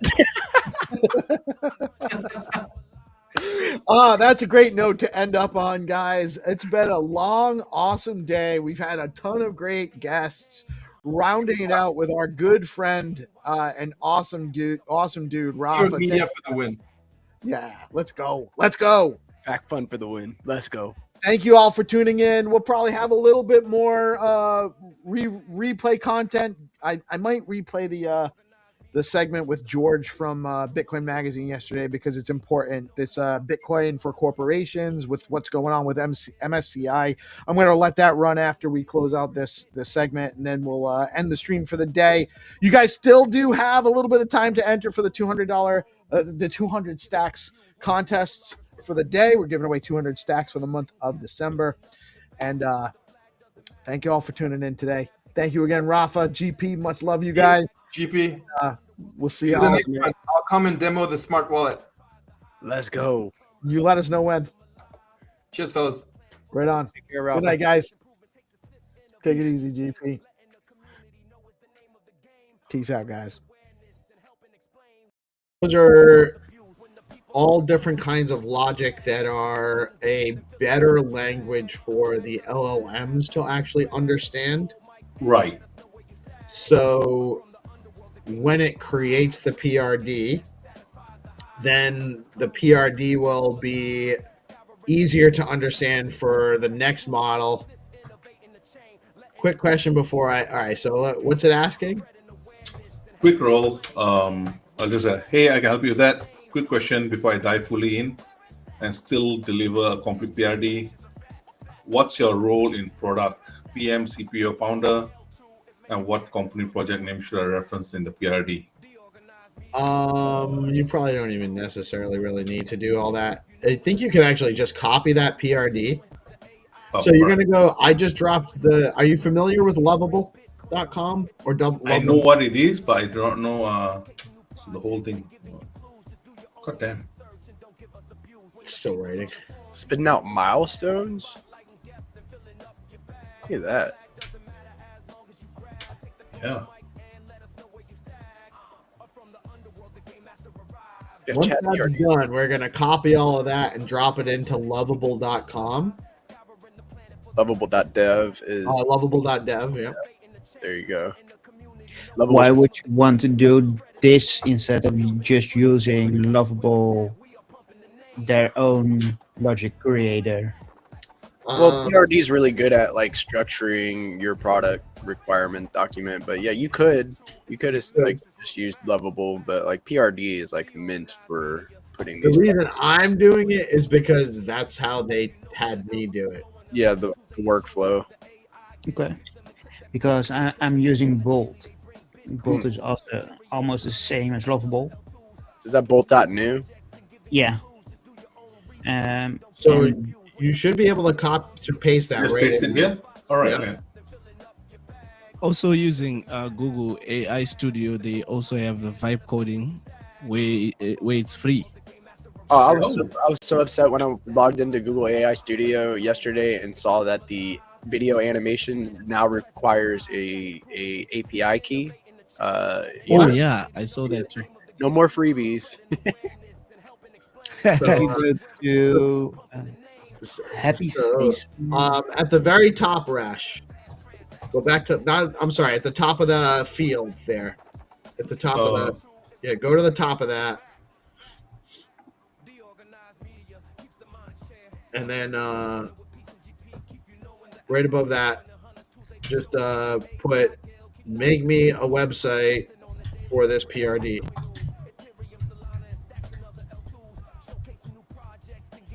Here's a question I want to check. So the entire PRD, do you just copy and paste, or do you is it best normally to convert it into a JSON prompt and then paste it in here? And do you put in a negative prompt as well? Yeah, it works too. You can do that. You can do that. They didn't have me do that. My assignment was a little bit different because I was just basically making. I trained it on Bitflow. I said I want to make a website specifically for Bitflow, but that is appealing to non-crypto native users like your mom or your aunt, or so someone that's non-crypto native, and it made it look like a bank website. That's let me see if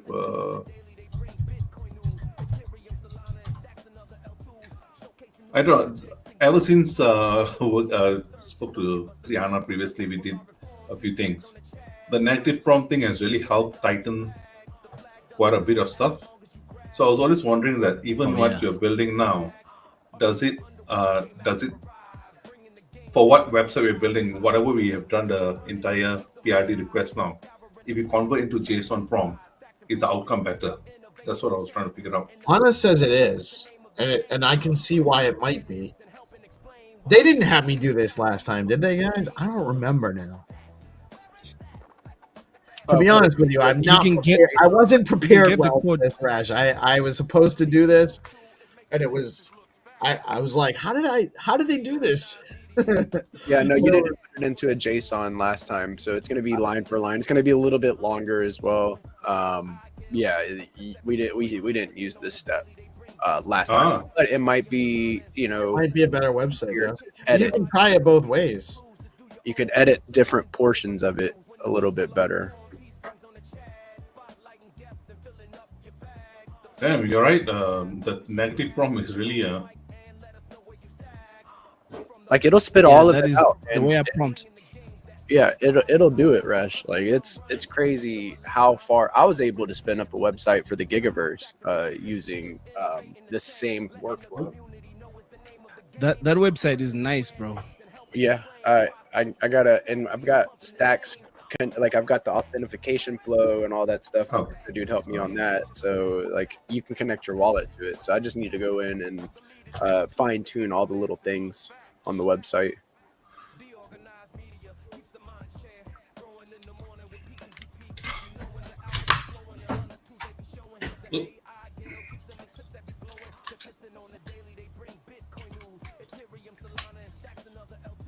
Oh yeah, that's what I had to do too. Oh, we got Blockface in the house. Welcome, Blockface. He's like, Peace is struggling.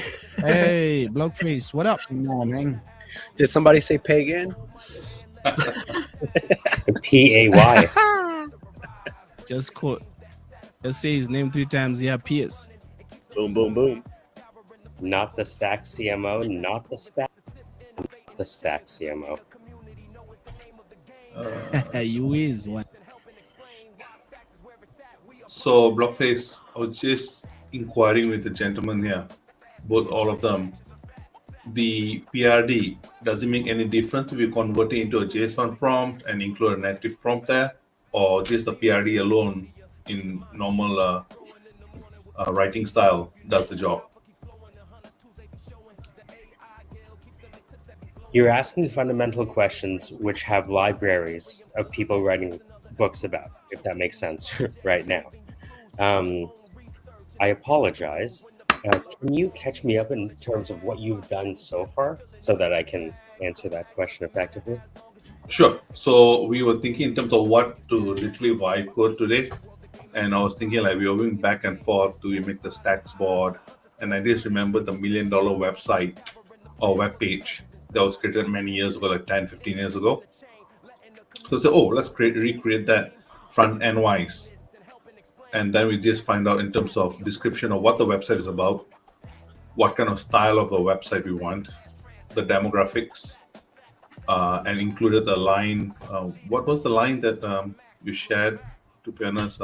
Leverage, a Boolean, propositional, predicate, propositional, Yes. modal, Boolean, and 3 orders of higher order logic to consider the critical success factors before diving into creating the PRD. So was it? That was all part of. That was all supposed to be in the chat PRD agent, right, Mike? I love everything I'm seeing. I've never been more proud. Let's go, dude. Right. So then we just copy that, and then we convert it into a. The discussion literally came to, oh, does it change if we put in a JSON? So we just convert it to JSON. Oh wow! And then I've never seen that before. I've never actually done that step. That's even past what I've thought of. So congratulations. You're going past what I even thought of. That's genius. That's thanks to 300. That's a 3, right? That's 300 trick. That's so smart because the way I really wanted to answer your question is that these are statistical machines, which means that the same prompt in the same application in 2 separate windows are 2 different outcomes. Does that make sense? Right. Got you. So that's kind of like the fundamental. So the question is, and I won't belabor the point, I want to continue, is so how might we reduce the probability of the outcome, which means how might we become more specific about what we want? And what you just showed me with 300's innovation on the product requirements document into JSON, I'm telling you, if nerds are listening right now, they're all going to copy what you just did. By turning an idea to a product requirements document, and then once you have the PRD, which is a blog post, you then structure that data with JSON with specific values, you're going to 10 to 100x the specificity and decrease the probability in productive ways. So congratulations. I just wanted to say that. Is it still working on the preview? Yeah, it's still working on this page. Blockface. Wouldn't that mean that you are taking the job away from Lovable or any vibe code? Look, there's whole products behind what you guys just did. I'm telling you. But what you're doing is perfect. Well, there it is.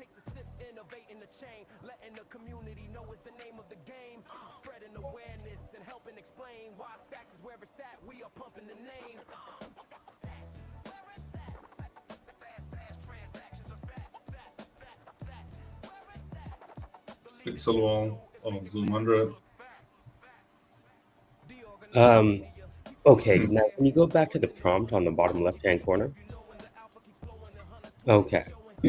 So you're not logged in, right? He is logged in. I'm logged in. So we are going to iterate on what we've just done here. Sure. Some of this prompt engineering is knowing some of the magic spell words to sprinkle, right? So Pete mentioned a lot of it. Predicate, propositional, modal, Boolean, higher order logic, right? Because while these are statistical systems, they can also be used to express logic. And again, logic is how I try to remove probability from the equation, if that makes sense, right? If I can, anything we do with computers can be expressed as a statement of logic, you know, and that's why, to give you an idea how important logic is what's taught in philosophy, and Peter Thiel did a degree in philosophy at Stanford, right? It's one of the hardest things you can do at school. But if you can get the machine to do it, hey, maybe you don't need to learn it. You know what I mean, right? So what I want to do is complete this, which means we're going to go from idea to PRD to JSON to lovable to prototyped and now to published. You see in the top right-hand corner the blue button. Let's see what happens when you click that. This one publish? That's right. Now, in the top right-hand corner, right beside that, you're going to see a pencil. Right. Now, can you type in your name and dash Stacks AI Guild?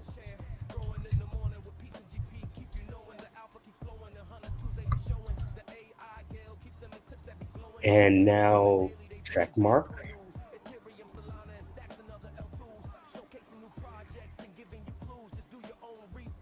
And now publish at the bottom once that little greeny guy goes away. Congratulations. The first iteration is complete. Let's go. Now you can click on that URL, Stacks AI Guild. Which right underneath publish. There you go. All right. Yeah, there you go. Rash, can you drop that link in the private chat too, please? Yep. Congratulations, Rash. Rash, how do you feel? Man, this is very interesting. Very, very interesting. I didn't know it was that, I wouldn't say that easy, but I wanted to get more understanding, very basic understanding, the logic that you wrote in terms of the predicate, the Boolean. Yes. Can you explain what that is? Because besides hearing words, I had no clue what that is. It's have you ever come across these words? No, a Boolean, yes, but not nothing else. Okay. If I told you I had a GitHub for this already, would you believe me? Why wouldn't I? Do you mind pulling up this link? I'm sorry. I just dropped it in the chat. Yeah.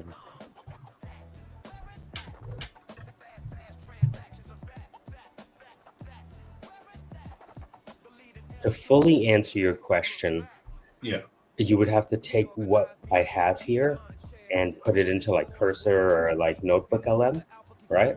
Right. So I just want to tell you, like, there's a complicated answer. I know you want to go deep by the questions you're asking. Not everyone asks what's the significance of these logical statements, right? And so I can tell you want to go deep. So if you look at the PDF there at the top, with the bracket 8, logic, prompt like an Egyptian, 10 months ago. Do you see that? Yeah, the third, go down one. There you go. So I came across someone on Twitter Spaces, and he was a bit of an eccentric, but he started roasting us on our prompting skills. And he's like, you guys don't know what you're talking about. I'm like, what do you mean? We're fancy boys, you know? Right? And fanciest. Yeah, the fanciest of boys, EOIS.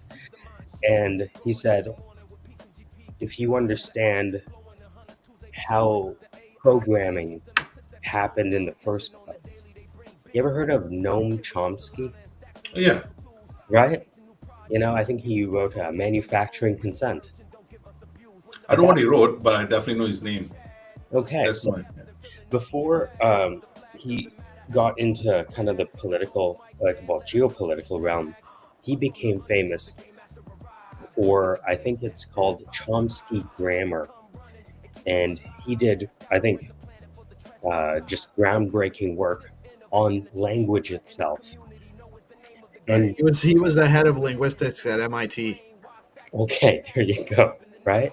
And again, fact check me on this, because it's been a while since I've seen it, but without Noam Chomsky, I don't think we have programming languages the way they're written today fundamentally by John von Neumann and friends. Does that make sense?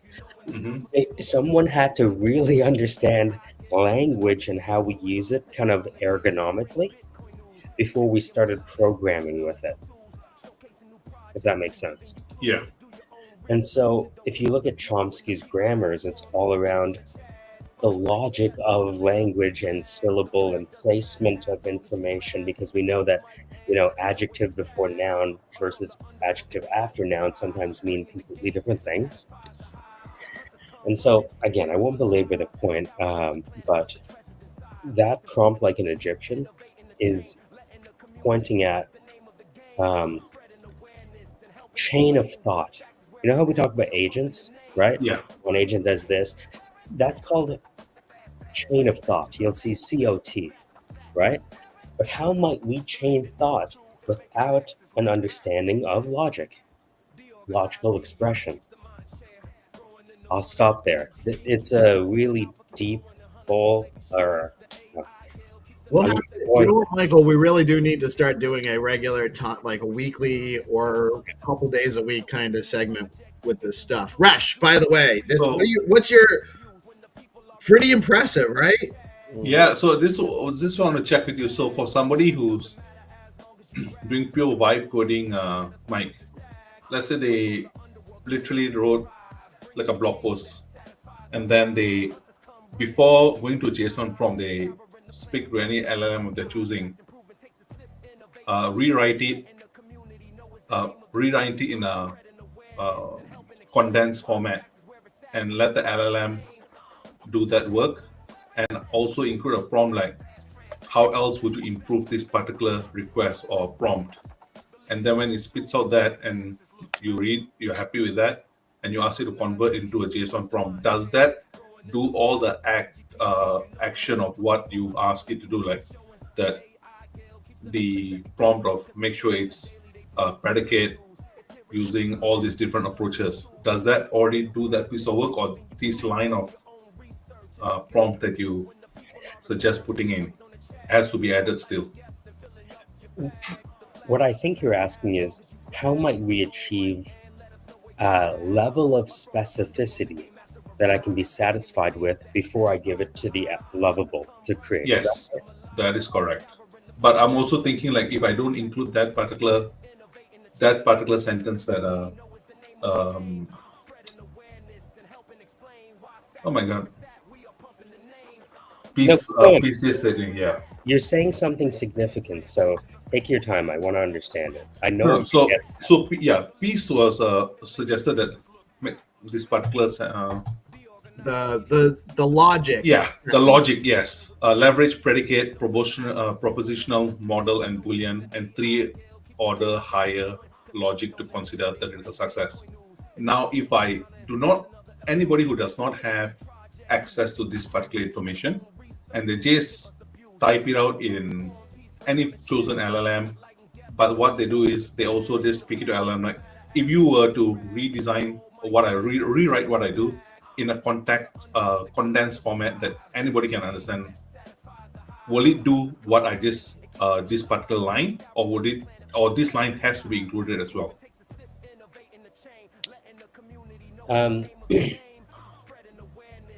Keep in mind that the right answer for Gemini might be the wrong answer for Claude, might be the right answer for Lovable, might be the wrong answer for V0, or sure. Does that make sense? Yeah. So, again, to adequately answer the point, I would, again, have to take a little while, but you are thinking about the right sequence, which is ideation, right? And then you get this PRD. Once you review the PRD, then you can refine into a JSON prompt. And what does JSON mean? It's showing what they call as key value pairs. So instead of saying, hey, I want a website and I kind of want the title to be this, and I kind of want the subtitle to be that, JSON says title, Rihanna Banana, subtitle, best artist on the planet, call to action, Rihanna, x.com, Rihanna, right? So it's the level of specificity that you're putting, and that level of specificity, just like it helps Rihanna make very specific movies and films, that JSON specificity of title this, subtitle this, call to action this, gives you that same power of specificity in creating prototypes with these LLMs. Got you. So it makes the specificity more understandable to the LLM. Well, think about it like in real estate. There's one thing to have 100-page documents on a lease. It's another thing to have a data structure saying, rent or, piece, rentee, GPSC, amount of rent, this. Right. It gives it. Right. It structures the data in a way that the LLM can understand it. So what and, you said and, there, and then put it and then use it in a way that we can then also understand it back. so what you just said there is an actual formal term in data. So in data, we have unstructured data and we have structured data. Unstructured data is just a wall of text, like this transcript, right? No speaker identification. But once we add speaker identification to everything we've said, it helps the right. It makes the conversation make sense, and rather than it looks like a monologue of one person talking to themselves potentially. Now, when you do PRD, it's I can't listen. I can keep going, but Zenny's waiting. All right, yeah. And I do get. I'm sure the hunters really are waiting. Yeah. But by the way, guys, Resh, I know you got time. Thank you so much for joining. You're welcome to play. We're going to play some Find2Earn games. You can hang out and play with us if you want to. If you don't have time, that's okay. But we'll talk again soon. Either way. Mike, thanks very much, mate. I appreciate it. And I will be back. We will be back momentarily with Find2Earn rounds after a quick word from our amazing marketing partners. Stay tuned. All right, my friends, it's your old pal Peace Love Music, and we are back. We have another live guest segment today. We have Jeff, the founder of BSD, Base Dollar on Stacks. What's up, Jeff? How you doing today, man? Thank you for joining us today. Hey, GM. Thank you so much. Happy to be here, and it's great. I'm doing great. I'm getting ready for the holidays. Yeah, it's a lot. It's fine. You can feel it winding down. Things are getting a little less chaotic, except for us, where we book back to back interviews on the same day.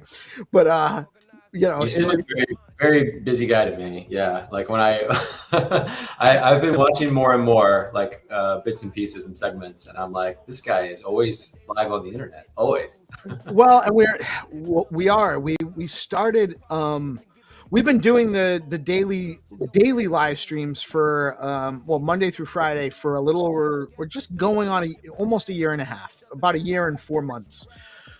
We started out of Stacks D Grants Cohort 2 last summer of 2024, and it's iterated from doing a 15 to 20 minute good morning check-in to an hour-long show to an hour and a half show with a couple of different news segment and a guest spot and game show, and then other segments throughout the day, like different shows. We had Landy coming on and doing TA. We used to produce Melanie's good kitty Melanie's show and Bitcoin and Beyond show.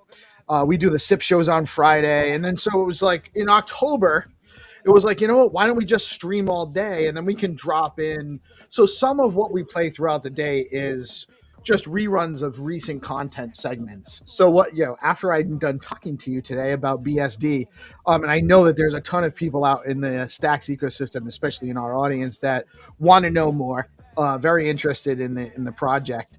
We'll cut that out and we'll replay it throughout the next couple of weeks to get more exposure. So people don't have to just tune into the live, but by doing the live stream all day, we can more accommodate founders like yourself for us to come spotlight. So, but this isn't about me and what we do. This is about you today. So I am relatively new to your project. We met a couple weeks back. There's a project that I've been working on with Rafa, and we had you on to talk to us about some stuff. Just not on, but we had a meeting. That was the first time I met you, and then you just happened to be on the Bitcoin and the Bitcoin Building on Bitcoin show with the BitFlow guys, which is also, they have their show today too, last week, and I heard a little bit more, but I really want to get a handle on what you're building, because I know there are definitely options for dollar stable coins is important. We don't want a centralized system. USDC coming to Stacks is great, but I'm a huge fan of what Jacob's building at USDH, and I think just more options in the marketplace make make the ecosystem stronger and better for everybody. So I'm really intrigued about your niche and what you're working on with BSD. Yeah, nice. Thank you so much for that tee up. And before I jump into that, just to sort of put a final point on everything you were saying about the show, I really appreciate what you're doing for Stacks and what you're doing for Bitcoin, and there's just so much work to go around. So I think you're really providing kind of a valuable service for our ecosystem. So thank you. Thank you for saying that, man. I really appreciate it. We work hard, and there's a small team behind me. There's a lot of people chipping in, but it's a lot. Yeah. It is a lot. If I'm being honest, it's a lot. Yeah, I can imagine. Let's see here. Yeah, I'm happy to give a little intro, and then I'm happy to talk about BSD base dollar, and then I've also got I've got teed up here to do a live demo on testnet. Awesome. And I think it's the first time I've ever live shown people like how to take a loan in BSD, and there's a few other features to look at too. So yeah, I'll launch into that. Sound good? Yeah, actually, why don't we start with a little bit of your background for those that don't know? Yeah, sure.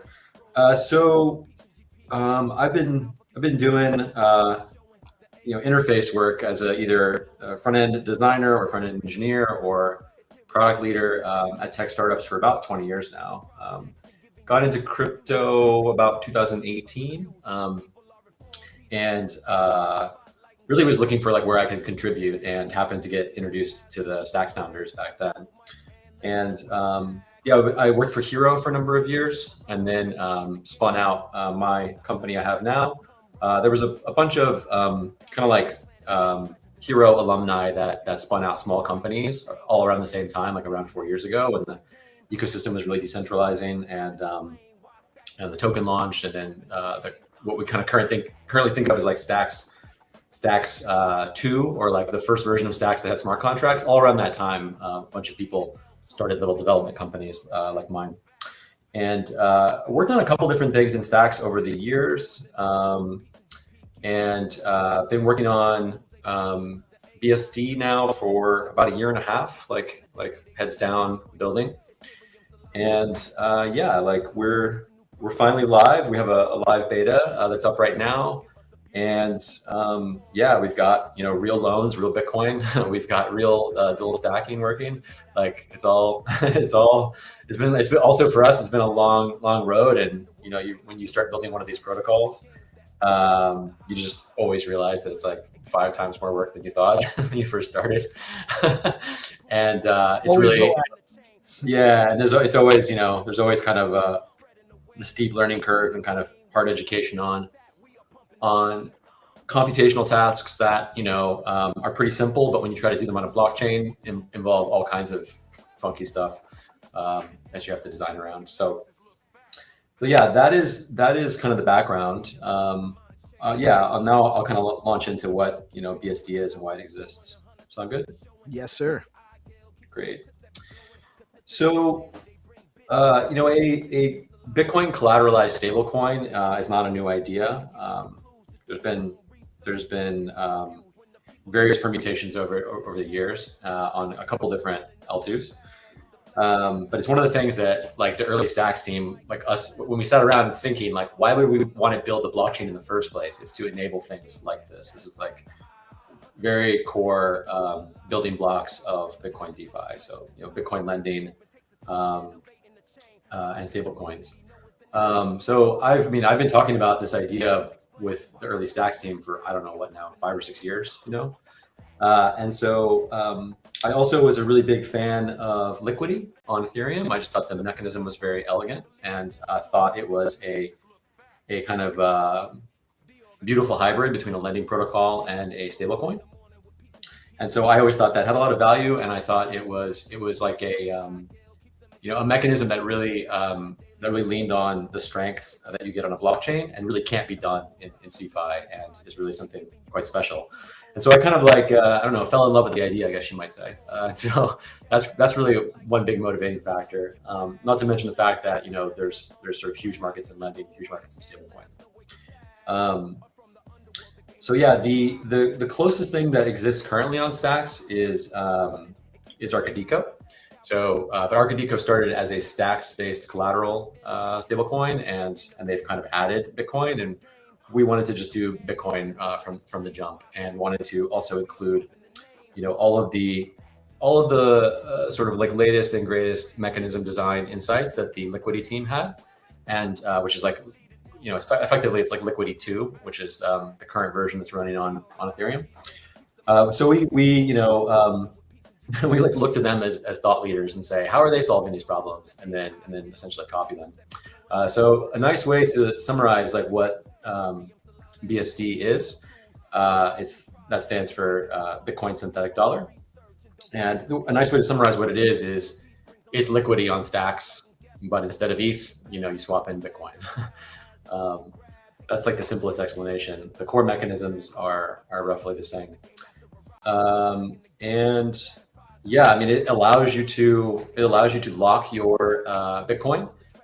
This is SBTC in this case, and mint a synthetic dollar against that as a loan.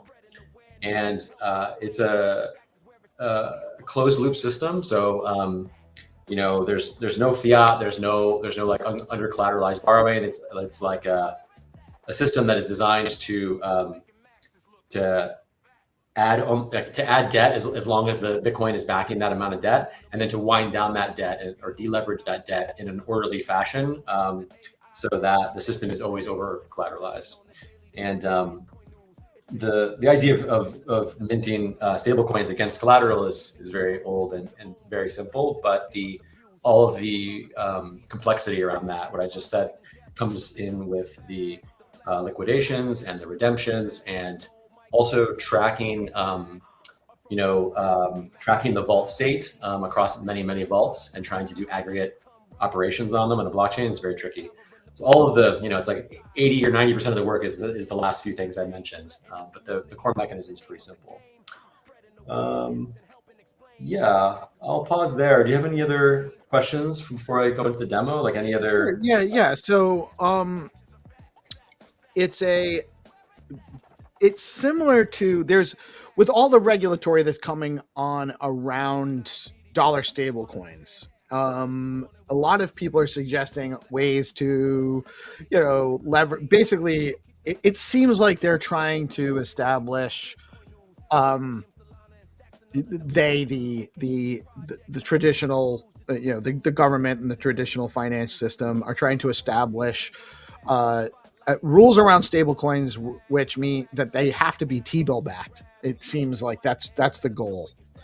I don't think that that's necessarily the right way to go. I can see why they would want to, but it seems like what you have now and how it's designed now is basically similar, except for instead of a T-bill, you're just backing it with Bitcoin.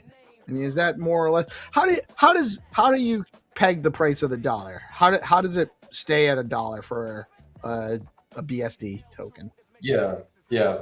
I probably won't go into a deep legal analysis, but I think my guess is that you'll probably see additional guidance and things come out in the future that specifically address mechanisms that are not, T-bills held by, a private entity, or like, I guess it could be like a public entity as well. That's like, I think that there's like a distinction between those two things, and there could be further regulations around other mechanisms as well. But you were asking how it works. That was the question. Yeah. How does BSD maintain? How is the dollar value pegged for the Bitcoin synthetic dollar? Sure. Yeah. So it follows the same mechanism that Liquidity uses. And so I don't know if they were the first to figure this out, but they were one of the earliest teams to kind of figure this out, which is it's like a redeem mechanism. So the basis for it is that there's a protocol operation called redeem, and you can always bring BSD to this function in the contract and say, I've got BSD and I want to exchange it for like face value, the same exact face value in dollars for the underlying Bitcoin. So like you can. The reason it's worth $1 is because you can kind of always go exchange it for $1 worth of Bitcoin. Okay. Yeah, that's the core mechanism. And so that alone, that kind of what that does is that's almost like a singular trading venue that will always consider BSD worth $1.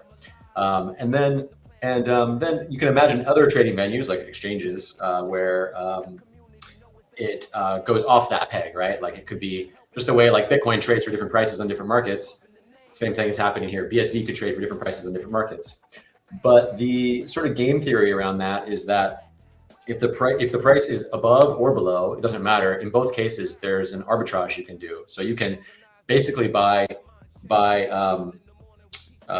minting and redeeming BSD, you can basically just make money doing that. Just make a profit doing that, and in doing so, you will nudge the price closer to equilibrium. You know, so if it's above, you'll push it down, and if it's below, you'll push it up. And so like I said, the sort of game theoretic kind of aggregate behavior of this is that the price kind of always seeks $1 through time. And so that all sounds like very hand wavy and fancy, but I mean, Liquidity's been doing this for about 5 years without it. Sure. Well, and honestly, it makes sense because if I see it on Bitflow and it's trading for under $1, I know I can buy it and then take it over and exchange it for Bitcoin at $1 and play the arbitrage there. Correct, So that seems like a no-brainer to me.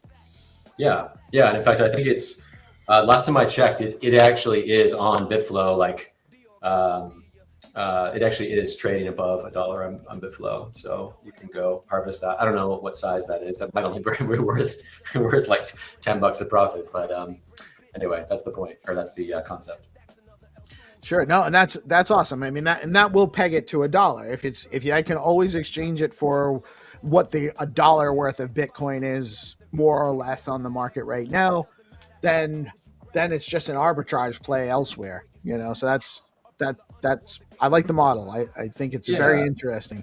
By the way, introducing you, I don't know if you've met GP, my main co-host and partner in crime over here at DeOrganized. He was handling some stuff for Zest Protocol, and he's done with that.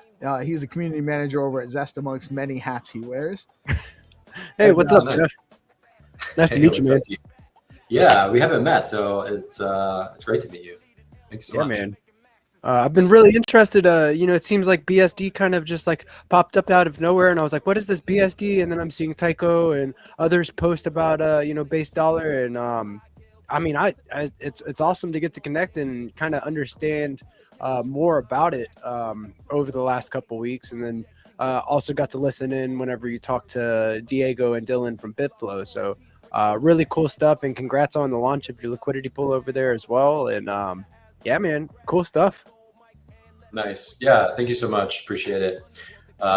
We made a lot of noise about it when we first started developing it, like I said, about 1.5 years ago. And then, we thought it would actually, development on it would go a lot faster. And so we really went into a cave basically for a while and then came back out. So yeah, thank you for all the kind words. Of course, man. So I guess, my question to you is like, what's next? Like, where can they follow and all of that stuff? I've got your page up here. Yeah, it's on website. Take a look. Just saying. Let's take a look at the. Tell the people where to find you guys as well. At BSD Money, right? That is your at. Yeah, correct.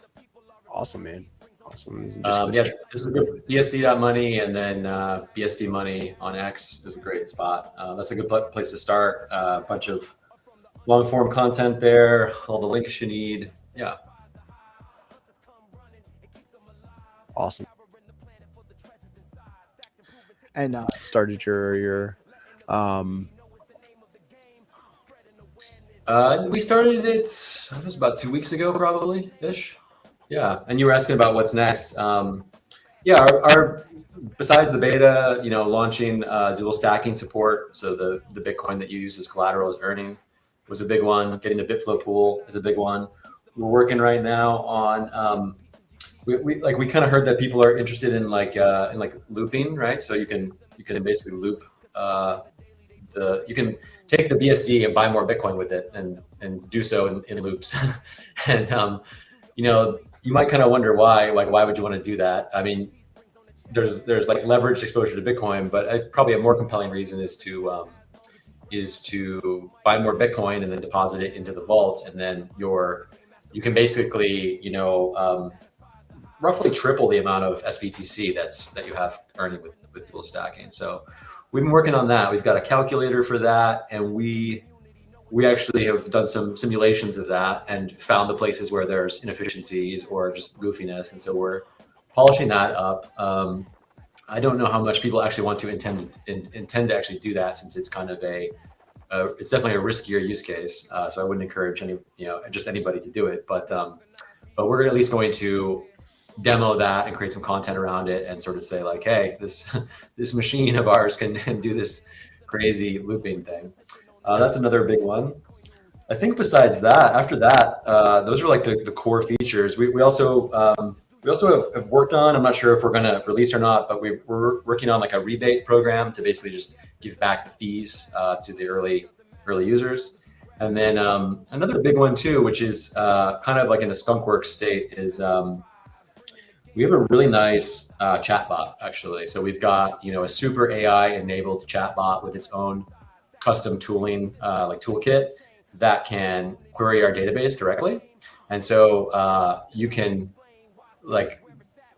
basically ask it anything about the protocol. It's like, it's probably about halfway as good to being like me as far as the protocol. I mean, it knows everything in the docs. It knows how the contracts work. And like I said, it has live state to the protocol. So you can ask it like, hey, my particular loan, like, what do you recommend for, like, if I wanted to increase the collateral ratio or decrease the collateral ratio or whatever, like anything you want, can you advise me on that? And it can just look up all the details about your loans, like live specific details, and then like give you like specific customized advice. So that's like, I think that's very interesting and very forward thinking. And like, I'm really proud of our work on that.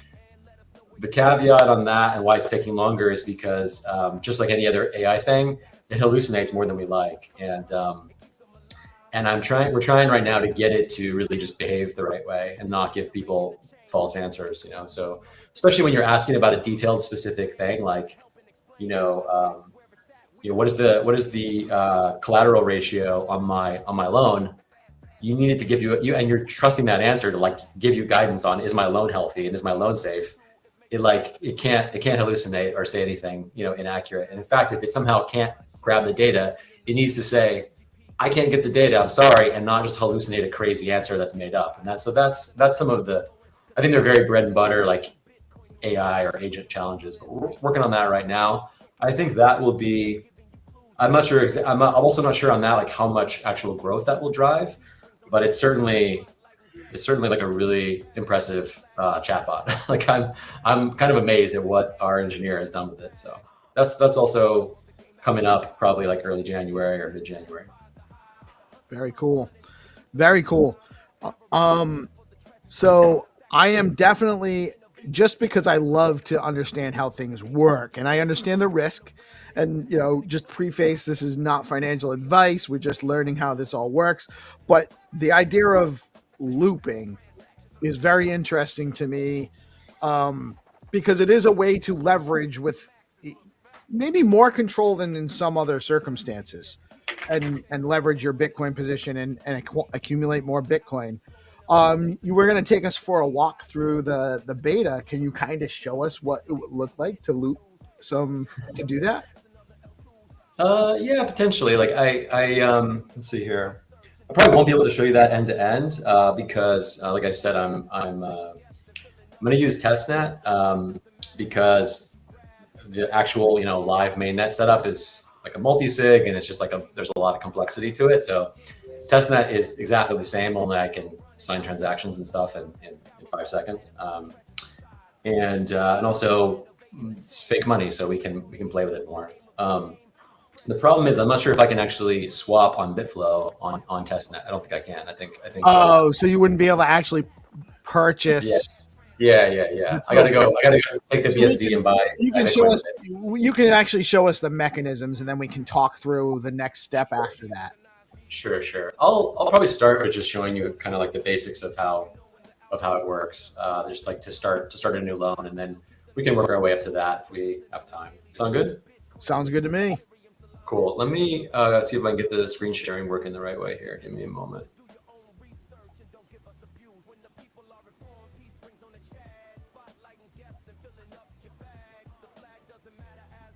Right. Okay. I think I got it. Yep. There we go. You Cool. are on, sir. Vault 14. There we go. Right. Cool. So yeah, this is the view.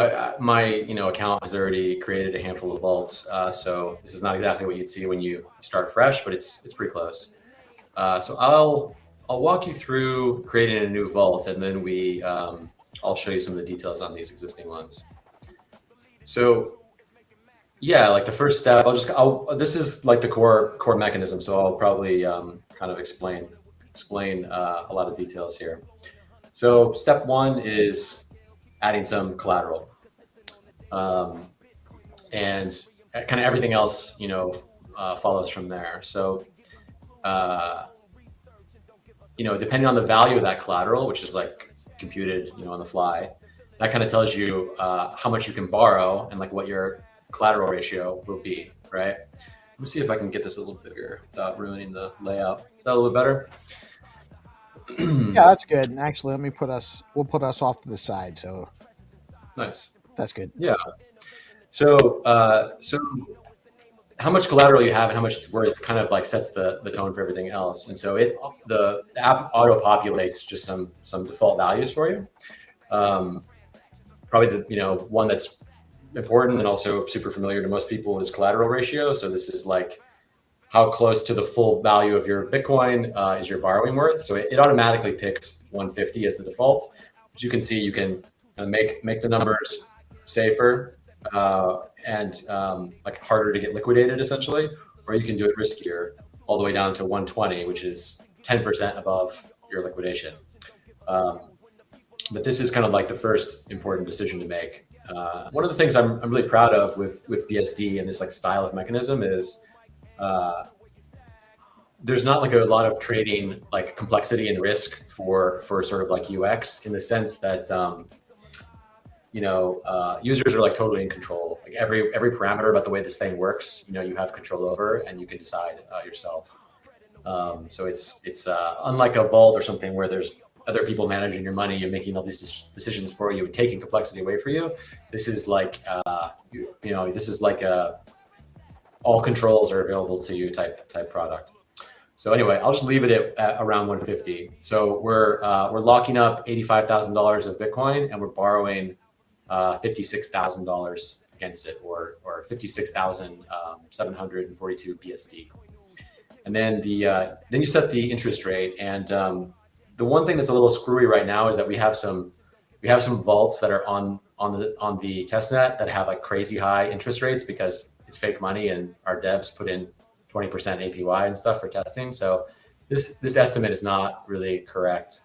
And as you can see, you can lower this all the way down to 0 and your redemption buffer is 0, but you can also just tick it up a tiny bit and probably get a buffer that's a little bit higher.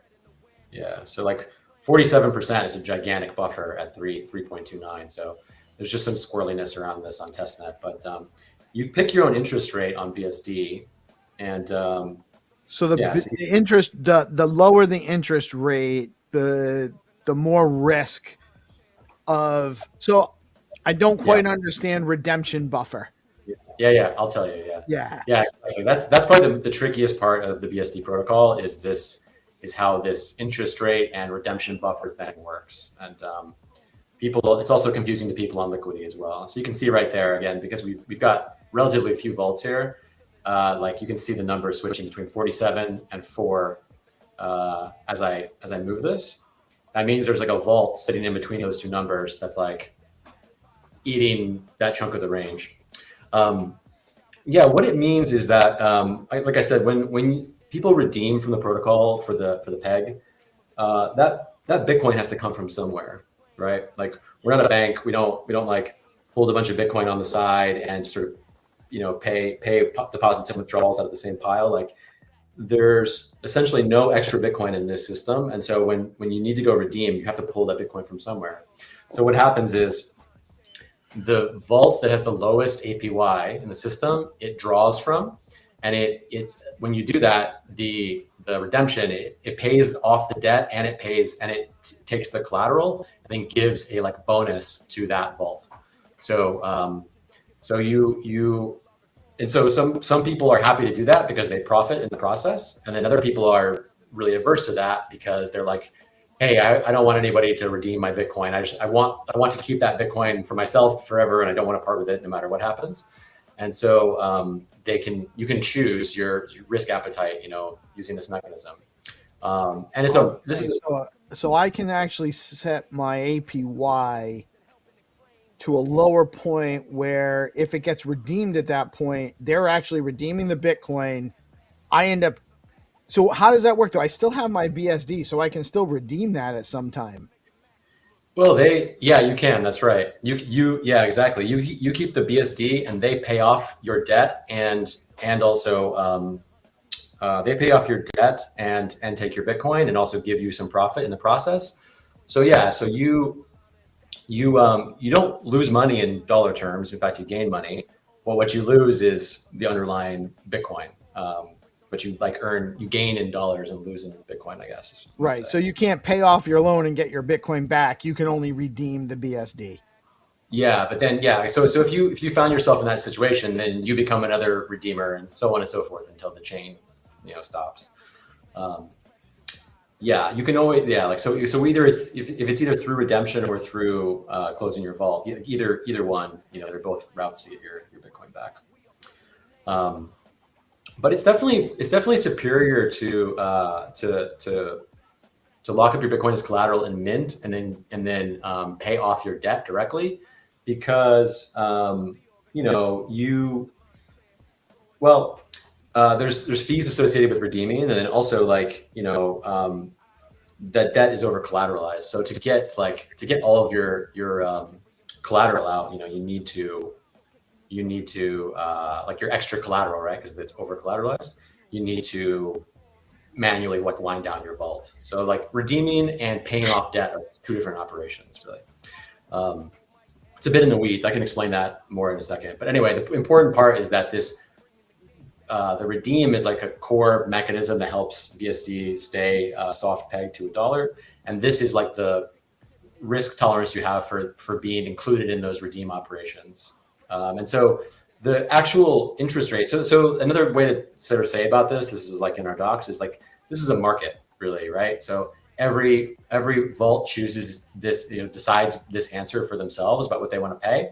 And then the market moves and adjusts as the perceived risk changes. And so if there's no redemptions for a while, maybe everyone, becomes more aggressive and lowers their interest rate. And then if there is a lot, they might raise it. And the average and stuff will shift over time. And an important part about that is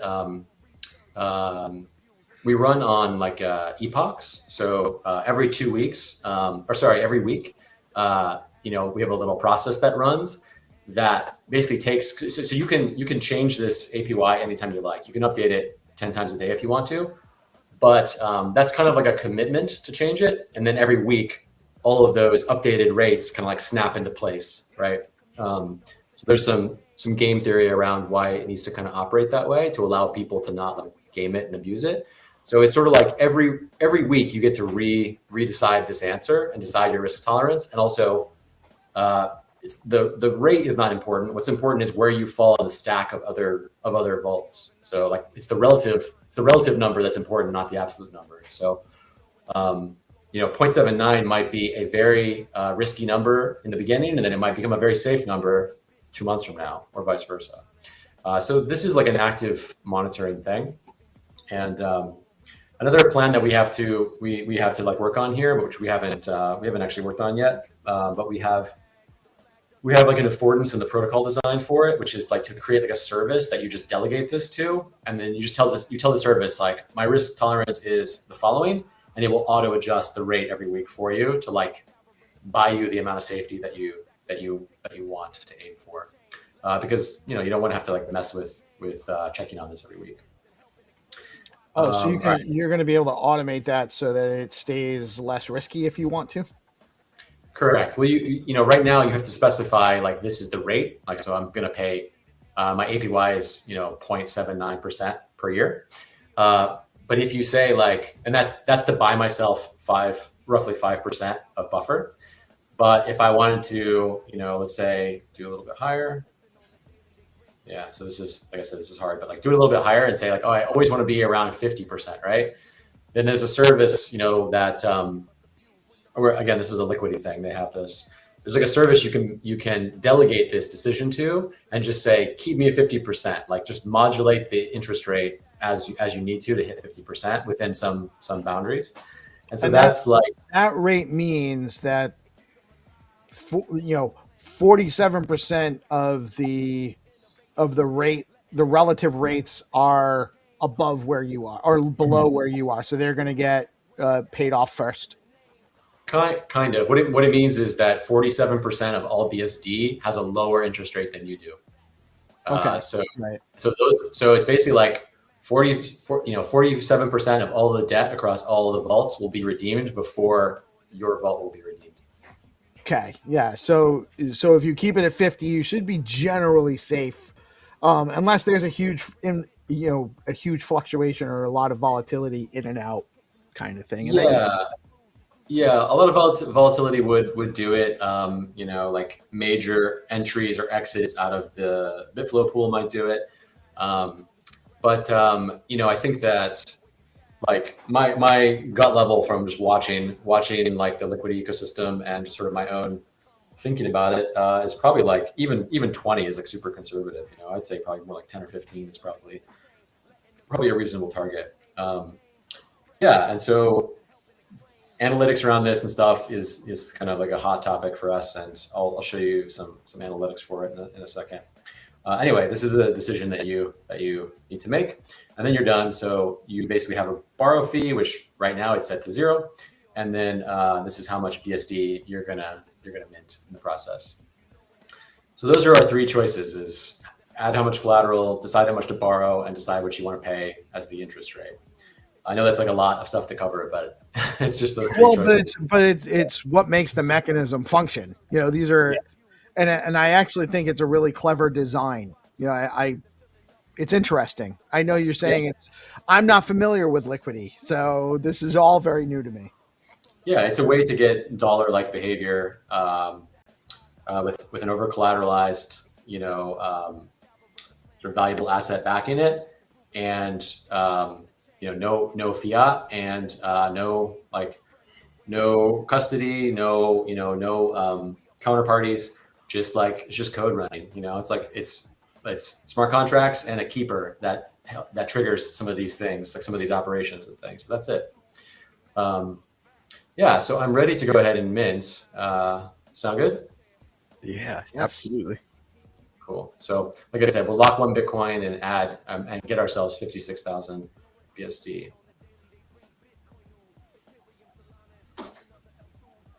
Yeah, you guys can't see the leather pop up, but we cannot. But we know. But we're familiar with not being able to see that, or we do a lot of the screen sharing depending on who's on and what's going on. So I know what that's like. So for the viewers watching, Jeff's getting his browser wallet pop up to confirm the transaction.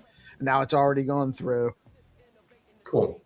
Yeah, so that was successful, and there's a few different like sort of error states and things if it doesn't go through, or if there's some kind of post condition not met or whatever.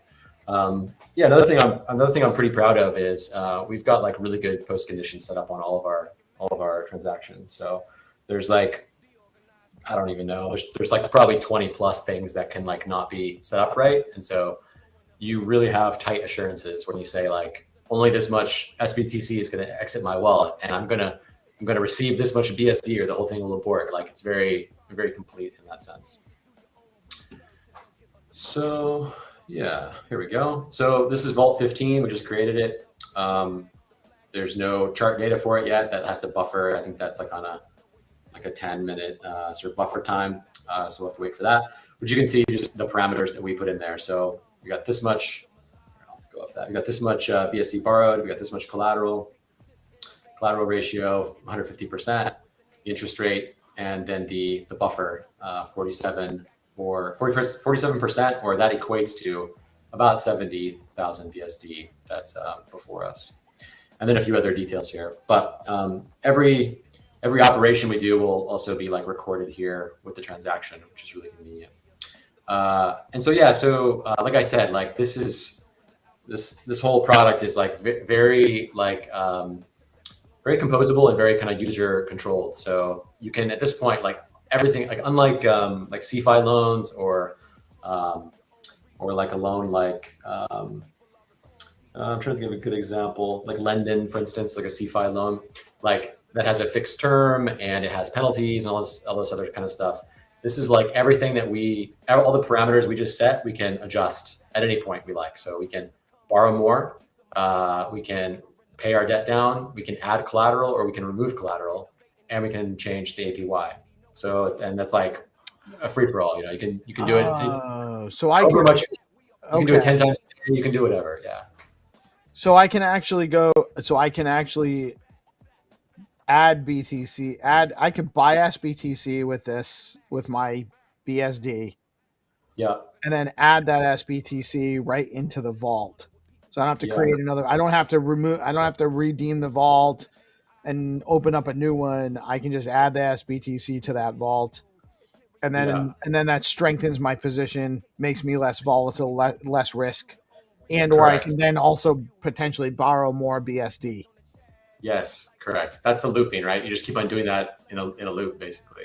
So yeah, you can see right here in this little panel, like this is the total amount. I had some, you know, other BSD I minted before, so that's why I've got more. I've got SBTC here, so this is like my balance, you know, that's specific to this app. So each of these has its own little wizard, just like the borrow or just like the vault creation screen does. So like the borrow tells you like this is where everything currently stands. And if I say, what if I want to borrow 5,000 more, for instance, right? And it basically gives you a readout on like the old collateral ratio was 150. The new collateral ratio will be 139. But it's like, oh, I want even more. I'm willing to take even more risk, right? You can just see how as I'm borrowing more and more, this collateral ratio is going down, down, down. And it also should tell you, yeah, it tells you right here the liquidation price. So like I think this is a little bit easier to understand. So it's like, if Bitcoin goes down to this amount, like, which is not, you know, it's not that far away from the current price. No, it's definitely within the potential. It could happen right now with where the price is. So then you'd be liquidated, right? Your loan would be like forcibly closed. You keep your BSD, but the protocol takes your Bitcoin. So you have to play with this. This is a risk tolerance thing. This is like how actively you want to monitor the vault and what your risk tolerance is. But that's borrowing more. And then you can also repay.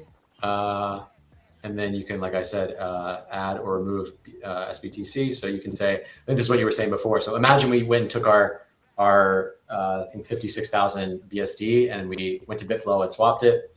Then you would get, you know, you'd have like, I don't know, 0.6 or something more SBTC, right?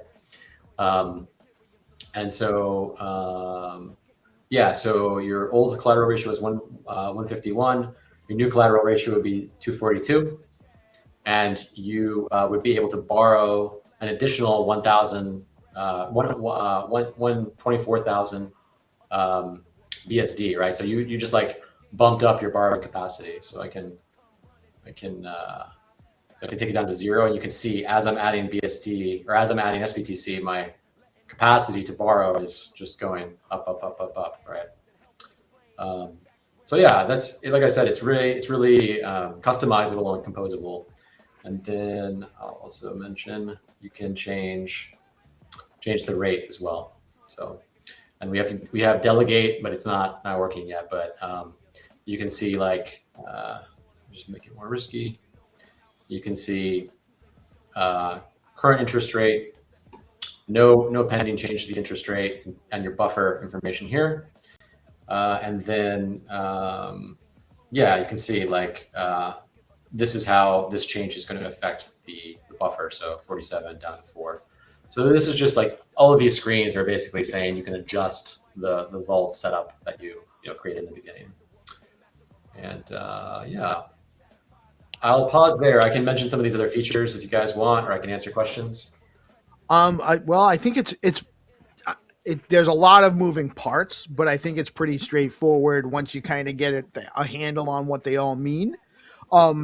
Obviously, this is something that is a little bit more of an advanced user.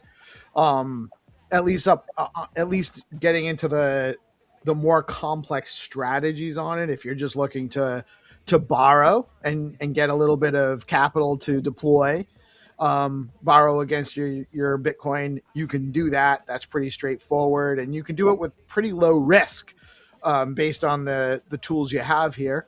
But there is also a lot more. People can engage in more complex strategies like looping. I think it's really interesting, man. I think it's a great tool to have in the ecosystem. Very cool, and definitely would love to. So, what are the other tools that you were looking at up the top? Yeah, sure. I was just going to show you. This is a vault I created already, and the the charting process has already run on it, so you can see how the collateral ratio is changing over time, like with the trend of the Bitcoin price, basically. And then also same thing over here. You can see how your redemption buffer is changing in real time in comparison to everybody else, right? So for this chart, you want this chart to look like solid red lines going up and dotted red lines going down. That kind of indicates health. And when they cross, then you need to be paying attention. So can't scroll over this here, but yeah, it's just basically because this guy's redemption buffer is down to 12. It's starting to throw warnings at me and say, hey, you should be worried about that. So if that went over that top line, he would be over his liquidation ratio. They're not the same data. It's kind of maybe it's a confusing chart, but they're two different data sets.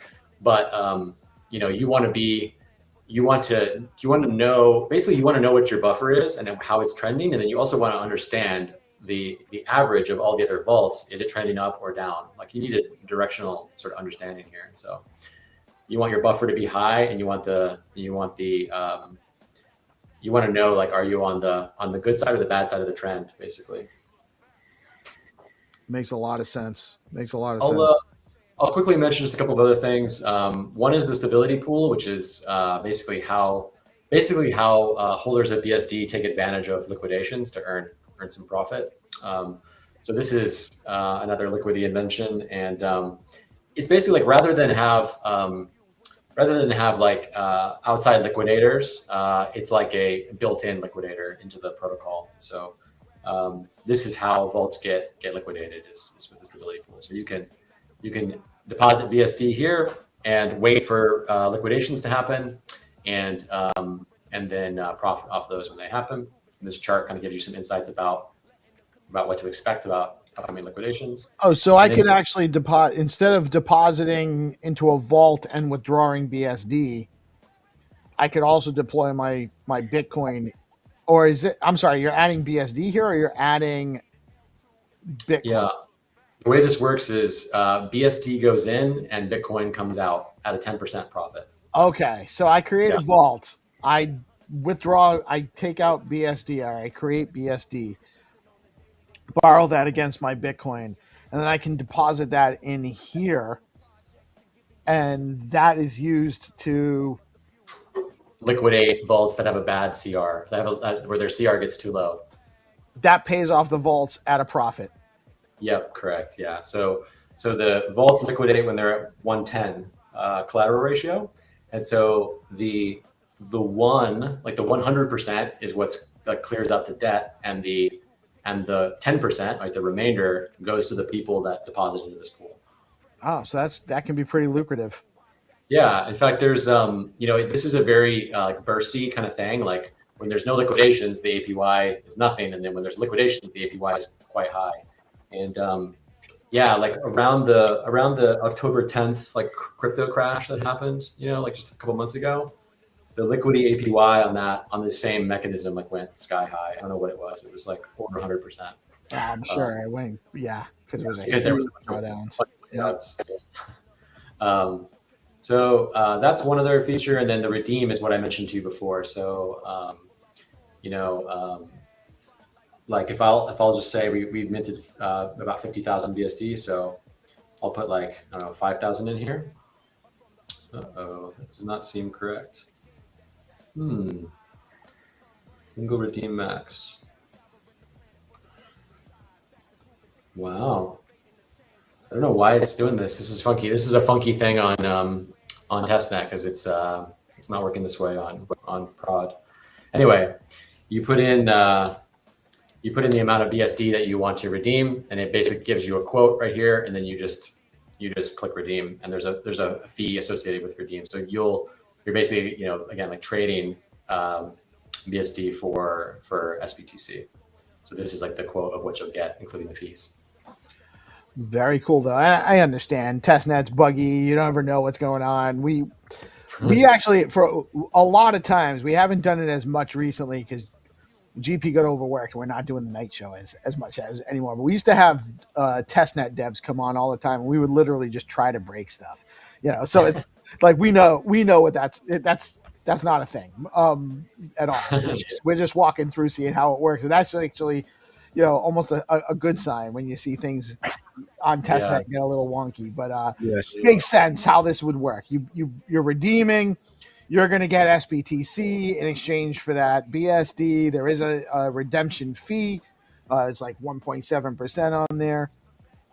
Is that is that fee variable? Like, does that change over time? Or is that just what you guys set based on? It's like a pressure amount, and it like cools down over about 3 days. So like when you redeem a big amount, the fee goes up.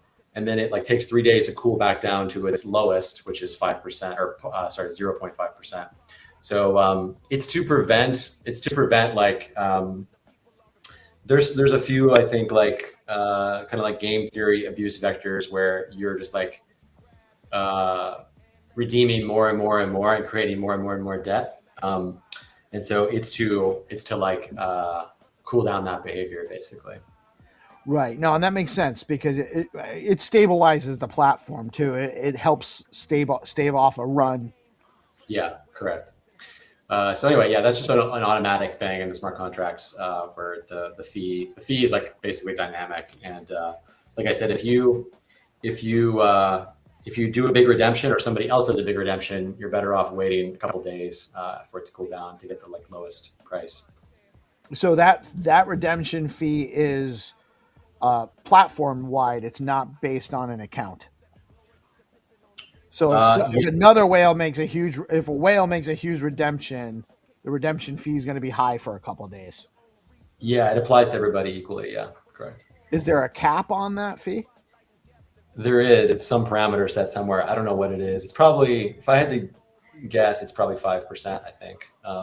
Yeah, that makes sense too, because I mean it needs to function properly. It has to have enough teeth to to protect the platform. But man, this is really cool. Very well thought out, well designed. I know you took some of the design from Liquidity, but it's still a really cool product. It's unique to what's on Stacks. There's nothing quite like this on the platform, so I'm really very excited. And are you looking for people to test it out right now? What's going on? Or are we just waiting for mainnet launch, and then at that point you're going to be you're ready to go? Yeah, I mean we're doing like a private beta, so we have like a handful of folks that have joined. I can like send a like a registration link or just like manually approve addresses, and so it's all working on mainnet right now. I've got a bunch of BSD minted with real Bitcoin, so it's all functional. It's just in a private beta, and so happy to have people test it and play with it. And the best way to do that is just to reach out to the BSD handle, like DM or DM me. And like just basically all I need to do is send you a link in order to get started. Awesome. We will definitely, both GP and I, we don't have as much time as we used to, but we love pushing buttons and trying stuff out. We do give feedback. So be happy to test out for you. Shoot me a link.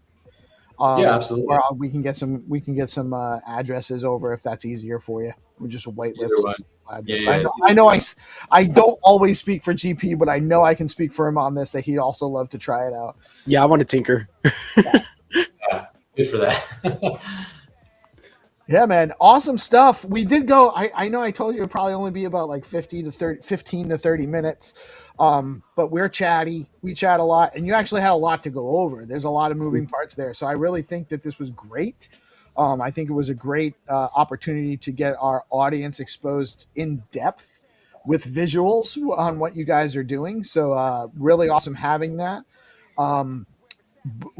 It takes me a couple of days because of the way everything runs, and because we're on I can't even start editing clips until after the live stream's over, which won't be till later today, and then I gotta wait for the transcript to upload so I can really do it right. So it might be a couple of days before I get the full segment, but we'll also replay this a few times throughout the next couple of weeks, so it'll get a little bit more exposure to the audience on the regular for a little bit.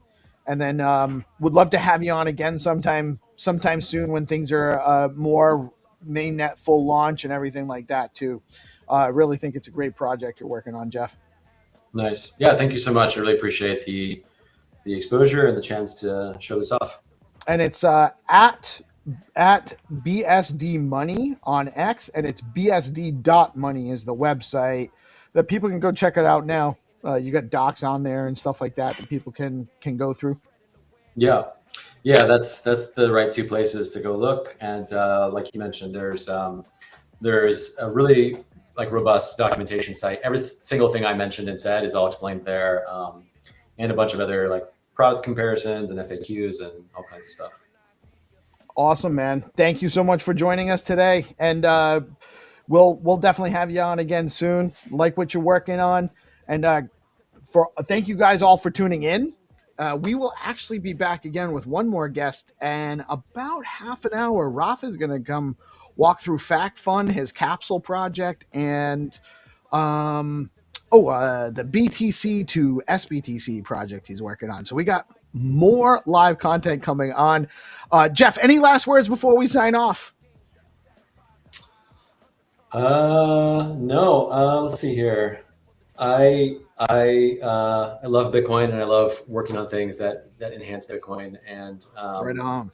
Yeah, it's been a long road with this, and I'm just very proud of our team and what we've built, and excited to share more. Awesome stuff, man. Looking forward to more from it, and thank you for the work you've been putting in. It's really cool stuff you're working on, and it's making Bitcoin better, which is what we're all here for. Yeah. Thanks, guys. Appreciate it. Right on. Thanks for joining in, GP. Always a pleasure having you as well. And we'll be back with Rafa in about 40 minutes. I'll put something on in the meantime. Thank you all for watching. Stay tuned, and we'll be back later. Y'all have a blessed rest of your day. Joining us now is the team from DIA, Decentralized Information Asset, one of the OG Oracle networks in crypto.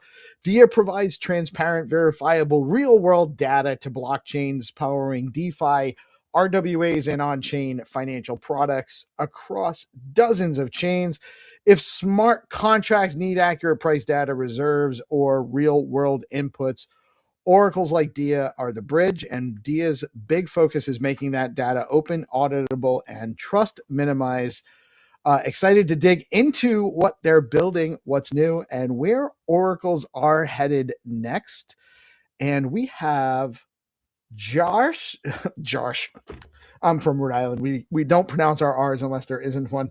Josh Bellrive. I hope I'm pronouncing that right. Welcome, Josh. How are you today, man? Very good. Thanks, Steve, for that intro. And I couldn't have said it better myself about an intro to DIA there. So much appreciated and glad to be here.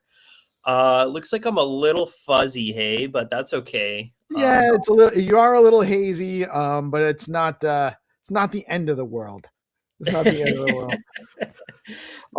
Some technical difficulties on my side too. Then it looks like it's a sunny day, and it's camera here. To be honest, what's that? I probably just need to clean my camera here. To be honest, let me just. Maybe. It could just be a time of day type of thing, though. There we go. Oh, that is actually much better. Yeah. Very good. Perfect. I guess when I close the laptop, I probably put my finger right where the camera is. So It actually just looked like it was hazy from the sun time of day, which I am yeah. familiar with also. Yeah, it's definitely coming through my window, which is, so I'm from Canada here.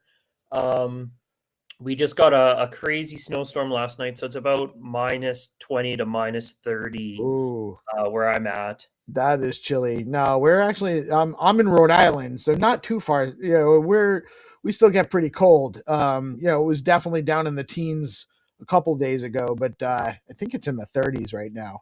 I don't have a fire going, so that's how it's usually when it gets to if it drops much below 30, I have to burn some wood. I'm old, you know. I just can't handle it like I used to. Oh, for sure, for sure. It gets to your bones.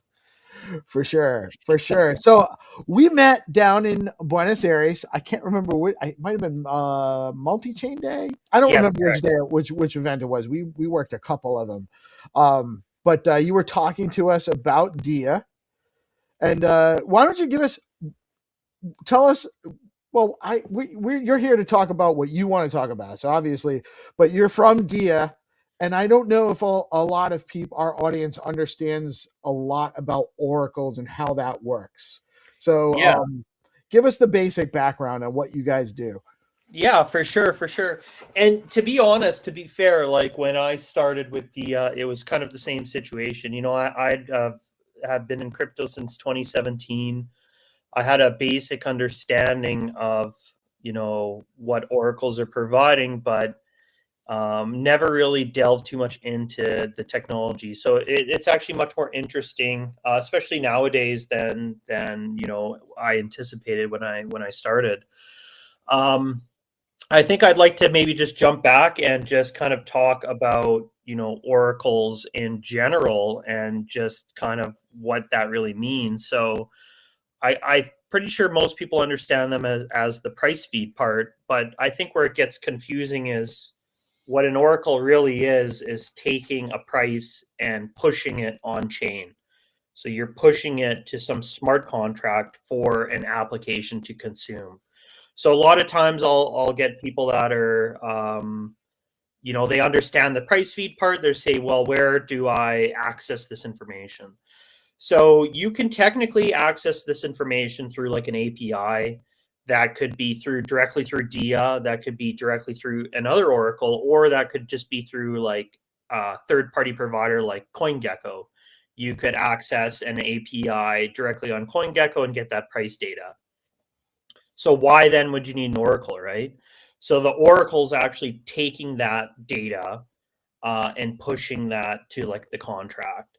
So you could take CoinGecko, you could take DIA, but what you really want with the oracle is that smart contract basically automatically updating. Now what that really allows is, so I guess there's like 3 steps to like price oracles today as they are. So the first like least secure methodology is like what we've seen when we originally kind of started looking at smart contracts and building out applications on chain, is like a time weighted average price, something that you could get from Uniswap. You could get that directly from a pool, or you could pull it from like an API like CoinGecko. So what this means is like, this is like the least secure methodology.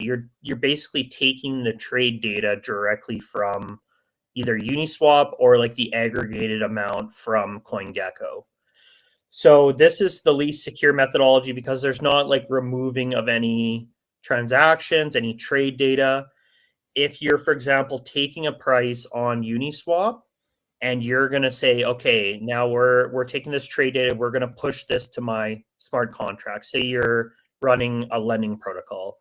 So what this basically does is any trade data that gets pushed through there is going to update to your smart contract, and then that could potentially cause some issues if there's trade data that's malicious. So early on, and what we've seen a lot is that you can do something called like a flash loan, for instance. You can borrow a bunch of funds. so that you have a high amount of volume and you can maliciously attack a pool so that you can change the price for potentially a few blocks, one block. You could alter the price 50, 60, 70% with the amount of slippage depending on the liquidity. So in doing so, you know, based on that flash loan trade, you may take like a huge loss, but the loss may be higher, or the loss may be lower than the attack that you've done on the lending protocol. So you could, for instance, go into lending protocol after the fact and then cause a bunch of liquidations and then gain the profit from forcing those liquidations, because the liquidators are generally getting 1.5%, 2% on some of those lending protocols. Right. So there is an obvious flaw there. If there's an attack, if somebody is sophisticated enough to pull that off, which is becoming easier and easier these days with the tools available, then that's it. So that is one of the attack vectors, and why you need more security than that. Exactly. So this is like a stage one. This is stuff that's happened, you know, 5 years ago, 6 years ago, 4 years ago. And then most recently, ironically, you know, that happened again on Binance, where, you know, there was all those forced liquidations because protocols were only taking price data from Binance there. So, oh, really? I didn't. Yeah, I don't remember the exact situation there. But like a lot of tokens went to almost zero, some dead, like Atom there. I believe this is about a month and a half ago.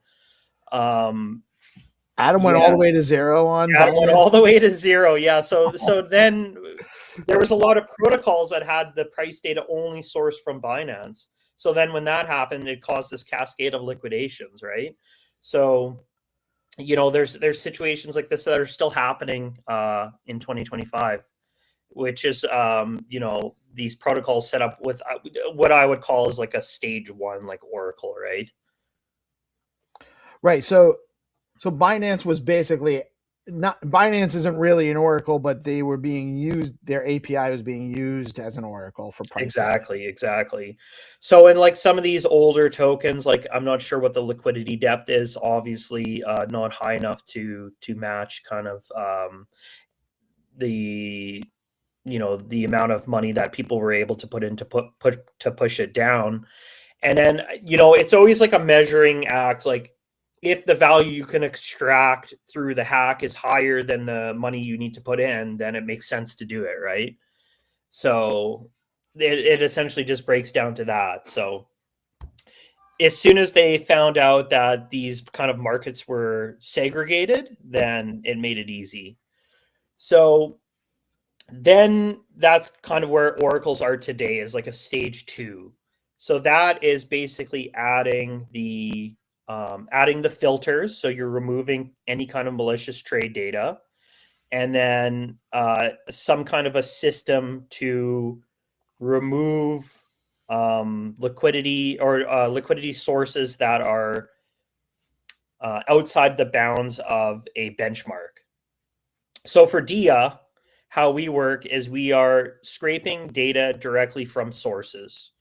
So we're scraping data from central exchanges and decentralized exchanges, all that trade data. And for example, on say Ethereum, we're supporting 20 to 30 different liquidity sources. So all that trade data for us gets aggregated, and then it goes through a filter. So the filter could be like a TWAP filter. For us, we use a volume weighted filter, and we also use something called IR, which is interquantile range. So we're removing the bottom 25% and the top 25% of the trade data. So you're only getting the 50% of chunk of that data. And then that gets processed by the nodes on our layer 2 orbit chain. And then one final system check there is we utilize a Guardian, which we're checking against the benchmark price. So the benchmark price is typically, say, like CoinGecko, CoinMarketCap, some source like that, to say, hey, ETH right now is 2,900. What does it say on CoinMarketCap? CoinMarketCap is 2,915. Okay, that's within, say, we typically set Guardian price at 5%. So then if the price we're pushing is greater than 5% compared to CoinMarketCap or CoinGecko, we won't push it. We won't add that price there because there's something going on with the data, right? With stable coins, you can go a lot lower. And then once that's confirmed good to go, that's sent to all the available chains we support. So 62, 63 different chains. So it's really cool because it's all done in like a decentralized, transparent way. So a lot of Oracle providers today, you're getting the aggregated data. That could be aggregated by themselves. That could be aggregated through a third party like CoinGecko or Kaiko. And what you really don't know with some of these oracles is the origin of the source of the data. You're just getting the aggregated price, but with DIA, you can actually see and verify the source of the data, and you can actually select the sources of data that you want. Now, it makes, of course, sense to include most of the sources or all of the sources that you can get based on kind of the issues I described earlier. But for example, some applications like to segregate their markets and have isolated markets. So you could say take a price on Arbitrum or on Optimism and have those like separated. So we offer that kind of flexibility there as well. So that's kind of like a stage 2 Oracle where you have that additional security layer there that you didn't have with, like, say, going directly to Uniswap or pulling a price directly from like an API like CoinGecko. Very cool. Very cool. Joining us, well timed, is my partner in crime, GPSC from the Gigapepe Spaceship Club. And he is actually fresh off of winning an award from the Stacks community for being an excellent chat, I believe was the title. What was the category again? It was most positive community impact. Yeah. Come on, Josh, man. Nice to meet you, man. Yeah, nice to meet you. Yeah, glad to be here. Just Yeah. kind of running through the Oracle stuff. Hopefully it's not too dry, but Man, let's get to it, man. It's alpha. I mean, it's honestly, these are things that we need to have more awareness of. People need to understand why it matters. Because it is important that the data that's out there, it is largely pricing data right now. There is more stuff to come as on-chain apps develop more. You're going to be pulling more data, and it needs to be secure for all sorts of reasons. Like we already touched on that layer 1 security issue where people can just manipulate markets to manipulate the price feeds and then take advantage and exploit on the back end.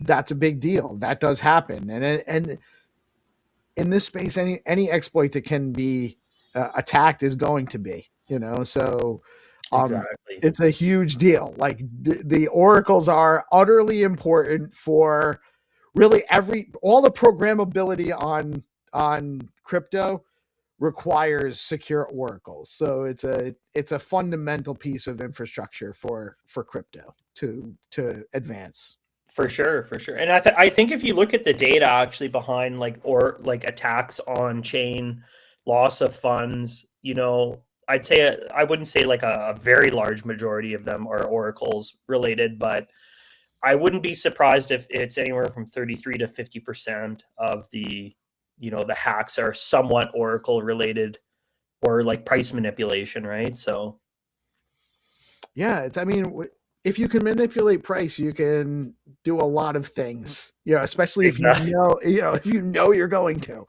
and I mean, that happens, by the way, outside of data feeds and outside of Oracle information. There's all sorts of manipulation going on that people exploit.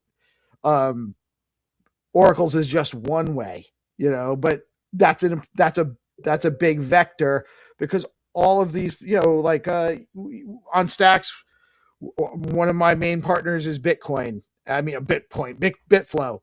Bitflow is the decentralized exchange on Stacks. If that price data isn't accurate, when I go to trade, I lose money. you know, and then I get insecure about using the platform again.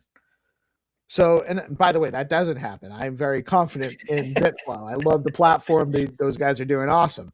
But it's important that if the users can't rely on secure data, the whole thing doesn't work. You know, so it's fundamental. It really is very fundamental to the success and the further success, which I think we're through the woods. I think this crypto thing's gonna last. It seems at this point, but it's still, you know, there's still a lot that can happen that can hinder the development and make things take longer to develop. And we're really on the precipice right now with we're calling it onboard your mom. You know, with the with all the you know, the passkey, and we have native passkey and WebAuthn on Clarity now on Stacks, and all of the stuff like Privy's doing, and like making it basically just abstracting away the wallet function and making it real easy for non-crypto natives to engage with applications that are using crypto and built on crypto, but the users don't really need to know anything about crypto to use. That's where we're hoping to go. Right. And we need reliable data for that. Right. We need these people to have good, secure, safe experiences when they come here, or they won't come back, or they won't come back for a long time. So we need you guys to keep doing an excellent job getting us secure data. Oh, for sure, for sure. And yeah, I mean, it's interesting with you know, there's, you know, how many of these hacks have driven people away over the years. And you know, it's something, I guess, that needs to happen, because you need to kind of standardize things. You need to have you need to put it in people's minds that, hey, we need to do something different, or as a user we need to think differently and push like transparency. Like a lot of things today, a lot of hacks that we've seen are you know, transparency issues. If we go all the way back to kind of the worst situation, which was Terra Luna and UST, we're talking 30 to 40 billion dollars lost there. That's fully a transparency issue, right? If users understood what was held in the vault or in reserve with Do Kwon, with this team Terraform, then that wouldn't have been such a situation, right? But no one had any idea, you know, how many tokens were minted, what was actually backed, what the understanding there is, right? Right. And that's where users need to say, hey, I'm not going to deposit my money here unless you can be transparent about what's going on, right? Right. No, exactly. Same thing with FTX. Yeah. You know, they were just using people's money. And if yeah, where's the money? What's going on, right? Right. It's crazy. So, and really, crypto's built on the ethos of transparency, Right. of understanding where your funds are and being in control of your funds, right? And not having to trust anybody. Exactly. No intermediaries. So it's crazy that people kind of lose sight of that. And, you know, it's tough because you see, oh, this is giving 50% APY on my US dollars. I'm going to go put my money in here. And you don't really think about, you know, what's the underlying risk? How are they actually giving this 50%, right? Right. They're likely leveraging in the background.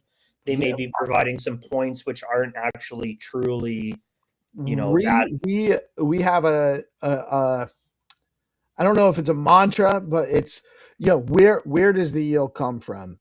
And if you cannot answer where the yield comes from, you are the yield. Yes, that's exactly right. For sure. So, and that is, I mean, I'm generally a lucky guy.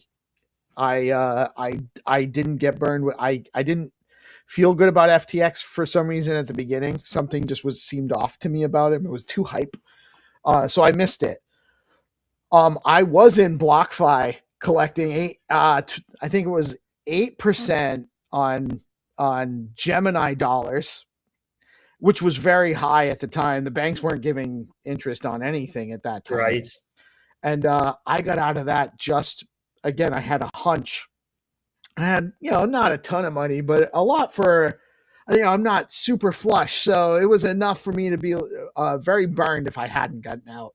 And I got out of that real quick, just in time, and before they collapsed. And then there have been a couple. I got out of Gemini just by the skin of my teeth. I had some funds in there before they got attacked again. So, but these things happen. They're not all data risk errors, but they are situations where you're trusting. You're not really verifying at that point, and so. Right. Good data oracles also help us verify. Exactly. So that could essentially take us to, the stage 3 then, Oracle, like where we're seeing, more customizability today, more capital efficiency. And that's through something called like NAV-based feeds, or as we're calling them, fundamental feeds. So NAV is like a net asset value feed. And very simply, it's just the collateralization ratio. So we, for example, take the ratio of how much a derivative asset or synthetic asset or stablecoin token, how many of those tokens are issued versus what's held in reserve or what's held in the vault. So we're seeing tons of these tokens come out today, all different kinds of stablecoin derivatives, XUSD, SUSD, USDP, et cetera. So we can measure that ratio and say, hey, there's $1 million of these tokens issued, and there's 800K in the vault. So then you're getting the ratio there. The ratio's coming back and saying, hey, this ratio's 80%. So what's in the reserve is actually 80% compared to what's been issued. Then we can price that derivative token at 80 cents automatically. So for example, I always like to go back to Terra Luna here. If UST was priced using a fundamental feed, everyone would have known automatically what the price of UST would have been. UST actually had, I believe it was 80% in backing.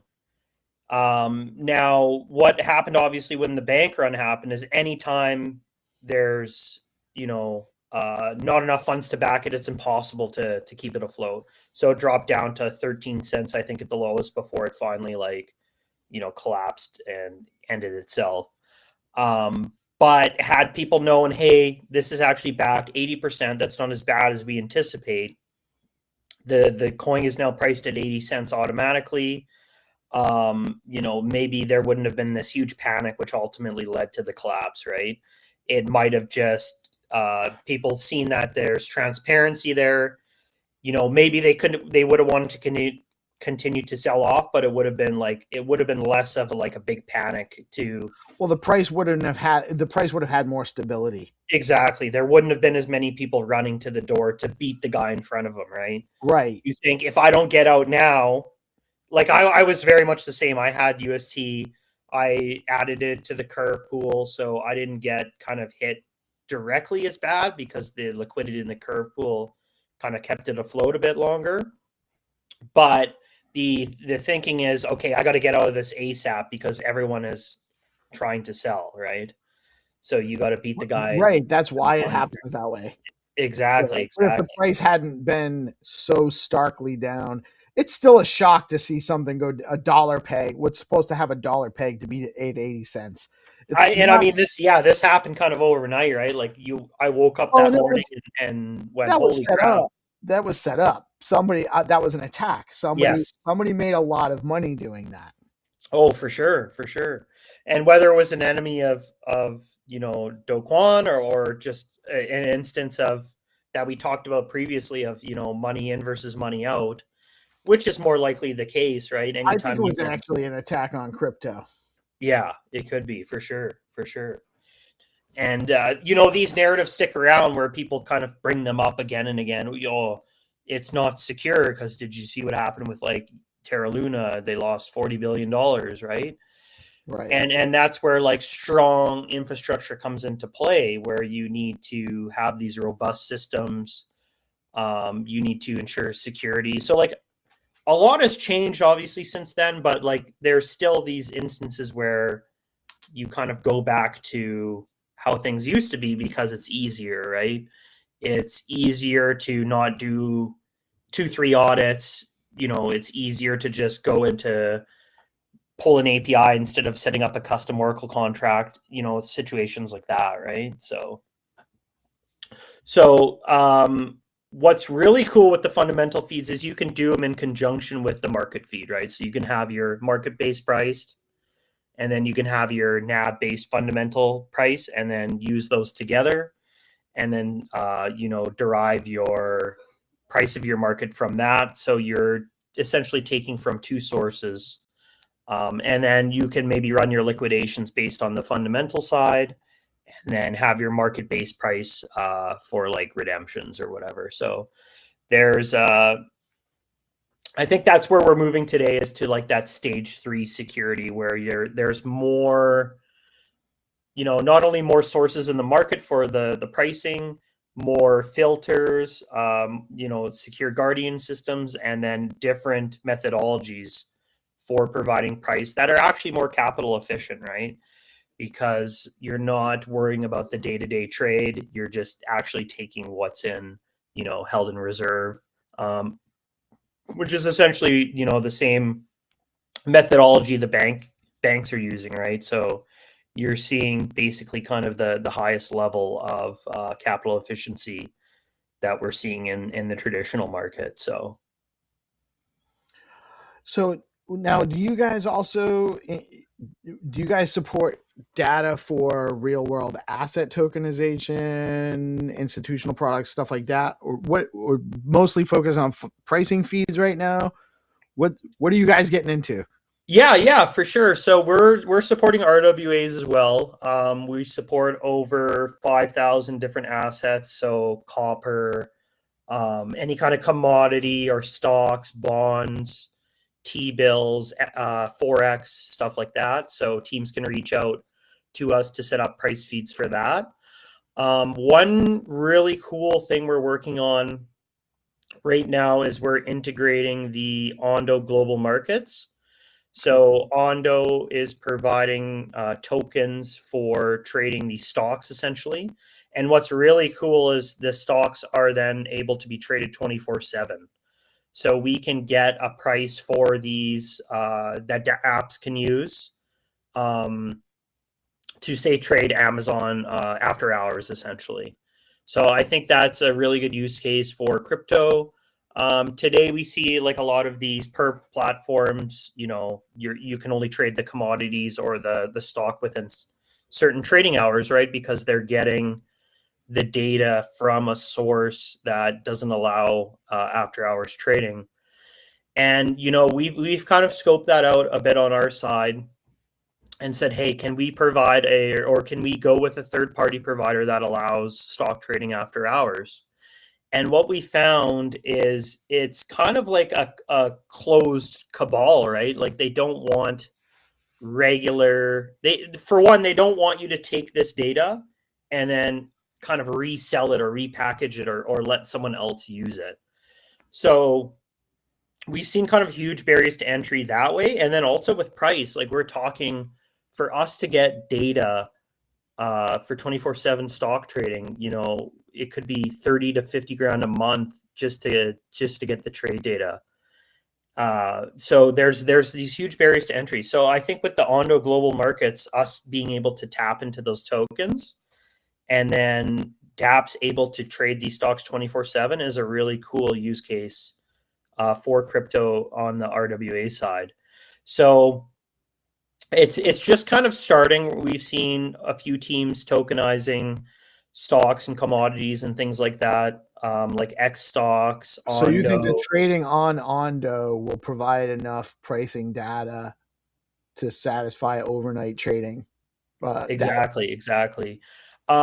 It's early days right now. I haven't checked liquidity and volume in a while. I know a lot of those tokens have reached over 1 million in liquidity, which is enough for us to provide a price feed on that.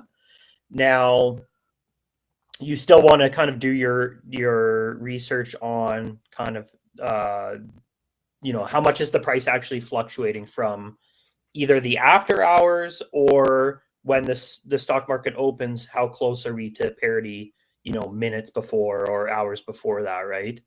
So I haven't done my research on that, but things will continue to get more robust, definitely. Ondo's a huge team. They're building really cool stuff to allow, tokenization on chain. So I think that's really exciting direction we're heading in the RWA space is, For sure. allowing this. Well, and they're also Ondo's on base, and Coinbase literally yesterday just announced stock trading and prediction market coming soon. I have to assume that they're probably going to use some of the information from Ondo as well, and or maybe, I don't know, because it's on base. I don't know if that's right. Not sure how affiliated they are with Ondo specifically, but if not, then there'll be some other option in the marketplace that they're using anyway, right? Yeah. They may be paying for those premium sources, and that would be great. I mean, again, they probably are facing the same issues of, they have these premium sources, but they can't kind of disclose them to others. But again, like with the Oracle feeds, if we were able to tap into that and tap into our own and then tap into Ondo, we can provide an aggregated source, remove outliers, use the Guardian, and we have like a stage 2 Oracle for RWAs, right? So the more and more these teams get involved in this, the easier it is for us to provide robust infrastructure on it. So very cool. Very, very cool, man. So do you see is AI development and or the iteration of the AI, the more sophisticated applications of it, is that causing challenges for you guys as far as security of your networks? Like what are some challenges you guys have from that? yeah, the AI side is interesting. I think we're still pretty early days for any kind of risk from those kinds of attack vectors, especially on like the DeFi side. I haven't seen too much sophistication in all the teams that I've talked to. Where it's really cool and kind of moving away from, and like maybe the benefits towards people, and what I've seen is like AI controlled vaults for like yield, right? So you deposit your stable coins with an AI, and the AI is looking at all these different pools and all these different vaults. So the AI could also be a consumer of your data feeds. Exactly. Really, probably more of the issue is not. It's less of a challenge that it could be a threat, and more of a challenge of how do we serve these agents. Yeah, and I mean, looking at from the security side, now I'm not like an expert on that, but you could tap in these AI agents and say, look at our data feeds and see where there's any kind of risk, right? Where we could be thin on liquidity, or what are the potential attack vectors. All teams can be looking at this, not just Oracle's. Verify the smart contract and see, we've seen so many of these re-entrancy attacks over the years that just keep popping up again and again, and people forget about the past, right? And I think where AI is really, really good is analyzing the data, looking in the past and seeing and making sure that, these 1 or 2 lines of code are updated, to not allow kind of previous attacks to happen, right? So I think as people forget, or they haven't been there back in 2021, 2019 when these things happened, because it kind of goes through cycles, right? These things get like, these particular attack vectors are like hot, and then they fall off. People forget about them. They upgrade to a new contract, but there's a bunch of teams using the original contracts, and then there's those attacks again, like we saw with the Curve V2 pool there a couple months back. Yep. So, yeah. So I think AI will be very, very good on the security side, and then super useful to to kind of maximize yield as well. And yeah, data plays a massive part in that. It's going to need to be tapped into all this data, all these sources, how you want to use it, right? So the more data you can feed the AI is going to be, that's the number one thing, 100%. So we have we know a couple of people working on the X402 solution, which is payments between AI agents, and it's a little over my head, the conversation. We've had a few on our show.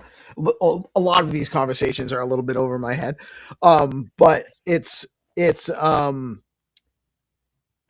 closer than I think we really. It seems closer based on the conversations I'm having with people to this stuff becoming more actionable than, because we play around with a lot of stuff because we're doing a show. We are now a live stream all day, and we cover a lot of projects, and we love touching around on stuff that's new, a lot of stuff in testnet, and we've played with a number of trade bot agents in testnet or even in beta mainnet stuff. Agent Hustle over on Solana. We've played the AI BTC dev guys are doing some really cool stuff on Stacks. There and a number of them, and they're mostly just conceptual. They're not lined up with enough memory. They're not really they're still just MVP products. Yeah. But there are a lot of solutions that are being worked on right now that I think we're probably a little bit closer than we may really we're trained to expect because of how fast these things iterate, because they're iterating themselves to a large degree. They're being used to actually build out the agents are actually building out their next iteration. So it's crazy how these things are going, but I think that it's going to be here actionable, like trading on your behalf, agent to agent, interacting with APIs and stuff like that, and different data oracles, and then transacting probably with Bitcoin, actually, in a large degree, in microtransactions for access to data. I really think that that's probably not that far off. Right. Yeah. One thing that I've always been interested in, and when it came to the space, I thought was like, oh man, this is really going to change the game, was like intents. So that's another one that, yes, that's So we have a guy that built subnets on Stacks with intents. It's crazy. There you go.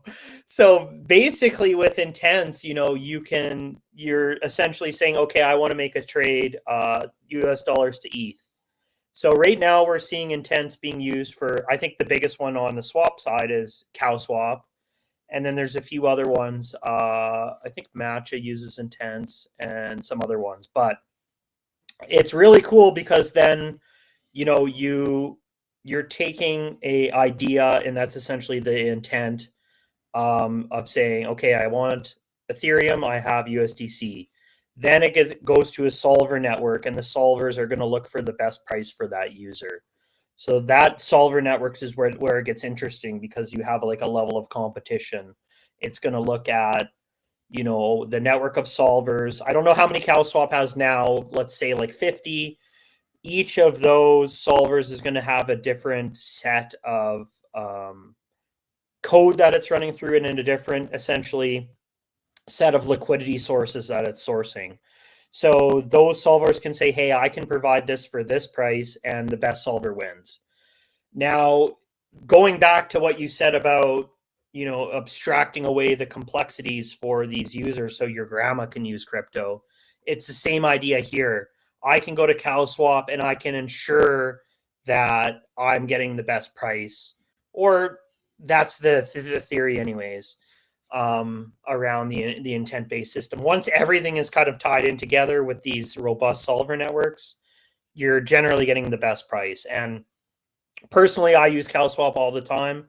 That's what I've seen. I'm getting an amazing price, sometimes better than the market rate, sometimes better than Binance, where you assume the highest liquidity source is always going to give you the best price generally.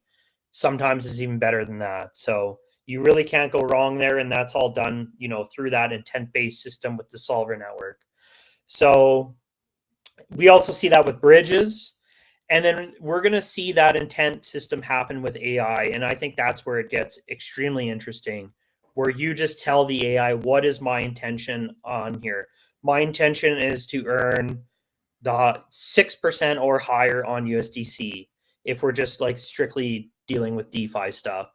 Then it's going to go and look at all these sources. It's going to deposit it in different ways, maybe. You may say, I want to lower risk by not using one pool. So you're feeding information to this AI and it's doing it on your behalf. Outside of crypto, this could be, we've seen this with DPIN stuff, where you simply tell your refrigerator to order you, or it happens automatically. When you're out of milk, your AI agent goes and orders you some milk or adds it to your order that you're doing like once a week, right? So this gets like really complex, but like very interesting in reducing maybe the mundane tasks that humans typically have to do. So the AI stuff, very, very cool. I feel like, there's going to be a lot of ups and downs and figuring things out. People maybe are getting sick of hearing about AI, especially, Google and Amazon and all these big names, Meta, every day, essentially sharing all this information. But it is becoming game changing, even with these like AI robots that they're building to suggest that, it can do the tasks that maybe humans don't want to do anymore. It's just another step towards, higher efficiency and maybe lower risk and lower, increasing the standards of how this work's being done, right? Because you can standardize all these robots to do, concrete work the same way every time, right? So you're kind of removing the human element in a sense. Not necessarily you're removing the creativity, but you're standardizing everything to be done the same way, which has a power to it, right? So tons of interesting aspects there with AI to kind of jump around a few of them. So I do want to make sure I get these in here before we have a kind of a hard stop by 2 p.m. because we share our Restream account with our partners at Bitcoin Live, and they have a show coming on at 2 today. Gotcha. But I want to make sure I point people in the direction of the DEX account. It's at diadata_org. So you guys can follow DIA, and the website is diadata.org, which if you guys are interested, you're building a project. We have a lot of developers that watch and tune into our stuff because we cover a lot of developers. DIA is a great place to go to look into your Oracle services that you need for the platform projects you guys are building. So make sure you check them out, diadata.org. And Josh, was it so, bro? You are such a really nice. I love your personality. Really even keeled dude. Great chatting with you. Would love to have you on again whenever there's something going on. Even if you just want to come hang out, we do the morning show. Sometimes it's a little more casual. Happy to have you jump in and chat with us sometime. Anything else we should know about DIA before you sign off? Yeah, for sure. Yeah, would love to join you guys again. It's been awesome chatting. Definitely super passionate about the space. So, I'll just mention on DIA here. So we're generally working with teams in two ways. We work with the chain foundations directly, and then we work with like the dApps to provide their Oracle feeds. So any dApp can come to us and request a custom Oracle feed. In most cases, if it's just a standard price feed, that's going to be completely free of charge for the applications that reach out to us. If it's a price source that we are supporting, for instance, if it's something on price feed on, like generally we're supporting, we can theoretically support any price feed as long as we can get that data source. In some cases, we need to scrape like a local ecosystem DEX directly to get that source. But I'd say 95% of the time we can just support the price feed completely free of charge for those applications. Wow. So definitely reach out to us. And we also are doing a grant program right now where we're reimbursing the gas for updating those price feeds. And that's actually on Stacks as well. So you can use DIA oracles completely free on the 63 networks we support.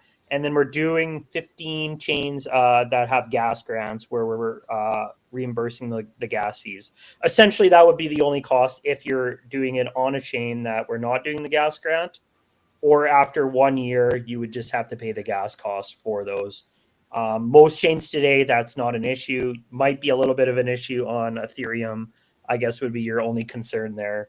So sometimes it's pretty cheap on Ethereum right now. Though. Yeah, we've seen it lately where it's been cheap. So when that's the good thing about the bear market is you are getting cheaper gas. Yes, it hasn't been too bad on Ethereum for almost a year.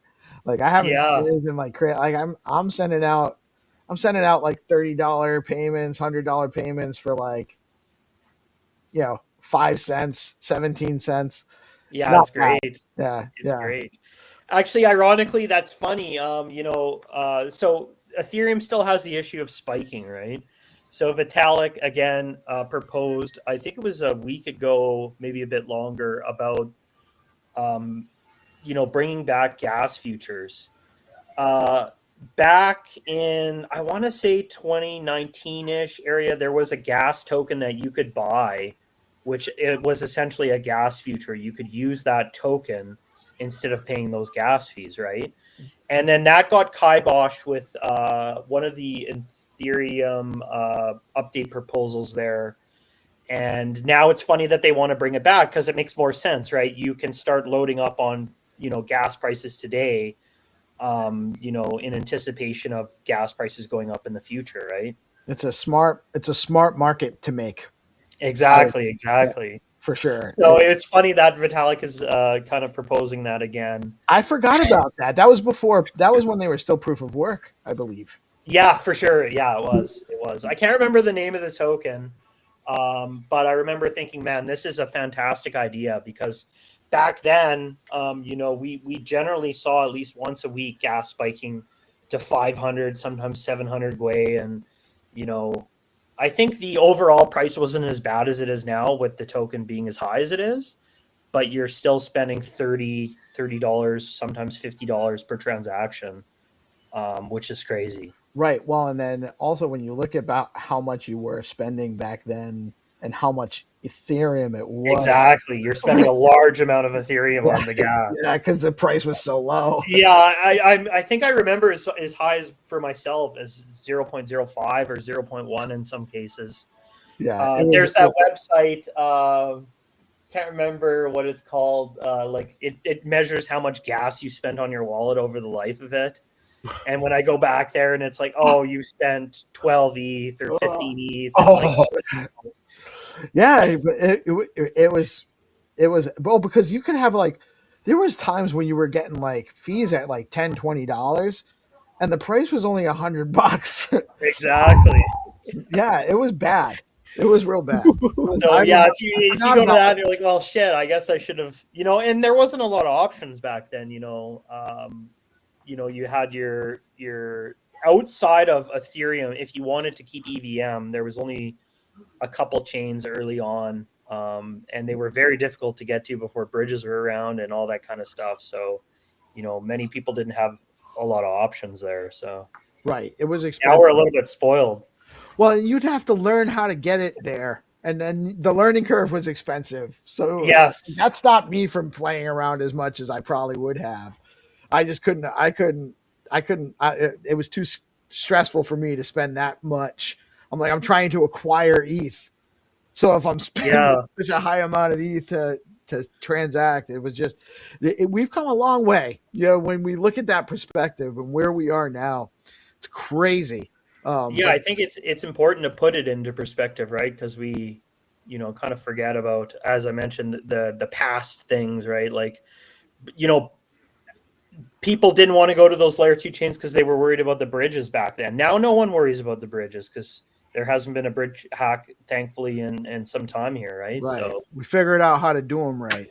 Do them right, do them secure, use intents, and everything's good, right? So, right. You know, fingers crossed that, you know, you don't run into more bridge issues here. But I think that side has been heavily audited at this point. So, which is fantastic. Well, and I think it's awesome that you guys provide basically like a very low cost, if not free service for you know DApps that are DEXs that are on the chains you're supporting, and that's a huge deal. I wasn't aware of that. But so you guys that are looking at building DEXs, because we do need more of them, by the way.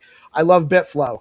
Huge fan of what they're doing, but I think that more options in the marketplace makes everything more robust. And so if you're looking at starting a DEX and you need the data feed hookup, Josh is the man. We'll get you in touch with Dia, and we'll get you all set up and squared away. Yeah, definitely. Yeah, the free aspect's really cool. So like that's, you know, generally we're seeing 10, 25 price feeds for these teams completely free. So yeah, DEX, lending protocol, liquid staking, CDP, yield, anything like that. Those are all kind of protocols that can utilize oracles and use those price feeds for adding functionality. Now, very quickly, I'll just mention too, we also support on the other side, as I mentioned, the nav-based fundamental feeds. We support verifiable randomness for like potentially casinos and loot boxes for video games. So crypto nuts. One thing we're seeing today actually with the crypto casino stuff is you can't really, it's kind of closed source. You're not really verifying the transaction, which is crazy. Or you're verifying it with their own built-in VRF. With ours, it's all, again, fully transparent end-to-end. You can verify that that transaction's done correctly and that you're receiving the right amount of funds. And then on the loot box side, that's really exciting as well. You can verify you're getting the correct loot out of the loot box and that the devs haven't, you know, altered the math or anything like that, right? So that's not something we see. And again, this needs to come from the users a lot of the time to say, hey, we're interested in having transparency here on this. Otherwise, typically you won't see these gaming studios getting involved with this, right? But that's kind of what crypto's built on. That's the ethos that we're all here today to support. So we need to continue pushing on that side. And then finally, one thing that we're working on that's really, really cool is called AI resolution in partnership with GenLayer, so that we can open and close markets without any intermediaries using this setup. So we'll kind of push that AI resolution on chain to facilitate opening markets, whatever kind of market, and then you choose which agent where they're resolving that market. Could be like routers or like Twitter, that kind of stuff. And then that we can push that resolution back to the chain once the market's closed, and then close that automatically without any intermediaries. So basically a white glove end-to-end solution for prediction markets there. So really excited about that as well. You guys have a lot. So Dia has a lot of services for developers building on chain. So you guys definitely need to check them out. Yeah. Josh, man, it's been a blast. Even without our music, which is really throwing me off, by the way. I can't tell you guys how much it is like stressing me out that I can't turn on and off music during the intro stuff. But great having you. We do got to wrap up. I could keep going with you for a while, but we'll have to have you back, guys. Check out Dia.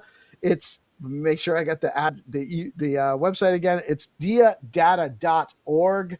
Check them out. They're helping us get secure data to our apps. Lots going on in the space. Make sure you follow. And Josh, thanks, man. Thanks for joining us. Yeah, thank you very much for having me. And yeah, anyone can feel free to reach out to me anytime. Yeah, excellent segment here, Steve, and pleasure to meet you, GP. And we'll see you guys again. And thanks to the community. Awesome. Right Have a good on, one, right Josh. Take it easy. We'll be back with some more. I think Nick from Bitcoin Live is going to be joining us very shortly with Jerry for the Proof of Work podcast. And y'all have a blessed rest of your afternoon. Stay tuned. Thank you, Josh. Thanks, Yeah. GP. Peace, guys. 0% slippage with the new HODLMM concentrated liquidity market maker over at Bitflow. Awesome stuff going on over there. Well done, guys. Can't wait to play around more with it. And there is opportunities now for phase 2 of the beta testing going to launch soon. There'll be some boot camps helping people learn how to go through these later on in the month or maybe early December. And we're really excited about this project because it's really going to take trading on the Stacks ecosystem to the next level. You know, the liquidity provider opportunities are going to be really cool, and just 0% slippage on swaps is something we need, or way lower than 4%. The 4% slippage is probably something that's been holding the ecosystem back a little bit. I'm glad these guys are solving the problem over at Bitflow. Let me bring on the Chads. Stop sharing my screen. We got GP in the house. Good morning, brother. How you doing today? Good morning. Doing good, man. Doing good. Just getting started. Happy hump day. Happy hump day. We got 300 in the house. What's up, brother? How you doing today? What's up? What's up? Peace. What's up, GP? Good to see you. Bizak on your camera. Awesome. That's right. I forgot we had. This has been. You do look nice. You get a new camera. Yes, dude. It's actually better quality. Got a new light too. So so nice. Might be the lighting. Very cool. So I mentioned in the opener earlier today when I first opened the stream, you guys will be running the stream tomorrow without me, which is, I'm sure you guys can do it, but I just I like to remind everybody, give these guys an extra hard time tomorrow. They need. So my broker, right? My real estate broker, who's an old guy now, and I've been doing it for a long time. But when I first started, and he still says it to all the new guys, he used to say, I want you guys to have hard transactions. I want you guys to get beat up a little bit because that's how you learn. That's when things go smoothly. You don't learn how to tie it up.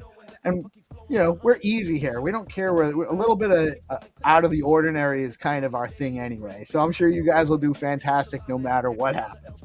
But I do want you to get beat up a little bit. So people tune in, give these guys a hard time in the live chat, or don't. Give them support. Show them some love. I don't care. But just show up. Show up for the homies tomorrow. It'll be a good time. Me and 3 have ran the show once or twice, one or time or two. So yeah, I mean, and you did the night show for forever. So you're not new to doing this. So I think it'll be good for 3 to get a little bit of experience with the producing side of things. That'll be cool, man. Be good. Yeah, I think so. We also got Nosferatu in the house. What's up, Nos? How you doing this morning? Nos is actually our newest producer as well. He's got some producer access. He's gonna come on. He's gonna help out a little bit, being supportive of the.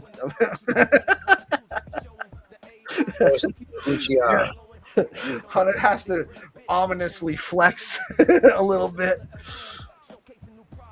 All right, let me bring on our guest. Also, go chain right here, son. Go chain right here. You ain't got that, do you? I know. That's a win. I'll win. Oh, nice. GP wins, right? GP got Jesus. GP got Jesus, so GP wins. Everybody needs a little bit of Jesus. Everybody needs. Yeah. Where is Jesus? Jesus? Oh, Jesus! You said peace. Has he risen? There he is. He has risen. Let's go. He isn't, dog. Well, you gonna need to put him closer to the camera or something. He blurred out. You can't blur out your Lord and Savior. Come on. We have the homie white official Ovi Mars coming on. Let's go. Ovi, how are you today, man? Hello. What's up? Good morning, GM, everyone. Morning, Good brother. morning. Good morning. Ovi is he's been in the ecosystem for a little while now, and he's a participant in Stacks D grants. And he's got a really cool project called, is it STX Works or Stacks Works? Stacks Works. Yeah. Nice. Why don't you there's a lot to know about this guy. He does live streaming. He's a musician. He plays some music. He's really good. He can play the guitar. He can sing. And he also is a coder. And he does a regular live streaming on Binance as well, on the Binance platform. So, Ovi, why don't you, now that I kind of spoiled everything, why don't you tell us a little bit about yourself? Yeah. Okay. So I'm just like I'm basically a physics enthusiast, and I've been a theoretical physicist and robotic engineer. So I've just switched up myself. I've been into media industry in Pakistan. Like it's been like 16 years I've been spending with the ATL, BTL, TTL campaigns with the different brands.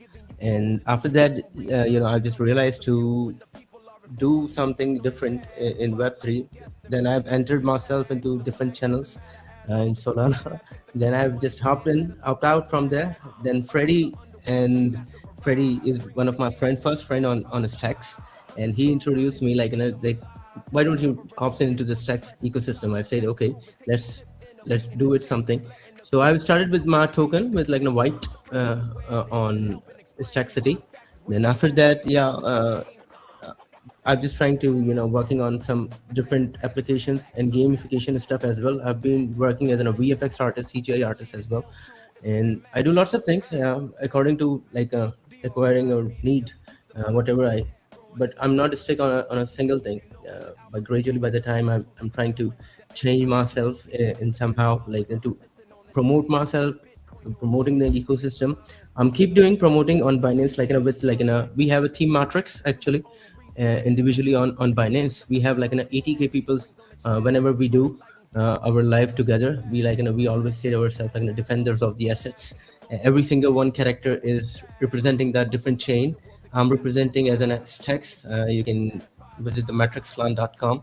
So we are 9 core members, and we are keep doing promoting the different chains. But mostly whenever I hop in, I always promote Stacks on Binance every day. Most people don't know about it in South Asia. So we do BTC party and give away to the people on a raffle wheel twice in a month. Yeah. So we are keep building our and keep expanding. We have another group which is Portal Latino from Latino gangs, and Alondra is in our. Oh, I think we lost him. I think we lost him. Goddamn. We and did. I know We GP was very in the Latino part. He's like, hey, people, Latino. Let's go. Hey. Vamos. Vámonos. Let's go. GP was interested in the Latina part. Yeah, I'm a Filipino dude. We're like part Spanish. Like Spanish Asian. I'm Italian, which is almost the same damn thing. So, I think he's back. I hope. Oh, yeah. Maybe. Yeah. Oh, maybe not. I heard it, but I don't see him. Might be having some trouble. So. I wish he was here because I would love to have him talk a little bit more specifically about his project. It's a freelance platform, so similar, not dissimilar to the gig marketplace piece at Zero Authority DAO, but a little bit different and its own take on the process. And it's basically a way to almost like a Fiverr, but on Stacks, where you can offer gigs, accept gigs. There's an escrow piece where you offer a gig, you put up some money. It can be Stacks or SBTC, and on there, he's still just working on it. It's a new project. It didn't exist before D grants. He's literally building this as a proposal for his D grant. He did submit his milestone 1. He has a testnet MVP piece that's a little bit, I was hoping we might even be able to try it out a little bit, but I don't have the link handy. Hopefully he'll be back. Let me actually see if he's DMing me. Now that you guys all saw all my DMs. Let's go. Docs the DM. It goes down in the DM. It goes down in the DM. In the DM. Good thing I don't talk shit about people in DMs. Damn. I don't really talk shit about underscore. Just don't leak the group chat, yeah? Don't let everyone see the group chat.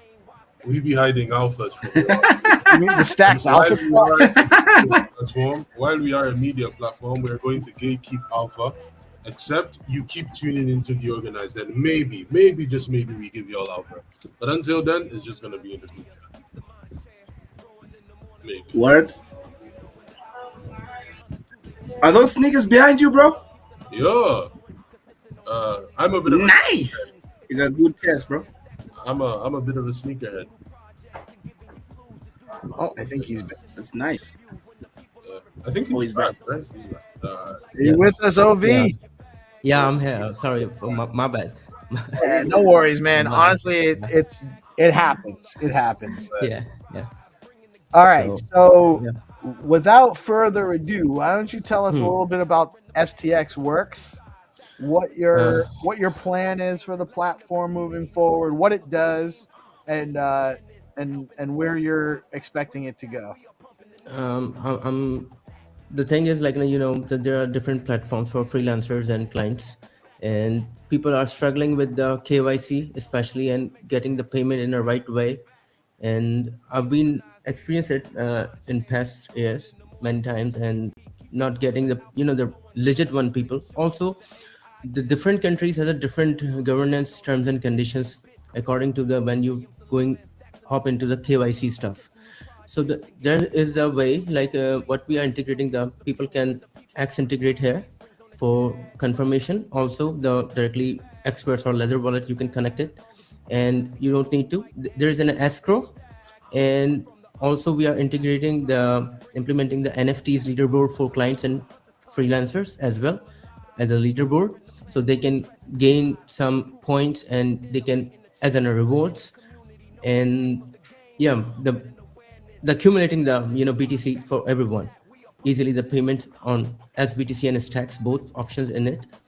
And hopefully, like before what I'm targeting, like if it is executed from our back, the milestone 1 grants. So I'm pretty much sure, like it will be done by the mid of the December. Maybe by the first week of the December, it will be beta test. It will be on for everyone. Very good. So basically, if I want to offer, I have a job I need filled, and I want to offer it on the platform, I'll be able to go in as a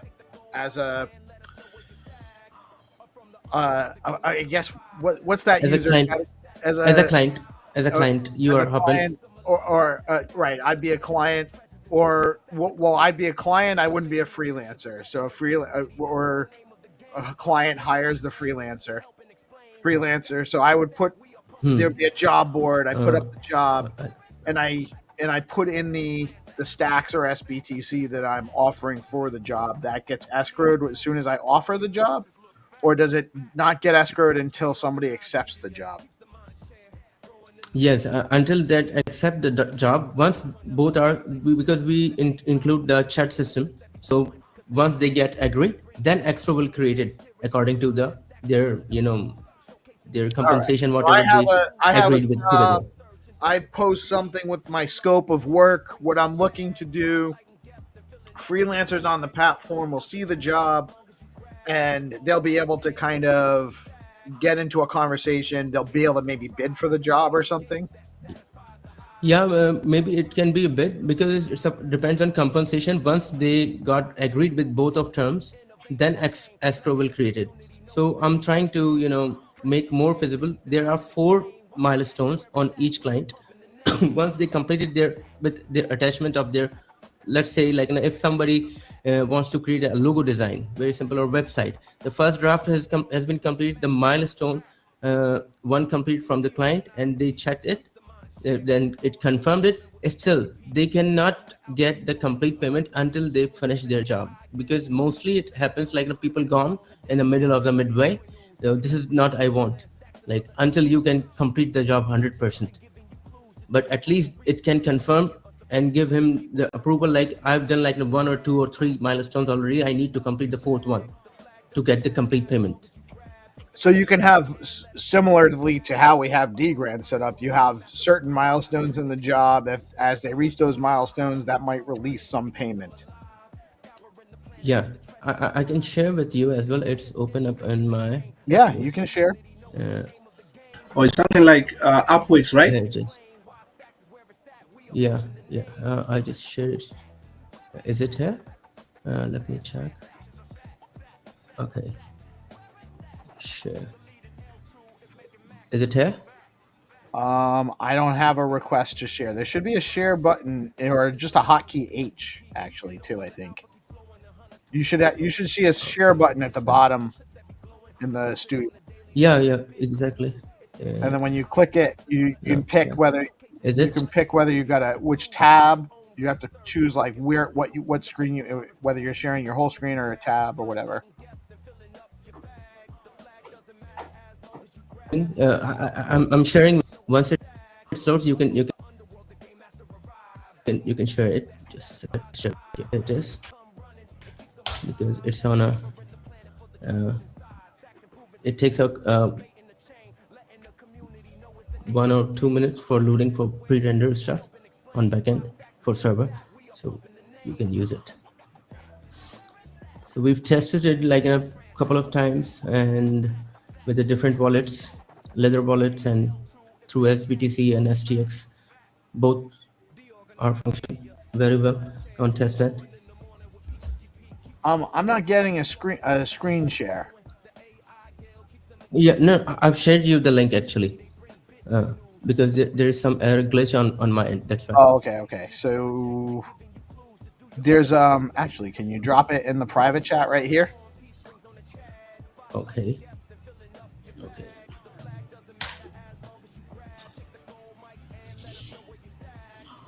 Oh, there it is. I got it here too. All right.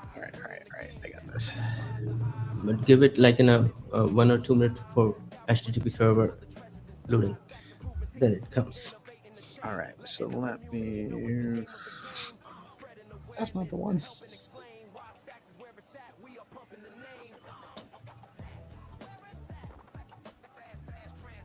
Oh, we did it. Yeah, here it is. All right. Yeah. So this is the platform. And let me get back on here. So there is nothing right now because I can create it, or you can create it as a testnet. You can test right away. No problem. Testnet? It's on testnet? Yeah. All right. So let me actually change to testnet wallet.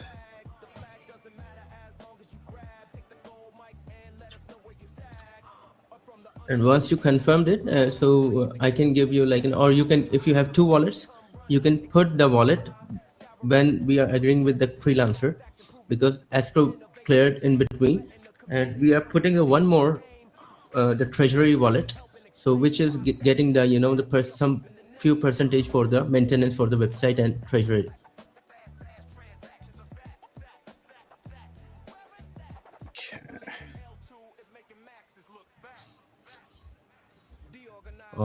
For the whole project free.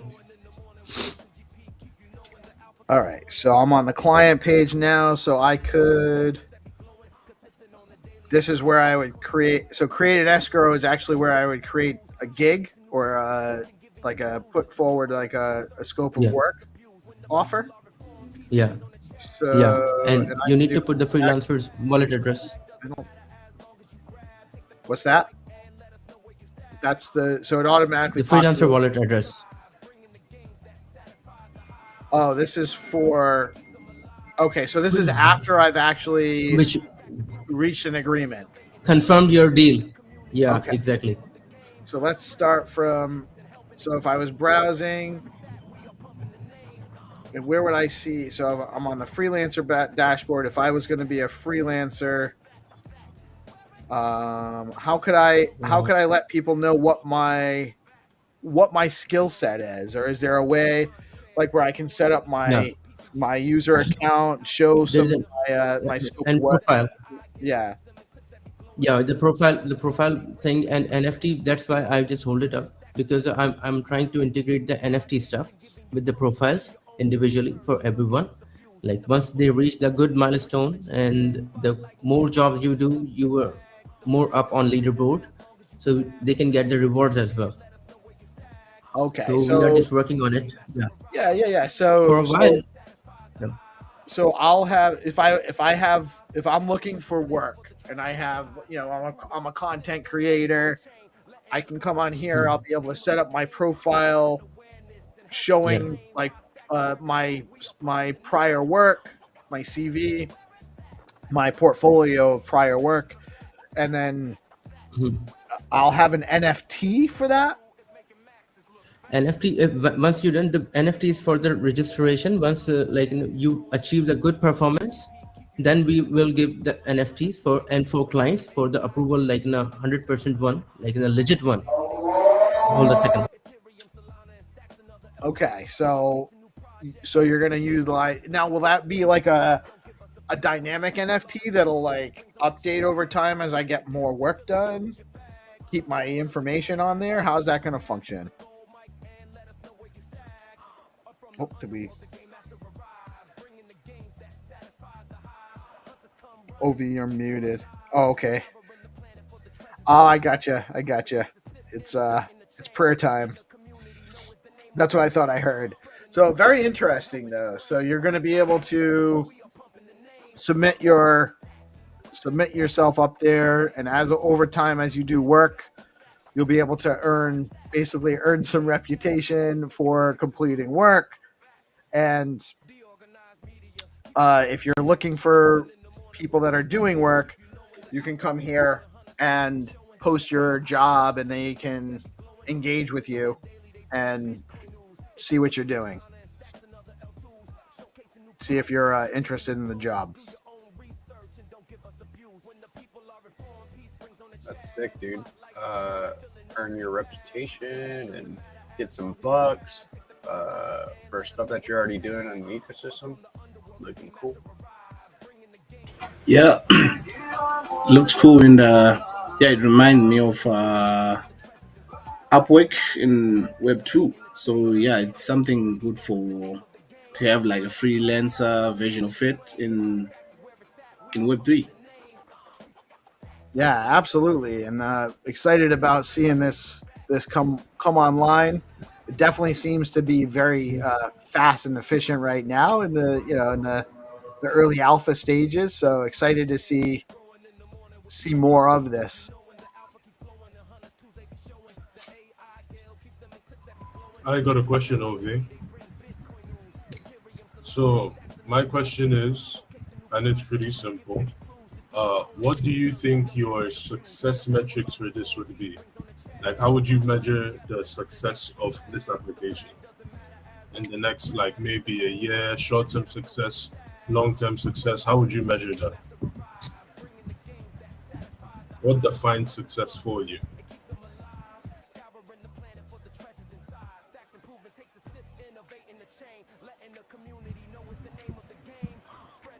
OV be there. I don't think OV's here though. No, I think he had some background stuff going on. So it's right. It's prayer time in where he is. So that's fine. We got about 15 minutes until Find2Earn, so hopefully he can make it back before the end of the piece. I would just say that I would expect success would be, I guess the first success would be completing the first, project, the first successful agreement where, client posted a job, freelancers post a certain number of freelancers post their account, create a profile. So having some clients and freelancers set up accounts, and then actually engaging in gigs, engaging in projects, facilitating milestones, number of payments, that sort of thing. Yeah, I have like the few campaigns, and according to this, like which I'm thinking to run according to that, like to promote the platform, the proper commercial for it, and getting, because I have some FMCGs companies, and I can ambassadors or different wallet companies like a Zeely or anyone, or Layers wallet, which I'm thinking like we can integrate with it as well. And so to collaboration with the different platforms, so it can helpful for expanding the more. So I also wonder, there are different I wonder if Stacks just announced a partnership with Wallet Connect. So I wonder if that actually, do you see that as being any kind of impactful on your project?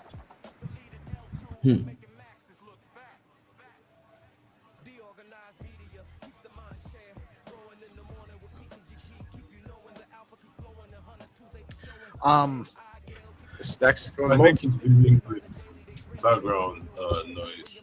So Yeah, I think he's having trouble hearing. And sometimes network issues. There's a glitch. No worries. Yeah, no worries, man. So what do you expect? When do you expect you're gonna have a live on mainnet project by the end of the year? Maybe by the end of this November I'm doing as soon as possible, because I need to move on a few more things which I'm looking for, like a gamification stuff as well on Stacks. Also the few more stuff which is already I've sent you on my document, the pitching deck. The two or four platforms I'm looking to creation on Stacks, not just only this one. I'm not sticking with this one. I'm keep going with the 4 or 5 platforms. This one is a good one. After that, the music one, regarding the interactive NFTs, which I've talked about before, like which is something different, like an FFT work. I'm creating something like a very entirely different thing. Like you don't need to QR scan or something. Just printing out. If I say the 1 GB of data, I can print it out on a A4 size paper. So anybody can, it's something different. So these kind of unusual stuff I'm trying to make usually. So I'm trying to integrate with it. Also the BSC chain, I'm trying to integrating with the Stacks actually. That's my main hook as well. On really? Binance, connecting with the Binance, yeah. You're trying to connect Stacks and the BSC chain? Yes. Very interesting. And you're working on a music NFT well. project. Tell us a little bit more about that. It's like if you got a photograph or anything, it can convert it into NFT, and you need to scan it on a decoder. Decoder is like in a user interface dashboard, and encoder is only available for the developer, not for everyone. Nobody can create it because it's a very different thing, and it is difficult to comprise the audio waves into the photograph or any image, the multicolor image, and with the FFT, the complete sound waves. And sound waves can be scannable through the decoder. If you are on it, you can hear it. For the samples, people can get the samples on platform, on NFT platform, like the 4 or 5 sample of NFTs, so they can test it, they can understand how it works. So if you have the NFT, you own it, and let's say any song we have, and you own it, and you don't need the internet or anything. You just need to, same as like an offline audio, but it has image as well, the audio FFT embedded into the image form. So the data is embedded into the audio. You would need some kind of like an application to play it on. Yeah, the same platform application, the same platform itself and an application which can. So it's almost like an encrypted NFT. There's some of the data is publicly available for anyone to use. Some of it needs to be decrypted exactly. or decoded in the application. Yeah. Very cool. Actually, Zenitron, who's going to come play Find2Earn with us in a little bit, has part of his Skullcoin project. They developed encrypted NFTs. The way those work, you have them on the Gamma marketplace or on a marketplace. They show like certain, the NFTs are used in a treasure hunt game called Skullcoin, like an on-chain game, where you get some information like the type of NFT it is or the type of information that's on there. But then you actually have to have the NFT in your wallet, be connected to the platform and logged in to get like some of it's like clues for a treasure hunt. You have to go look for this, you go look for that. Yeah, I've experienced it. Oh, so you're familiar with Skullcoin. Yeah. So it's similar concept, I'm assuming, where you just have the subscription on the NFT where not all of the data is available until you can decode it. Also, if we can say like there's an NFT which has infinity music. It keeps going. It is designed like that way, like a radio with a synthesizing sounds, and it is keep going, like a nightfall sound or anything like meditative kind of stuff. Usually we binaural sounds. So you have a music generating NFT. Yeah. Infinite music generator NFT. Exactly. These kind of stuff as well. Wow, very interesting, man. Very interesting. When do you expect to have that developed? After StacksWorks, I've quickly jump into the BSC connection. After the BSC connection, I'll just dig into this one as well, because I've started in 2019. I have the samples for it, but that's a very small part of audio which can put it into a single NFT. But now I'm able to put like 4 minutes, 10 minutes of audio into one single box, which is 1080 pixels. Very interesting. And you stream, how often do you stream on Binance? Yeah. Daily Oh, daily on Binance. What's the everyday you have a group you have a group you work with? I can't remember. I don't have the website handy. Team Matrix, Matrix Clan. Let me write. Here it is, matrixclan.com. All right. Let me actually put that on there. So, and you guys are all like heroes. It's a comic. Yes. Oh, you got a comic. Yeah. Comic thing going on. Here's you. Yeah. I like the theme. Yeah. Nice. But GP's working on his own comic. He's got his Gigaverse characters and the Gigapepe and the spaceships and the memo bots. We're actually giving away. Oh, we gave away a memo bot last week. Memo bot NFT. So GP's working on some comics and stuff too. You guys should definitely get together and collab maybe. Yeah, we usually do in that way, like in a comical theater on every. Yes, we can talk to like that every time. We are the defenders of the assets. Yeah, man.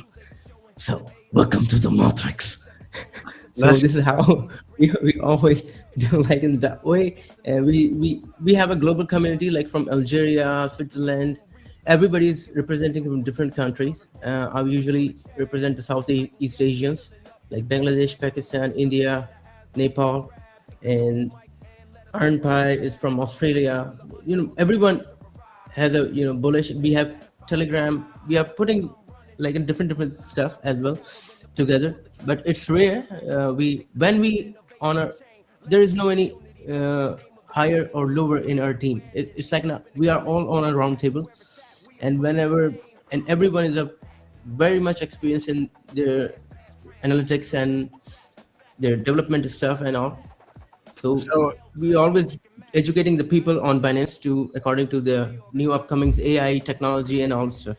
And so each of you guys represents a specific token to the platform.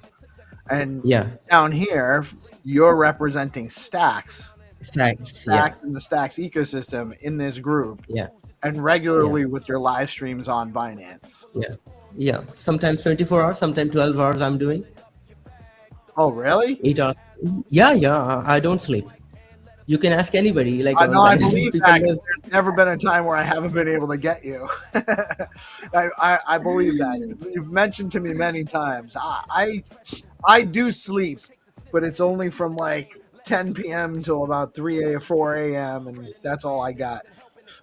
Which is for somebody that doesn't sleep, that probably sounds like a lot. People keep saying to me, like, "No, please take care of your health." I say, like, 5 days are enough for me in a month, whole month. Just I'm keep doing until I got frustrated. Actually, if I not get the result, whatever I'm coding or something, when I'm stuck in, and I'm keep awake myself to engaging with the audience as well. Meanwhile, and working on coding as well, and both things I'm going push one co-host so they can manage the live as well, and the KOLs I'm putting it. There are more. I'm bringing out like more people on theme. Metrics is centric to the Binance, but we recently launched our BSC token as well. Just as like suddenly we are just doing fun, and somebody hops in our space and say thank you. I said okay, thank you. Okay, so let's make a coin, the think tank.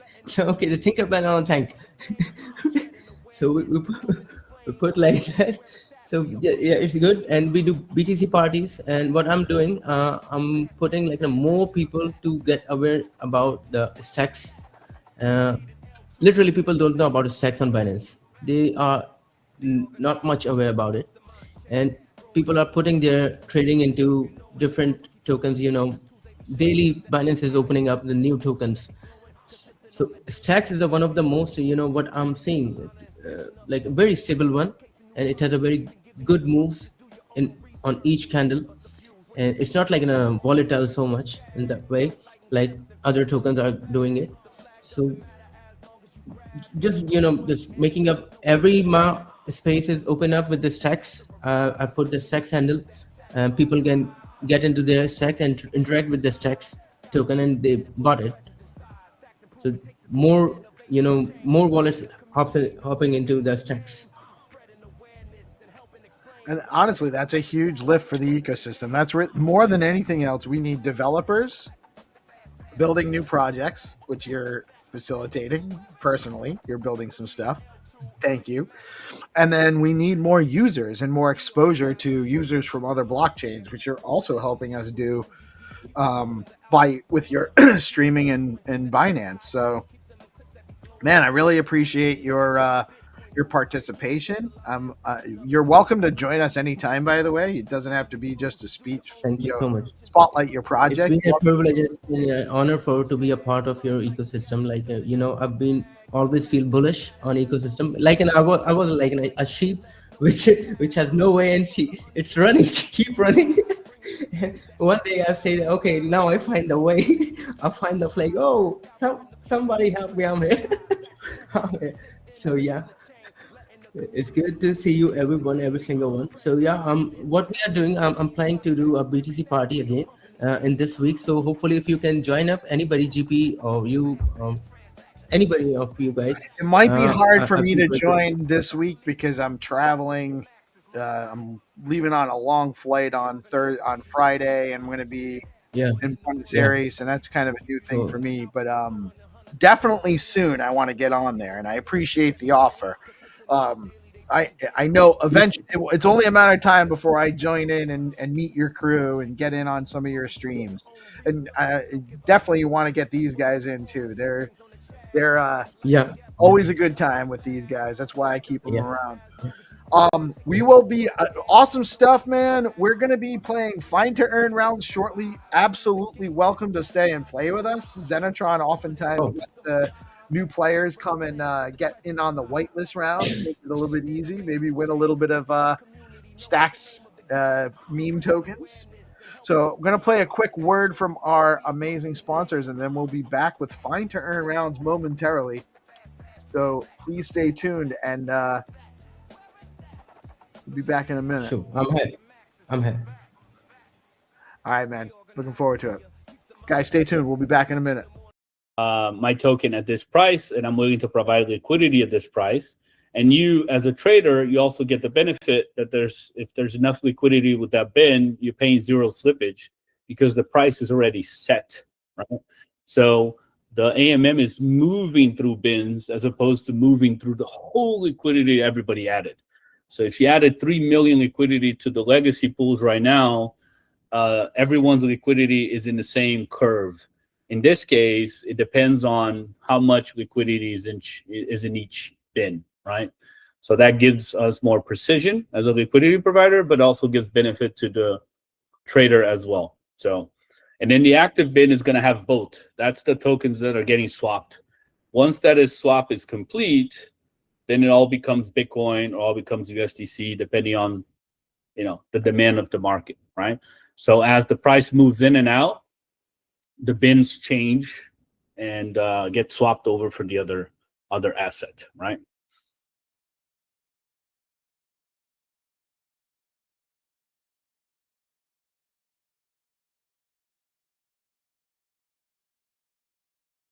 Exactly.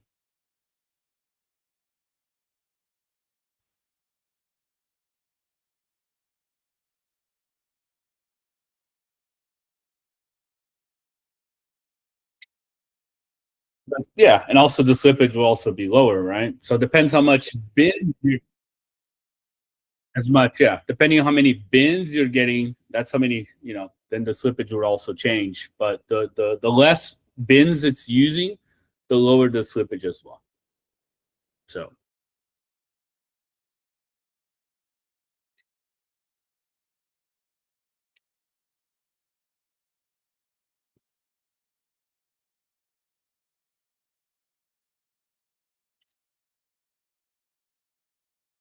yeah, I think we can do hands-on. Reminder that everything that we're covering here and more is on the BFF Army self-guided, which is the one that Peace here is following. So I think if we show, it's a little bit easier, but every step of how to open a position, how to manage an active position, how to close the position, it's all here.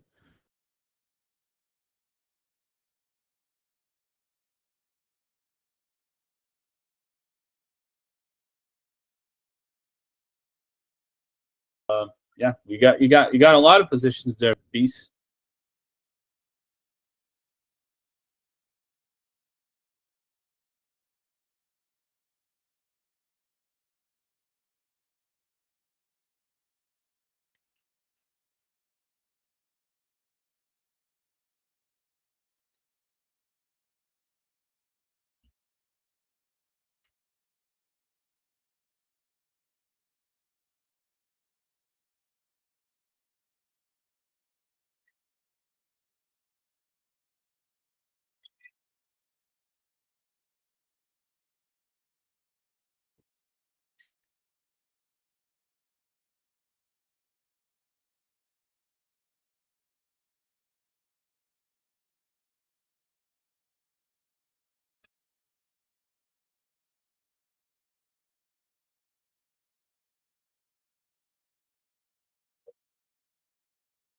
Mhm.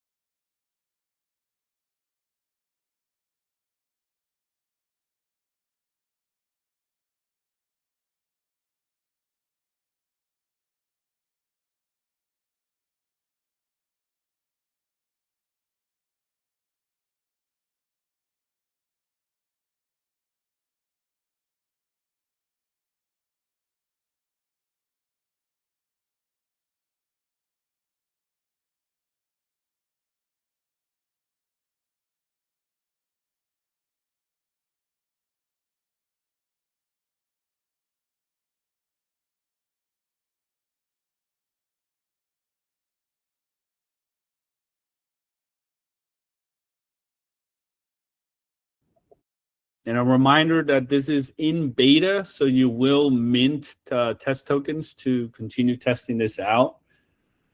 If you haven't already, if you're not in beta already, just there's a link, which is waitlist.bitflow.finance that's being shared here.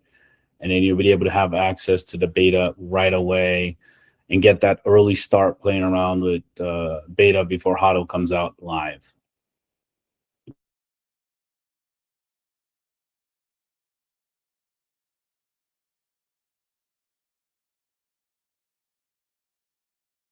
You would increase the range of your position, increase the liquidity depth of your position, but you would still have, it's still one position, right?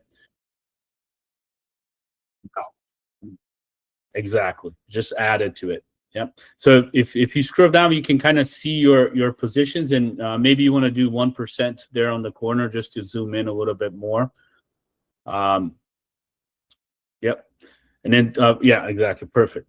So you can kind of see that you have, if you hover over these bins, you can kind of see what these bins are, right? So on top of the price, you have, in this case, USDC, and it shows you how much liquidity you have in each of those bins. Below the price, you have the other token, token B, which in this case is going to be BTC, right? So you can kind of see that you have a little bit more of USDC than BTC in this pool, either because it got swapped or because you added more USDC. The main thing is that one of the key things is also the flexibility. You're able to add liquidity to both sides, to one side, any amount of liquidity on any side. So that's also very, very beneficial. Just add TBTC, exactly.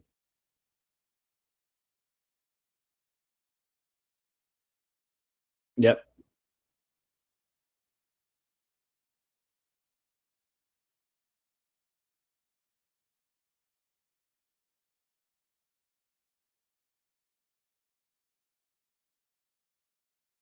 Yep. And if you click pool liquidity as well, you can kind of see the whole pool liquidity on that tab. Yep, exactly. So you can kind of see that there is more USDC liquidity in the pool, so than BTC, which is also part of the pool composition, right?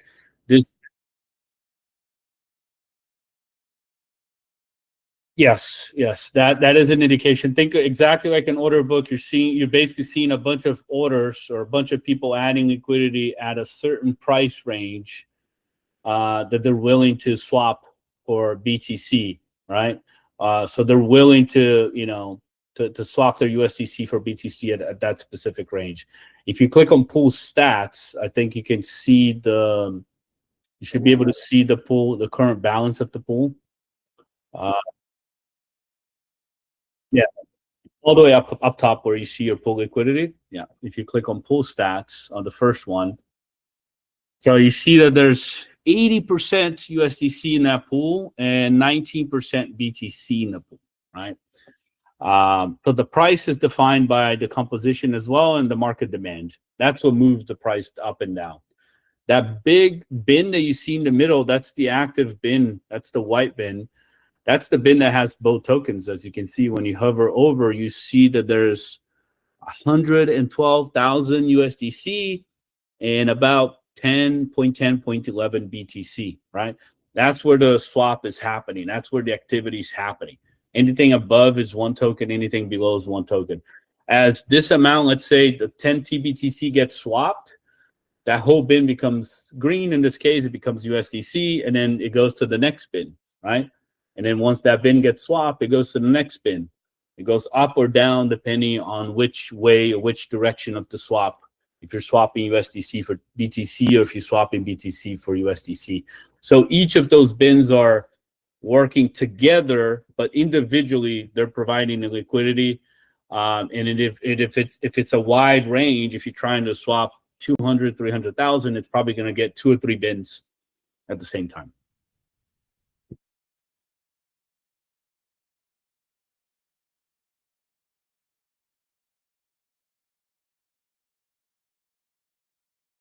Yep, exactly.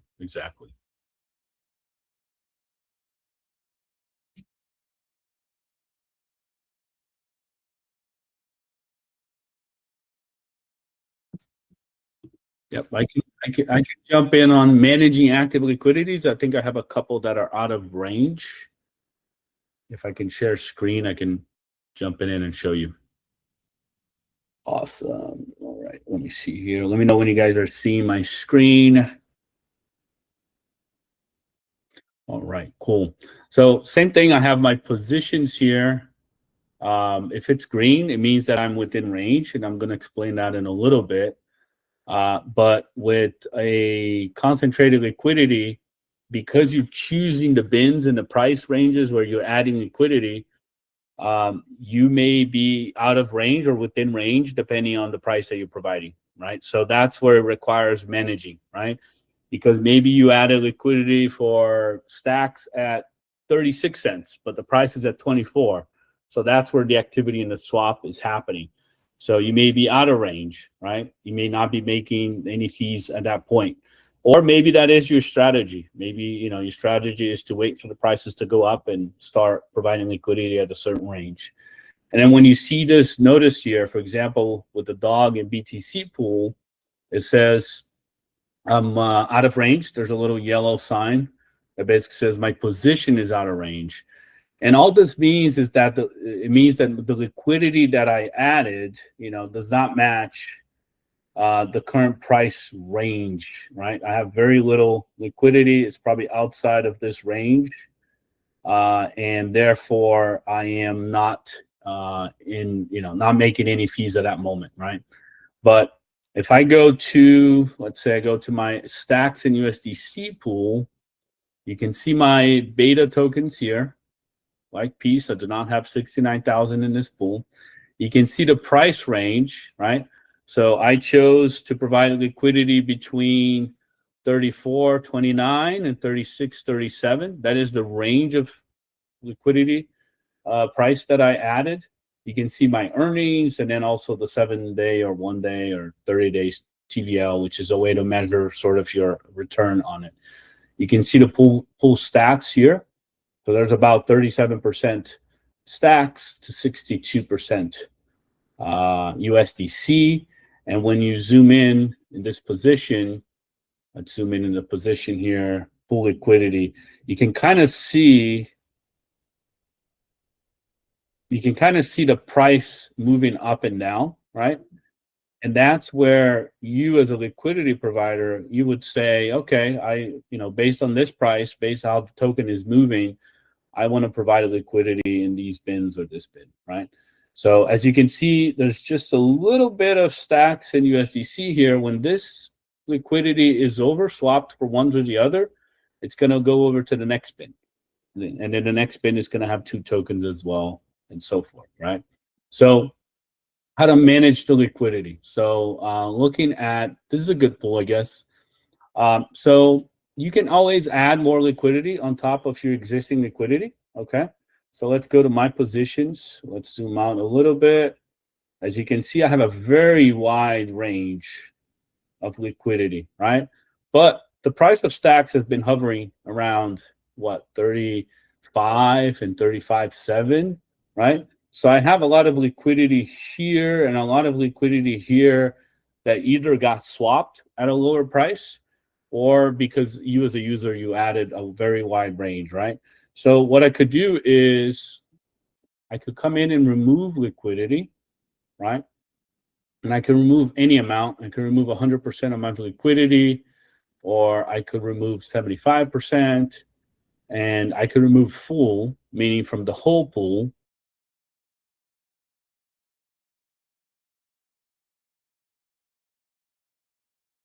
Or I can do custom the same way. The same way I add liquidity, I have the flexibility to also remove liquidity in a specific range, right? So let me zoom in here a little bit. So as we can see, most of the liquidity, most of the trading activity is happening within this range.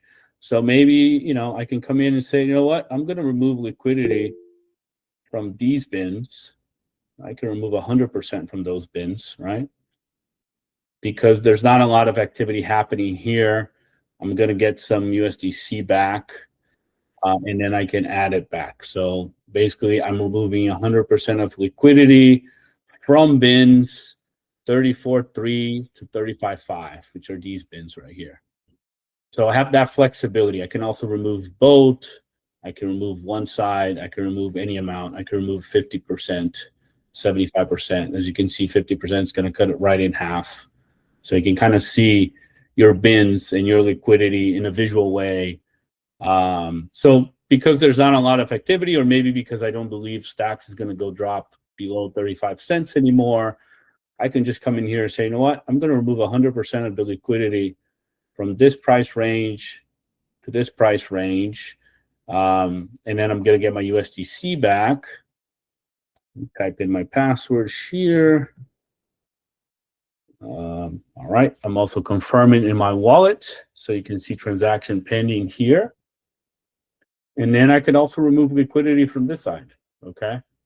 So I can remove liquidity from this side of the pool. And then from that point on, you as the pool LP, only you can remove and add liquidity, okay? And from that point on, I can come in and be like, okay, you know what? I'd like to add more liquidity closer to the range, right? And let's say I'm going to add another 45,000. So you can kind of see my positions there, and I can change the shape as well. So the dark one is the new one, and the orange is the previous position that I had, right? So you can kind of see how it stacks up, right? I'm adding more liquidity to the bin, therefore the bin is becoming deeper.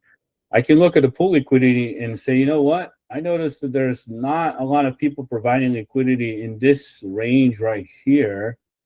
So I'm going to be even more precise. And I'm also going to add a little bit of USDC, maybe a little bit more. So if I zoom in, you can kind of see, like, I'm providing liquidity in those 7 bins. I can see my positions. I can see what the active price is, but I can also see that there's not a lot of liquidity in the pool. So that gives me an opportunity to say, you know what? There's a bunch of liquidity here, a bunch of liquidity below, but I'm going to add within this price range. So that's going to be between 35 and 5, 36, 7 bins. You can drag and drop, or you can use the price ranges here. It doesn't matter. Or you can type the price. That's okay as well. It all adds up to the same. And then the distribution volatility strategy is basically how you're distributing liquidity across those bins, right? Is it going to be a spot where it's equal? Every bin receives the same amount. Is it going to be curve where I'm adding more liquidity closer to the price range and less liquidity as I move far out? And then also bid ask, which is the opposite. I'm providing less liquidity closer to the price range and more liquidity as I move out. So if I think that there's going to be a lot of volatility, maybe this is a good example of it. Just going to do a simple spot, as you can see here. Let me do, yeah. So I'm going to do simple spot liquidity, and then I'm adding more liquidity on top of it. So I removed from one side and added to the other, right? So that's how you start managing your liquidity. Transaction confirmed. You can also go to activity here and kind of see, like, I added liquidity. I removed the liquidity, how much I removed. All these transactions are on chain, of course. And then I added an additional liquidity, right? So now that's how you manage your position. And you can do that for various reasons, you know, because maybe once you added single-sided, all your tokens got swapped. So now you're ready to get some USDC back. Or maybe prices moved very fast and you're out of range and you want to bring it within range again. So whatever the strategy may be, right? With tokens let's go USDC to BTC, for example. Let's see how the liquidity is. So let's see pool liquidity. So you can kind of see this. It's very clear that there's a concentration. There's a lot of USDC just around this area, right? And you can see the price ranges as well. Let's go to USDC. Okay, so you can see how there's where liquidity kind of stands, which also gives, like you said, Peace, it gives like where's the market sentiment is, right? Is the market willing to provide more liquidity here, and so forth? So right off the bat, I see that there's a lot of liquidity USDC for Bitcoin under, what is that, between 92.5 and 93. There's a lot of liquidity there, and not enough below.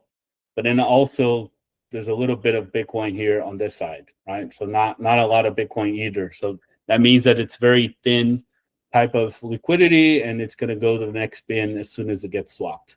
So when I look at my positions, I have a pretty much balanced spot, right? I have basically 7,000 USDC on one side and almost 7,000 TBTC, if you want to say so, on both sides. So I'm within range, right? But I could always remove it. I could always say, you know what?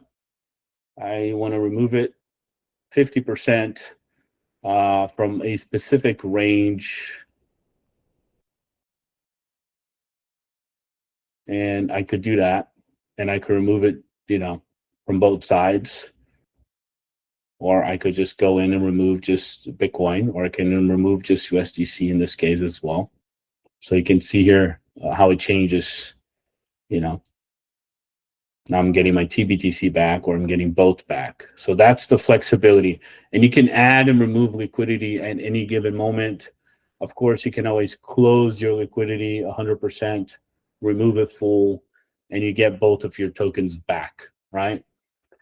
So there's a couple strategies with that, which I'll cover quickly. But let's say you only have stacks, right? And you want to add single-sided liquidity.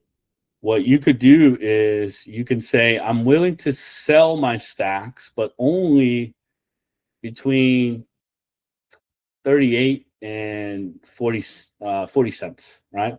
So let's just say here, so I'm willing to sell it for that range, right? So if we zoom out, we can kind of see what the price is, right? The full liquidity is. But I'm saying, like, I'm willing to sell it just when it hits this amount, right? Between 36 cents and 37 cents, right? Or the other way around, I'm willing to buy it, right? Let's say I'm willing to buy between,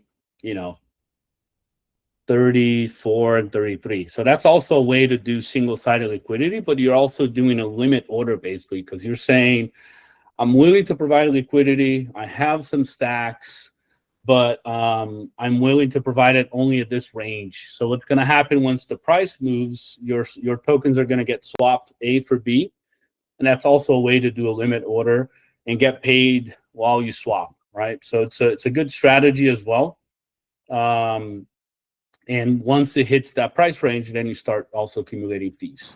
But there's a bunch of stuff that you could do in like shaping your strategy, but I think the flexibility can be used in many creative ways. So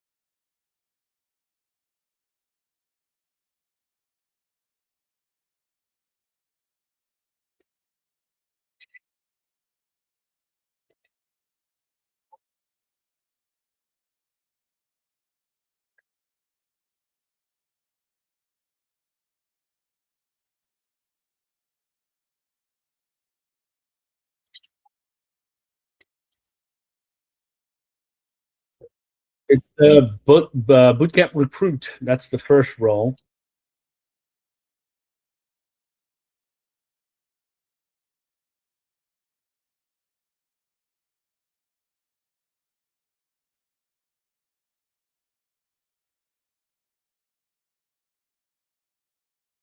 Yep, and for those in the live boot camps, we have a form where we will airdrop some stacks tokens so you guys can test this out.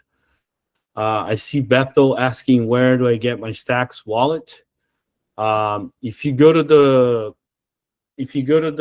bff.army and you click the self-guided, okay, there's going to be a resource here which has the official links, but also the basics of downloading an Xverse or Leather wallet, understanding fees. So that's always make sure you're following the official links. Download the Leather wallet, save your seed phrase, do all that good stuff, and you can submit that form. So ideally, this guide, you can do it at your own pace. We want to see how many people can graduate, go over through the sections and the courses, and then graduate. And then by graduating and finishing the theory test, you get this role and access to a private channel on Discord where people are going to be sharing strategies and tips and all of that good stuff, as well as weekly giveaways for those that have completed the boot camp and have graduated. And we are going to have advanced and intermediate boot camps as well. This is the first one. This is the pre-launch in beta, but we're going to have a weekly boot camps as well. So you're going to find them all here under the BFF Army calendar.